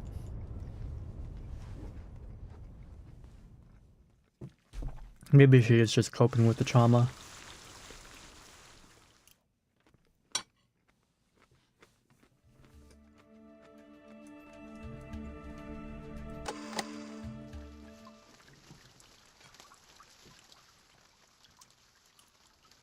I feel bad for her.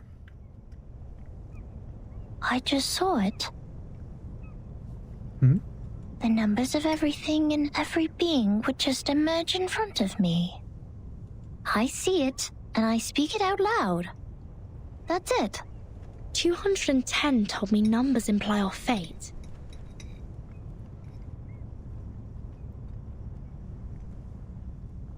"37 frowns more deeply. She didn't like that. Don't believe him, Verton. Numbers are just numbers. I know nothing about fate. Fine. I don't think I like 210. And the feeling goes both ways for us. Because I once said he is a poor number. 210 equals 2 times 3 times 5 times 7. He is the product of all prime numbers between 1 and 10. Looks like he has it all, but he doesn't have any real forte. He likes to sugarcoat himself with metaphors.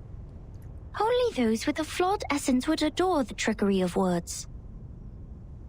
So you're saying he's a performative male? This is indeed an extreme comment.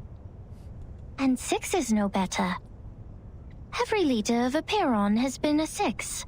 6 is the perfect number since it equals the sum of all its proper divisors. 1 plus 2 plus 3 equals 6. But this number has been overrated.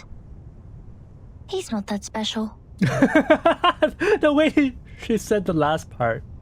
He's not that special. What about your number? What does 37 mean? Are you ready to fight Scorpion Woman during the Armageddon? What? I don't know. She purses her lips. 37. I've known it since I was born. So does everyone else. People told me what it means. But I have never tried to prove their theory. She didn't do the work. She didn't show proof. I know very little of fate. So I always think, even if I find out their essences, does it mean I have known them better?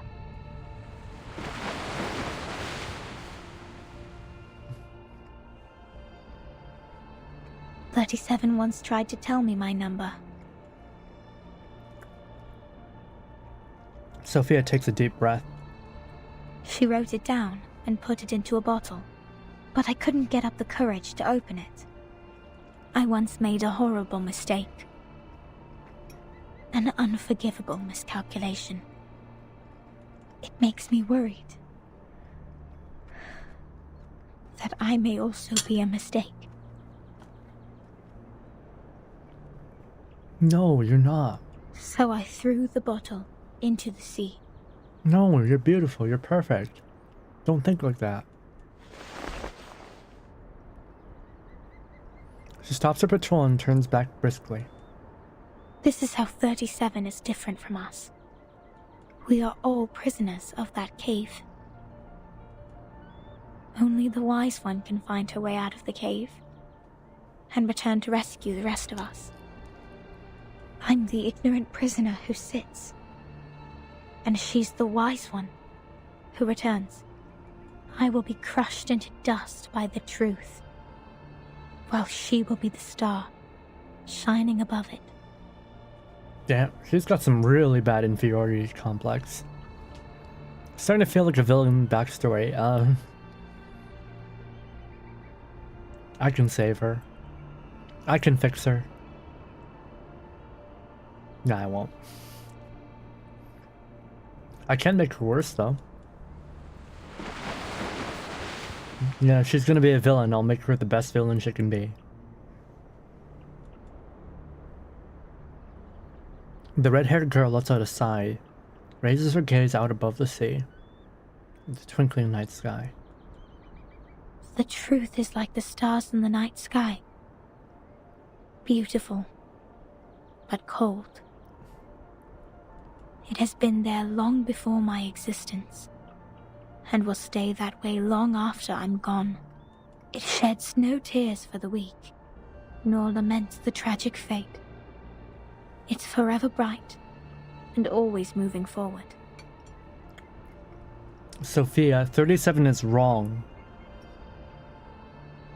You're not wrong for mourning your father's death and her mother's death. 37 is the one who's being weird. You shouldn't feel this way. The person who avoids the truth is not qualified to study it.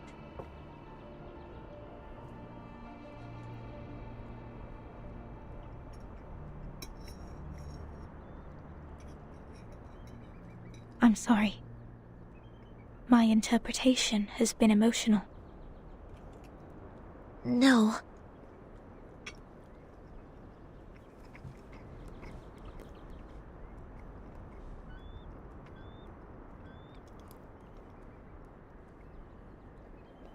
Hey, Q. I'm doing pretty alright. I'm sick though. So it took me a bit to visit again. Don't worry, work has been... Oh, don't worry about it. You don't have to apologize. I'm glad to see you again. Sophia and Senna are quite similar. I don't know if Senna has like inferiority complex, but she definitely has some of the same things. Like a lack of belief in herself, for one. I think I kind of know how you feel, Miss Sophia. Right. Despite all of her talents, she feels hopeless without Verton around. Sophist BS, this is the sapphic time I've been waiting for. However unworthy you think you are, there must be something we can do. Maybe we can't reach the core of the truth, but we can clean up the path to it for the future explorers. Sophists? Sophia? This is our fate. Interesting insight. Somehow I think Sonetto is a wrong person for Sophia to be you know, talking to right now. I think Sonetto is like the absolute wrong person for this. I have come to understand why 37 likes you so much. I feel like Sonetto is gonna say something really wrong that Sophia will believe. Let us go back to work then. Start from dusting the tombstones.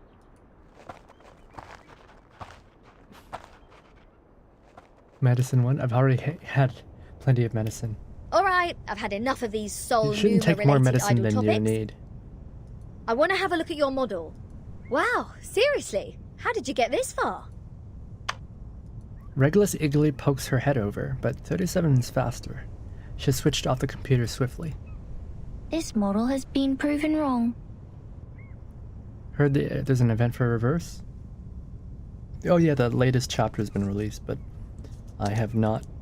I'm still trying to catch up to the story. For 4 whole years we had been optimizing it, but the emanation in 1929 only lasted for 2 days, which means our calculation was entirely a failure. That model is just like this computer. Proven wrong, It's a piece killed of junk. my family. And this is all I can present to you. 37 drops her head looking sad. Aww. No, it's not junk. I think I know why your model didn't work. What? Manus Vindicte has changed history. They accelerated history, forcing historical events to happen earlier than they were supposed to. Thus, the storm in 1929 occurred sooner than it should. No That's way. true, that's true, that's true. Also, why is it an auto? I did not click. That's true. They caused the stock market to crash like 2 days earlier, didn't they? Or was it even a week earlier? 37 stares at her in astonishment, her shoulders shiver. Controlling the emanation. Changing the history of the outside world. Numa is eternal and transcendental. It won't obey any orders given from the phenomenal world. Neither will it change its patterns because of some fragments. How can they believe in string theory if they don't think that... if they think that, like, living beings can't affect, Numa? Their model is flawed. She's right, their model is flawed. Their belief system is flawed. I'm telling the truth, 37. Just like the I've been Pythagoreans. there, in the storm of 1929. Your model was not wrong. You just missed some key information. You've never been to the place where the storm falls, and thus know nothing about the symptoms of the storm syndrome and the true purposes of Manus Vindicte. No! That's impossible! Even if there are means to control the emanation, it wouldn't be like this. Manus crashed the stock by introducing cryptocurrency. That's kind of what they did. If this is true, does it mean the phenomenal world this insignificant phenomenal world is more transcendental? No, it means that they're both connected. Mother's model was defeated by this? Yeah, it was defeated by 20 people in a speakeasy, throwing money around. She holds herself with a pale face as if making a tough decision. Eventually, she speaks up again with great difficulty. Vertin, could you give us proof? The proof that Manus Vindictae accelerated history and triggered the emanation. I swear I wasn't lying. No, not like this. To prove it in front of a Piron. I have a bird in my name and more emotes. Whoever script that is. Go to our sacred place. To the Hall of Truth. In the depths of the cave. There. Everyone can see the essence of the world. I beg you. Give them your proof, just like how we submit the proof of our soul number. How would they do that? It's all fine and well, but how would they go about doing that? Come here. Place your hand on it. Feel the texture. The craft is one of a kind, not some cheapie you can get from the flea market. I mean it. This is a Keelian, and even the most traditional, delicate, and expensive kind. It has applied fiery red as the dominant color, and the stitches are perfectly neat. Where does it come from? From the sea, just like you, darling. From the sea? It arrived with a meerschaum pipe, a glass jar, a pack of sugar cubes, and a child in panic. Wait, what? Vertin came on a boat? Both she and the Keeling were born on the land where the craft originated. Their appearances apply the same dominant color, and the patterns in them share similar complexity. Who's the child? It's you, Vertin. Oh, your curiosity is aroused. But we are not done with the carpets yet. You've always got to get a souvenir or two every time you reach a new place. So you will have something to show when you tell the stories one day, right?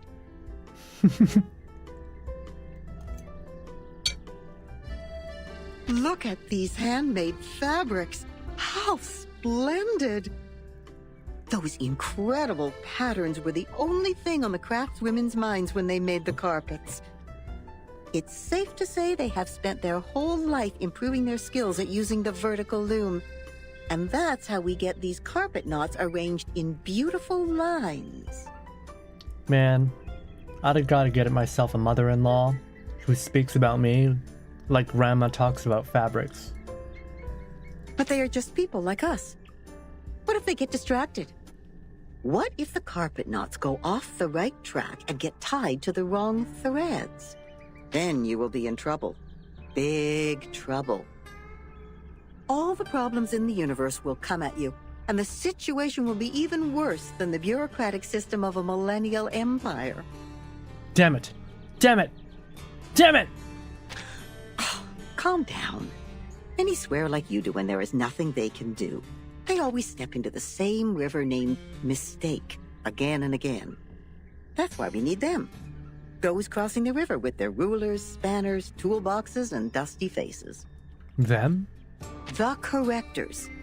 An ancient profession. Their duty is to remove the loose threads and iron out the wrinkles on the carpets. In the language of this island, that is to check the calculations on the papyri and even the holes on the punched tapes. Weaving is a predecessor to computing? No one is capable of doing this job except the altruists, because it is similar to unraveling a ball of wool. Besides finding the end of the threads, you must always pay attention to the cats. Yes, the cats. They may jump on the ball and make things even worse. And she, the red-haired little girl with the carpet in her arms, was overwhelmed at the beginning. Not yet familiar with the ruler, she tried her best to find the end of the threads. So the cats took the opportunity to jump on her together and left countless scratches on that little forehead. These nasty Poor cats. girl. They scratched her face, her poor forehead. See, that's the problem every corrector has to deal with. Their job is to correct errors. But what if their own existence is also part of the errors? Sophia is not an error. Oh, it's no big deal. There is more than one loom in this world.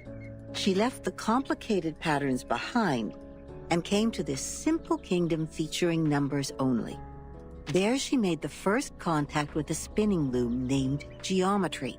She had never seen anything like that before, and it was almost impossible for her to comprehend how it worked. She could hardly convert the numbers on the books into an actual diagram in her brain. Without a whole picture of what she was working on, she resorted to her hard work and more hard work. Then a long time passed, leaving one wound after another on her fingers. Later, the wounds even became calluses. In the end, her hands were no longer tender, but tough enough to resist the damage from the loom. Yes, she has won a place on this island for herself. I'm happy for her. Yes, she's a quick learner. She learned even faster than some of the locals. But that was not enough, because she has been outmatched by her playmate, the leading one in the field of mathematics on the island. Oh no. That girl is like a perfect piece of satin born by nature. It is decorated by the beauty of mathematics and geometry. No manual work involved. In order to reach the showcase where that perfect piece lies, and to stay on the right track and fit into the school, she has done everything she could. But she is still the most distinctive carpet there. Anyone can tell that as long as they spend some time on the island. It's not wrong to be distinctive. Of course not. She's only a bit different from others.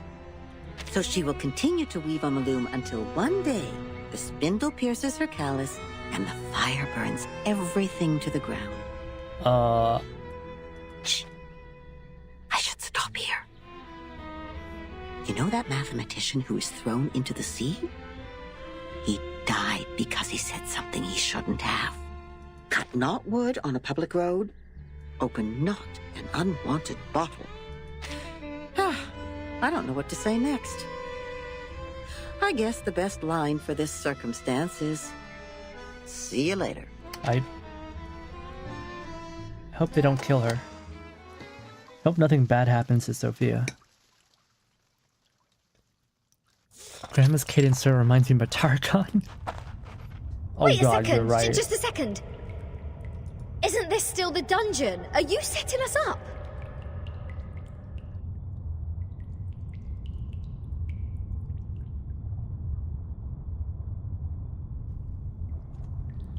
All caves are interconnected. This is the way to our sacred place. 37, wait. I remember Sophia once told us that trespassing on the sacred place is a serious crime. Well, you're not trespassing. No worries.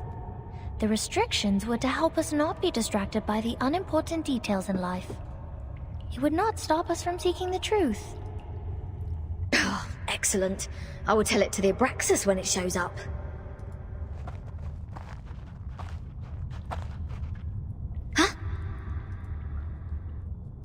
Regulus suddenly stops. Hey, 37. Are you sure this is the right way? My heart just sank as if I took a bite of those overnight potato chips. Gonna lurk, Q? Alright. Enjoy your lurk. Are you scared? Oh, you wish. But when I was exploring underground with Lilia earlier, we ran into some fog like this one. Oh, it doesn't bring you any wanted guests, mind you. Maybe you were their target because you are an irrational number. God, she's so racist. Oh, is that so? You integers will be fine then. Good luck. Don't beg this pirate for help later. Hold that. Something is coming out. Several strange figures emerge. Huh? Rooster head with 2 snakes as its feet. Abraxas. That's weird. Why are they here? They're coming for us. Ha! What did I say? Don't bet. Regulus, prepare for battle. Okay, I know. I was just teasing her. Regulus whistles and charges towards enemies. Extreme pain comes from the wrist. It's a stone bangle, which is radiantly burning heat. The stone bangle is activated. But they're just Abraxas. Regulus, wait for their attack. Do not kill them. What? What kind of request is this? Listen to me, Regulus. That's of prime importance. You know, the island of psychotic math people is way more pleasant than the literary prison. You know what, I kind of agree. I mean, the literary prison did not try to poison people to death or throw them into the sea. Fine. If it is of prime importance, this pirate will try her best.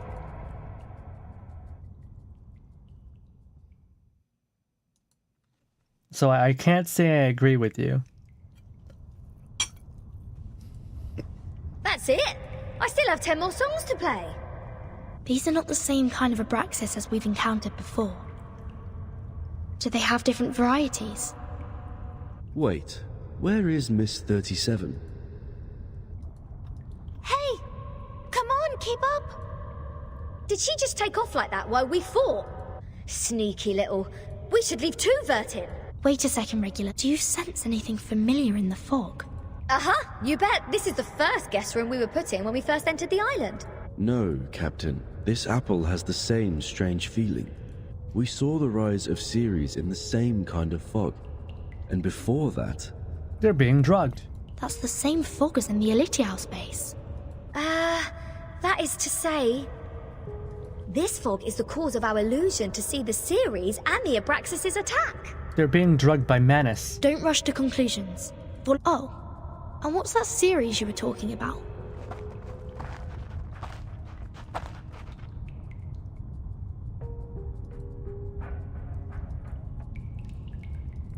The fog gets thicker and thicker. The surroundings are becoming brighter and brighter. As if there's an invisible light source hidden in the fog. I just picked up a piece of paper. Like this, just bent over and reached to the ground. That was mold. Regulus bends down, reaches for a flicker of light in the darkness.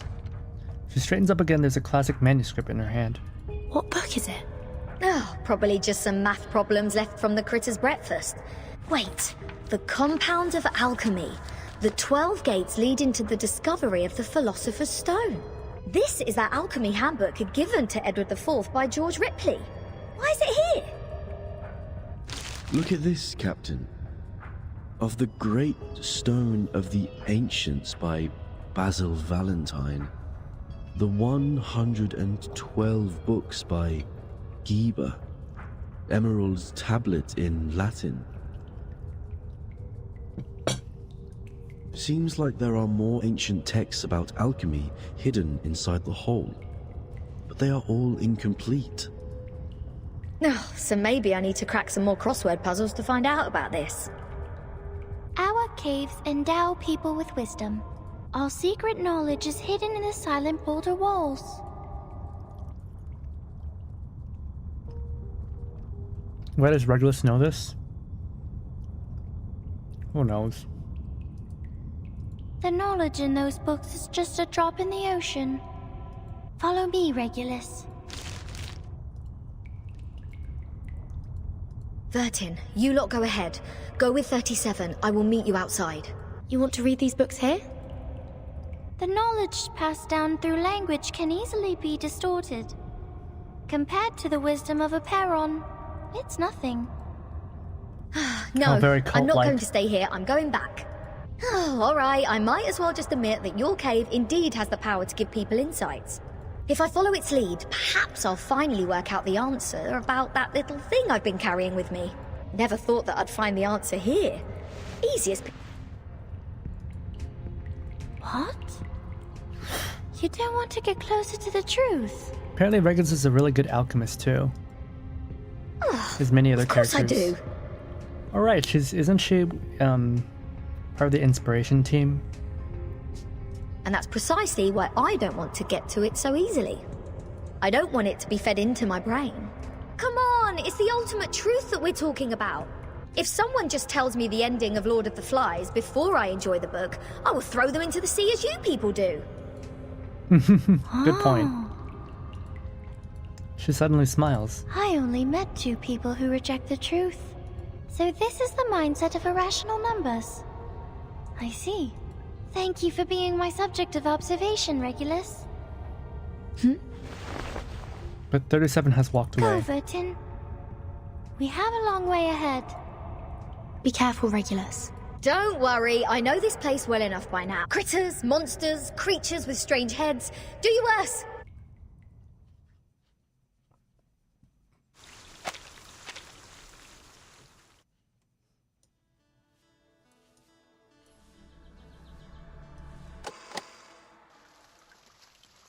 Truth Seeker.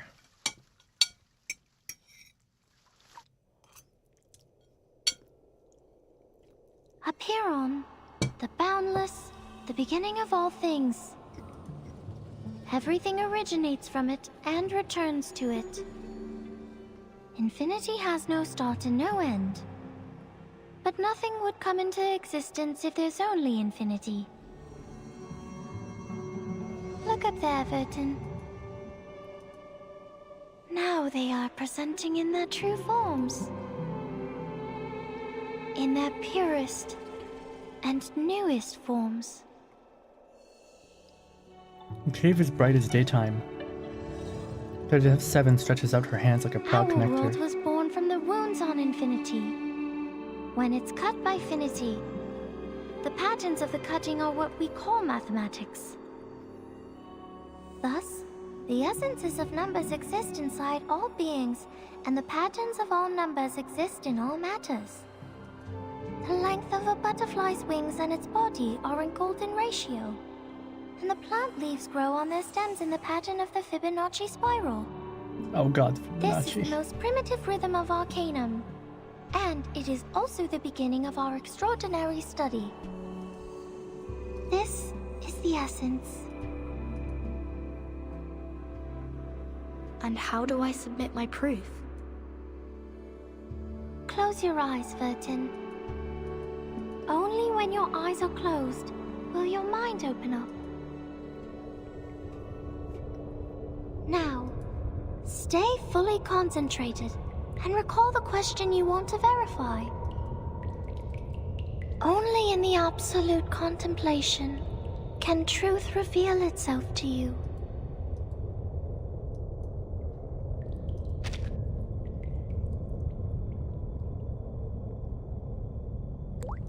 The body is tossed up and falls into the eternal silence.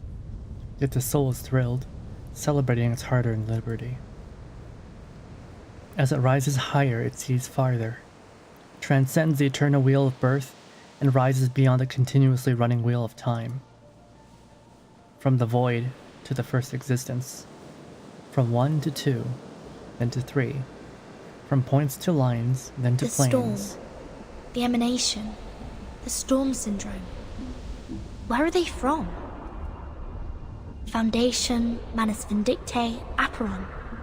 What roles do they play? Why does the storm fall when history trembles?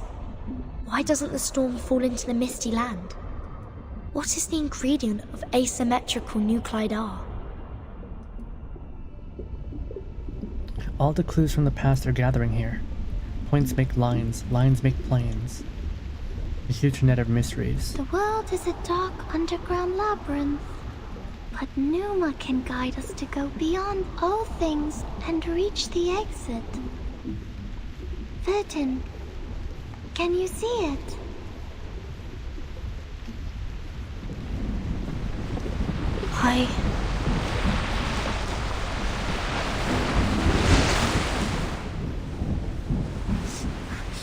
It's burning! A stone bangle on the wrist becomes scalding again. Tranquil Kingdom truth disappears, placed with endless chaos. What's going on? Is somebody fighting with the Manus now? What's happening outside the cave? Putin, why are you straying?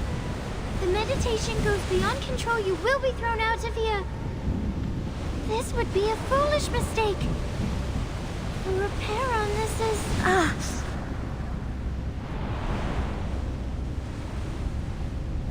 Suddenly a voice comes into the mind, like a strong wind blowing off the candle. Alas, no man shall bravest the storm and live. Including thee.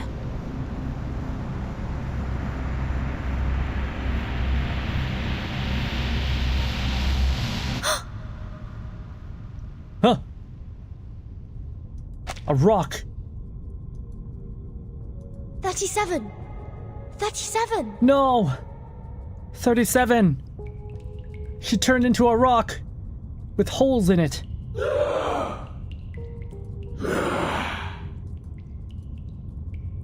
All the heavenly images have gone. In the depths of the freezing cave, the Manus' pawns are violently knocking their heads against the walls. By their feet, 37 is lying unconsciously, yet muttering incomprehensible words. Soul Stone statue is still in the cave, looking down upon them indifferently. What happened? Were all those illusions? If it weren't for the heat of the stone mangle that wakes me up, would I go as crazy as they did? This stone reminds me of the spinning wheel. Luckily the leather box is still here. At least the crazy math people are more understandable than Jordan. What do you mean by you? What do you mean by God? What do you mean by believe? Peterson.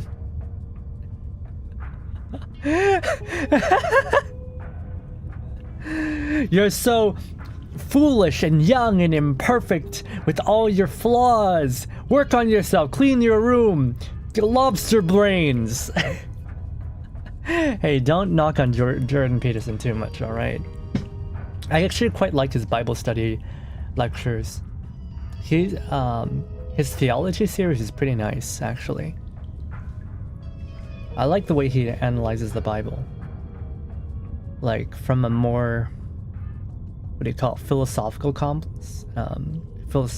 point of view, rather than like a purely religious point of view. It's pretty good.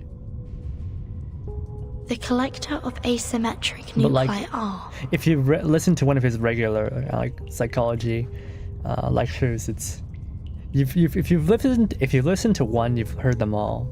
He's not a bad speaker, but I realized at some point that I kind of outgrew him, which is pretty good, I guess. If the reagent turns gold after reacting with the fog here, that means the fog contains elements that can be immune to the storm. But how did you jump to that conclusion? A hint of gold forms a glass tube. This has never happened before. The color changed faster than I thought. The concentration of R is hundreds of times... no, thousands of times higher than in the Manus' masks. In other words, whoever owns this cave can produce the protective equipment of the storm in big numbers. Is that the reason why Arcana is here? 37 rolls over in her sleep. Oh, Mother, our model. Has it failed? Has it failed? She is traumatized. I need to take 37 out of here.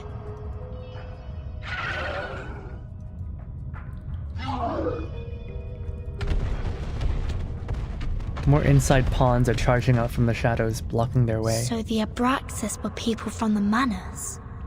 The fog here can affect people's minds, like those around the lake in my suitcase. Stone Bangle's incredibly heated. Have the Manus found a way to launch attacks without being punished by the Bangle? Or don't they care about the price they will be paying anymore? The danger is close. One must act now. I hope Regulus didn't throw my words to the wind. I have to get rid of them first, and go out to join the others.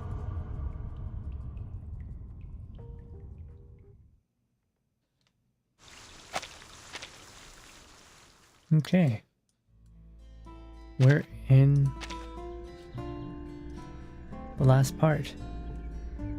Invaders in black. It doesn't feel like we're at the end of the story yet. Final node.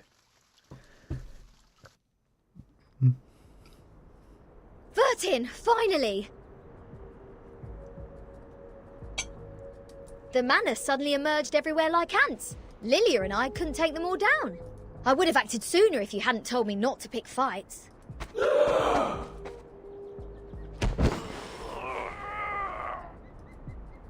Bleen, all they want is to attack, even if their blood will be sucked out. Insane! Back when we were spying on them, I told Seneto to screw the peace agreement through the radio. I knew those geometry psychos and the Manus would go mad sooner or later. They were not that crazy when they were solving the math problems. There! Oh, that's not good. Did they start turning regular people into Manus? I mean, I say regular, but these guys were all crazy to begin with. What the hell happened down there? The cave is the key to be immune to the storm. There is a cave on this island, which has the same effect as my suitcase. That's what the Manus are after. What? But... They sacrifice one man to feed another is what Manus were doing. Huh? But hasn't she also put on the stone bangle? My basic rule is that the Bible has some alright philosophy in it, but as soon as you get caught up in the details, you notice that dude has died in two completely different, irreconcilable ways. Even if she can break free from that bangle, there is no way she'd let her followers keep carrying out suicide attacks.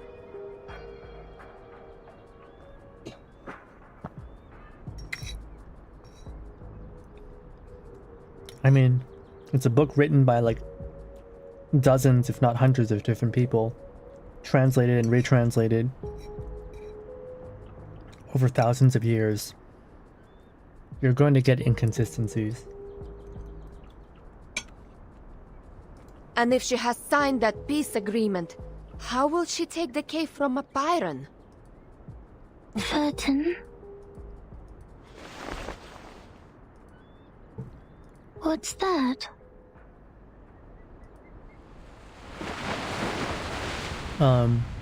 Stars? The Hall of the Perrin is in deadly silence. Only a visitor is still browsing the classic book. I'm afraid you have overstayed your welcome, Ms. Arcana. I have to regrettably remind you not to overstep the boundaries, despite the great help you've given to us. What was the help they gave? Comic book continuity. Basically, they let them die, then fuse their remains into the monster you have fought. That's fucked up. I take not thought for needless disputes.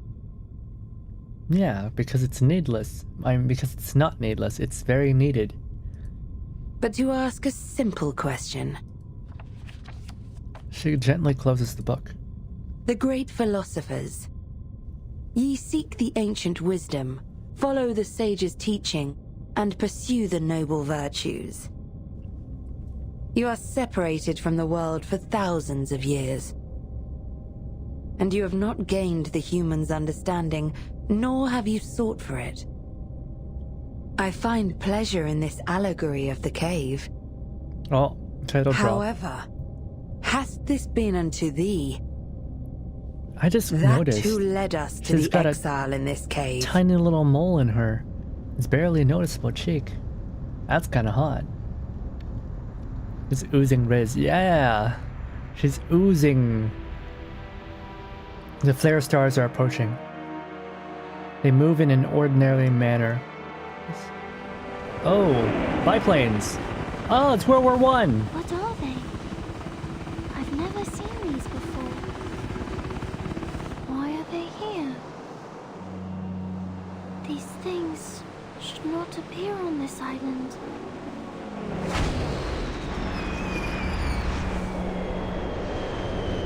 No! 37, no! Okay, that's unrealistic. Those planes should not have bombs that big. The eternal upon the silent sea. A fleet in black is breaking the waves and sailing towards the island. Seneto, you bring the humans' army here?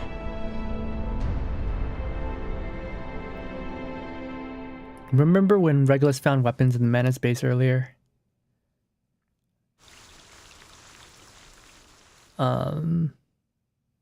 Not the math cult. Ooh. Yeah, they did find weapons in the Menace base earlier, but what does that have to do with this? So there's still the star, and Lucivan El Stella. This is not the island though.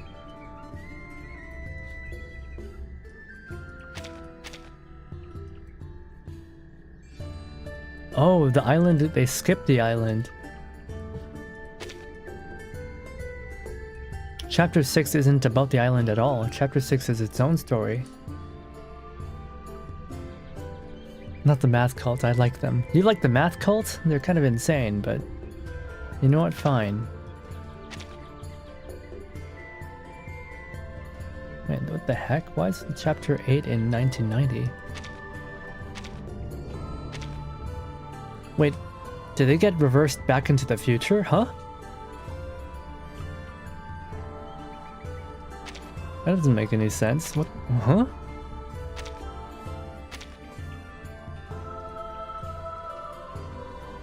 Yeah, chapter 9 was in the 90s. How'd they get sent back to the future? Don't skip the star. Fine, I won't skip the star. How long is this one? 24. Is Star short? Do you think I can finish it today? 1, 2, 3, 4, 5, 6. Nah, I don't want to do it today. I think we're good. The Earth's churning core maintains her magnetic field, and the ice lines of magnetic declination drift over time. Maybe she's sending us a message, waiting for us to decipher it. Who's to say this giant floating rock isn't an awakened? If you pay attention to the computer screen, it's not the first time. That's true. I've seen it, but I wasn't sure if that was right or not. I thought it was just a little random. Oh, the Earth's... Oh. No, I'm not in a wrestling match with the speaker. Quite the contrary. Oh, I haven't done my dailies.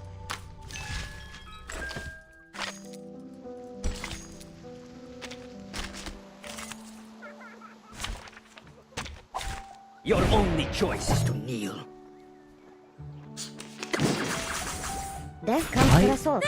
Honestly, don't even know what I can say about this.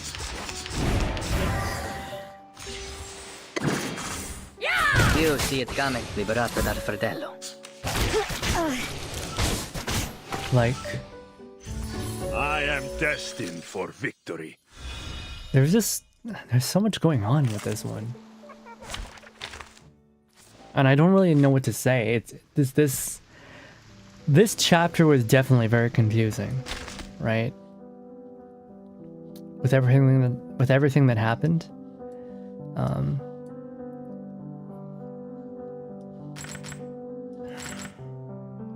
Like, I get it. Like, currently, I guess, Verton's mission is to try to find a way to create,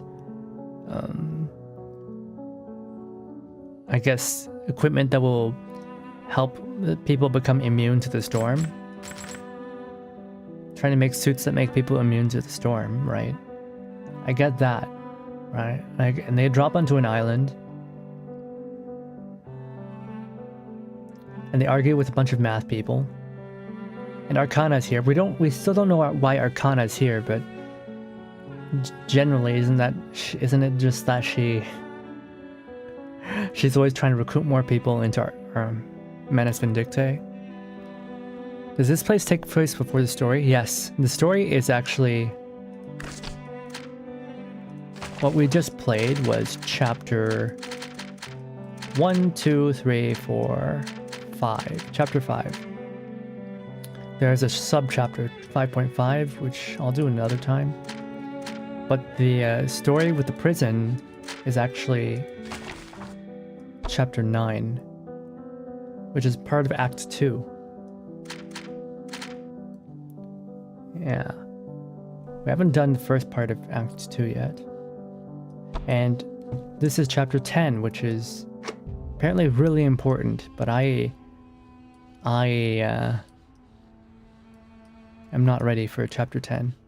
Apparently, I hope it has like some references to the Thing. I would love if they had references to the Thing here. Especially the dog and the UFO. That'd be great. But yeah, we still have 1, 2, 3.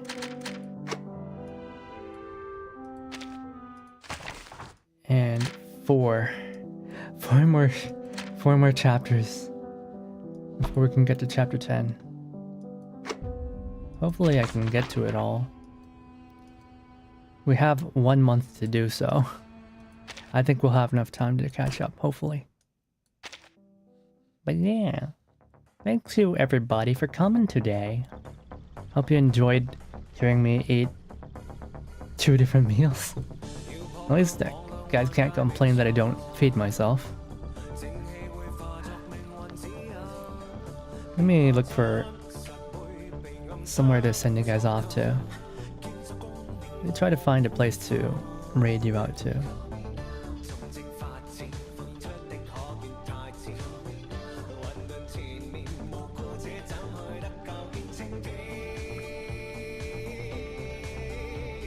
Eating good for you? I mean, it's pretty good. Wow, look, nobody's streaming right now. That's... Oh wait, oh, wrong. Count. Here. Who's streaming? No. Alright, I understand. Breaks are important. These meaningless administrative tasks are rather draining, even for me. Thankfully, I don't need as much rest as my fleshy counterparts. I'll get the job done while you unwind.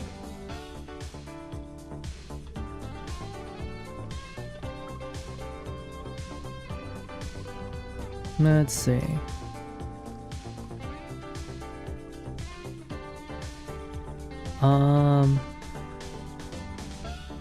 I'll send you guys to... What the frick? They've been streaming for 8 hours. Them or them? I'm gonna send you to... Can I even raid this person? Let me see if I can.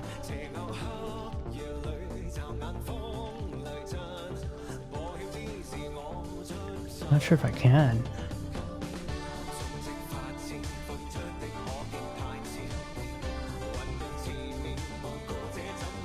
Oh, can I? Oh, I can. Alright, I'll send you guys to ISCU. And on Twitch, I'll send you to a different person. Alright. お疲れ様でした。It's Raven. Thank you guys for coming to my stream today. I haven't set up a stream schedule because I've been sick, but we'll figure out something to do. We'll figure out my schedule. Saturday I'm going to be competing in a Marvel Rivals tournament and the VTuber Marvel Rivals, so that'll be pretty cool. Friday, Thursday I might be practicing, so those are a little bit uncertain. Wait, Thursday's tomorrow, isn't it? Oh, it's not. Wednesday's tomorrow. Okay, so tomorrow we'll definitely stream again. Thursday, Friday, and Saturday a little bit weird. We don't know yet. Alright.